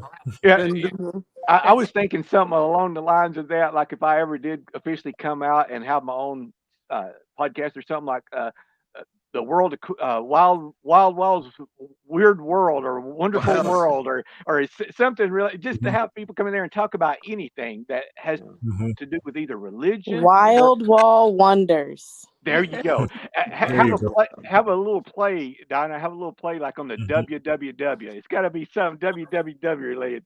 And okay. I got something you. like Let me think on that.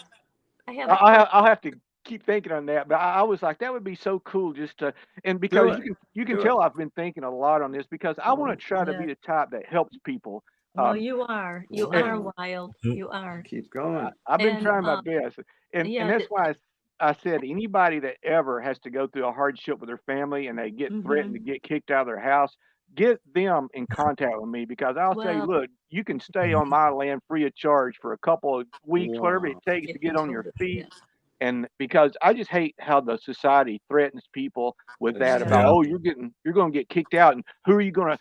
This I is know. what Where you gets me is go when off. they change that in the Bible where it says, well, when the disciples was leaving, some of them was, and it's like, well, who are you? Are you going to leave too? And they're like, well, who else are we going to turn to? Who else are we going to go away to? The society plays a little quick bait and switch with that. They take the word who and they put where. Where are you going to go? It never Yeah. said that. But our minds automatically pick up on that, and I really don't like that they try to do that little bait and switch with people, trying to scare them about where else are you going to go? It was never where, it was who. Who are you going to go to? Wild, speaking of helping people, I gave Debbie your number. I don't know if she contacted you. But, Yes, from Nebraska. yes. Yes, me and her had a. It's funny the ones you gave me or gave my number to. Yep. The smallest amount of time I've talked to any of them's been like 2.5 hours. We've I know. we've I had a know. blast. We've I had a know. It blast. happens. Oh, That and I happens. have a question for Dinah. Are Oh, you sure. Oh, are you that's close yours. to are you I are had you too many. I had half. are you I had close way to too Perry much. Hall, Maryland? You know, it's I like mean, 35 minutes from you. I honestly I work on GPS. center. Okay, well, Perry Hall is like 35 minutes. We know somebody, so I'm going to connect you. Sure. Just mention your name if you text me because I know Yep. someone texted me and they didn't say like who they were and like Yeah. I had someone Oh, I texted gotta- me before and it ended up being a scam and I like started a conversation with them. It was actually a funny thing because I Yeah. ended up starting messing with them because I realized it was a scam. Yeah. But yeah, I 100% share I would love to, I talk to people. I'm, crazy busy, but if you text me, I'll respond. But just let me know who you are. On your phone? I think it was on your phone. Oh, I will. I will. We're gonna leave you on a high note. Yeah, we got a high note. Something funny happened. Joe's got to get his phone. Hey, Dinah, are you part of the Liberati on Facebook by chance? I am. Well, I don't know that I'm on I have 2 accounts. I have Dinah Lost and then I have my normal account because my Right. parents are friends with me. So Oh yeah, that's understandable. I was going to say, even with Yeah. your alt account, if you There's go to two of the them. Liberati at the top up there, you can even post anonymous in there. You've probably seen some of the posts in it says anonymous user, anonymous, and that way, even if you don't want to use your alt account, but if you want to ask a question or say something there, you can do it anonymously there as well. I was more thinking of for other people. I just ask my questions now. But I know that before I was not that way. I was very reserved and didn't want to sound stupid, which is a horrible word. But Dinah, that's what I tell myself all no, because it's all over, Dinah. No more. I know. It's just, but I know because I did it. I know other people are doing it to themselves too. So I'm just trying to think to try to, But Reddit, a lot of people ask questions, and I feel like they get a lot of negative, and there's not enough explanation, and it's just a bunch of opinions, and they're not really getting the guidance that they need. to graduate. They need to graduate. Yeah. Yeah. Well, look, we're gonna back out, but I'm gonna leave you Okay. with a thought. Me too. I'm gonna show you something. This is a text that came in. I don't know if you can see a picture.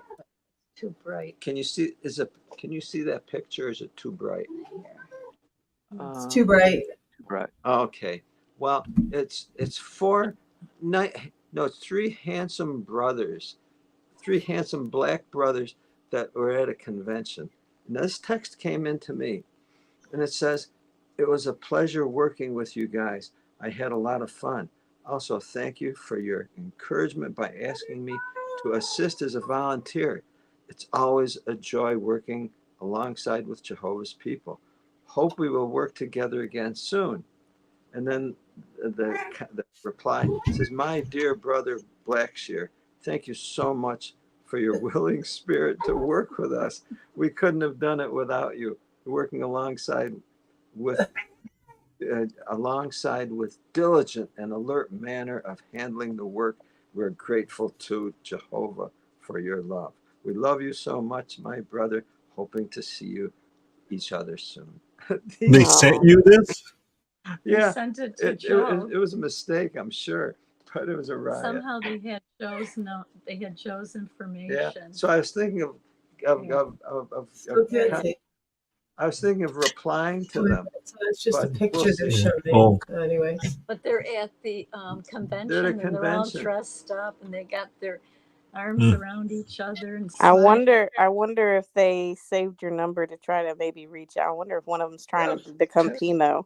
Who knows? I don't know. It was They a could riot. have And they had your number and accidentally Yeah. sent you that message instead of, maybe they were trying to send you a message I know. earlier and then forgot to Well, change. I was thinking of replying to them, but we'll see. Oh well. Well, Thank you. I love you all. Thank you for sticking. Love with y'all us. guys. What a group! What a And group! we'll see you tomorrow night, 7:00 Yeah, oh yeah. p.m. Eastern Standard Time. And I think we've got it scheduled that we're going to have a couple. She's from the UK and he's from West Virginia. And they are a couple. We met them in At the Washington, D.C. demonstration. And they both have been involved. They were in the CSA when they were younger. Yeah. And now they're speaking out. Yeah. We're hoping that we don't have it official yet, but he told us last week he wanted to come on. So Yeah, we'll see. hopefully we'll have Yep. them on tomorrow night. Okay. Sounds awesome. Hey Vern, real quick before we all log off, Joe and Fran's got my number. Get it from them, and you can call me anytime, and we'll get together and we'll throw ideas around and stuff. Are you on Discord, Wildwall? Are you? Yeah, Let's. It's like a telephone. Yeah, let's check. Long distance free. Yeah, because they're There in you go. Canada. There you Otherwise, Send them a We message, can Vern, even because sometimes have it's hard to figure out private how to stuff, message. you So know? send them a message, Vern. Yeah, So it I'm can actually pop up I'm for actually 'em. on Straight Talk, so I can call Canada Yeah. free of charge anyhow with my regular cell phone. I can call anywhere in Uh-huh. the well, U.S. or we Canada. actually we call them on WhatsApp, so I don't know what the number would be on Straight Talk, or I don't know what their number is. But I haven't used a telephone for a couple of years. Yeah, we use Discord. Well, now, Fran, you gave me somebody else's You use number. the You telephone. text, and you said they In use Canada. WhatsApp. WhatsApp, yeah. Yeah, I've never used WhatsApp, but I did download No. it the other day, and I'm Okay. going to try to No. call that person that you had mentioned. Discord. Yeah. It's been over a week ago. I just wanted to let you know. That's the only Oh. reason I haven't It called He them. said he has a plan. He'll Okay. call us. Yeah. Right? You have a good long distance plan. Yeah. Well, you yeah, can I've- have our. Figure Yeah, it Joe out. and Fran Yeah, will give you yeah. our number. We'll That's figure fine. that out, yeah. Okay. Joe, if you Yeah. and Fran don't mind sending me Vern's number, know. I'll call him. Wait, hold Wait on. a minute. Hold I on. only have WhatsApp, and I Yeah, don't have. we'll take phone care number. of this off the air. Okay, yeah. Okay. Okay, Okay. thank you. Okay, Will I'm going do. to give you guys a poem before I leave, and then the history Yay. time. Let's hear Okay. it. I'll give you guys a poem, and then history time closing Okay. We're after you say Thank you. goodbye. We're listening. Okay. We're Goodbye. hearing it. Here we go. Bye. Bye, Love everybody. you. I love you. In the shadows of isolation's veil, where hearts grew heavy and faces pale, we bore the burden of rejection's sting, lost in the echoes of our suffering. But now a light breaks through the night. ExJW friends, a beacon shining bright, a sanctuary where healing finds its home, where shattered souls no longer roam. Share your story, break the chains, embrace the freedom that remains. You are resilient, you are strong. In your courage, you belong. No longer defined by the past's cruel art, Step into the present, a brand new start. On this hero's journey, you stride ahead, with newfound purpose, no longer misled. Take charge of your health, nurture your soul. In this community, you are made whole. exJW Friends, a supportive space, with meetups and healing in embrace. Together we rise above the pain. In unity our spirits shall reign. Come join us now, be part of this tapestry. Our acceptance and love create a symphony. exJW Friends is where you'll see you are valued, you are important, and you're free.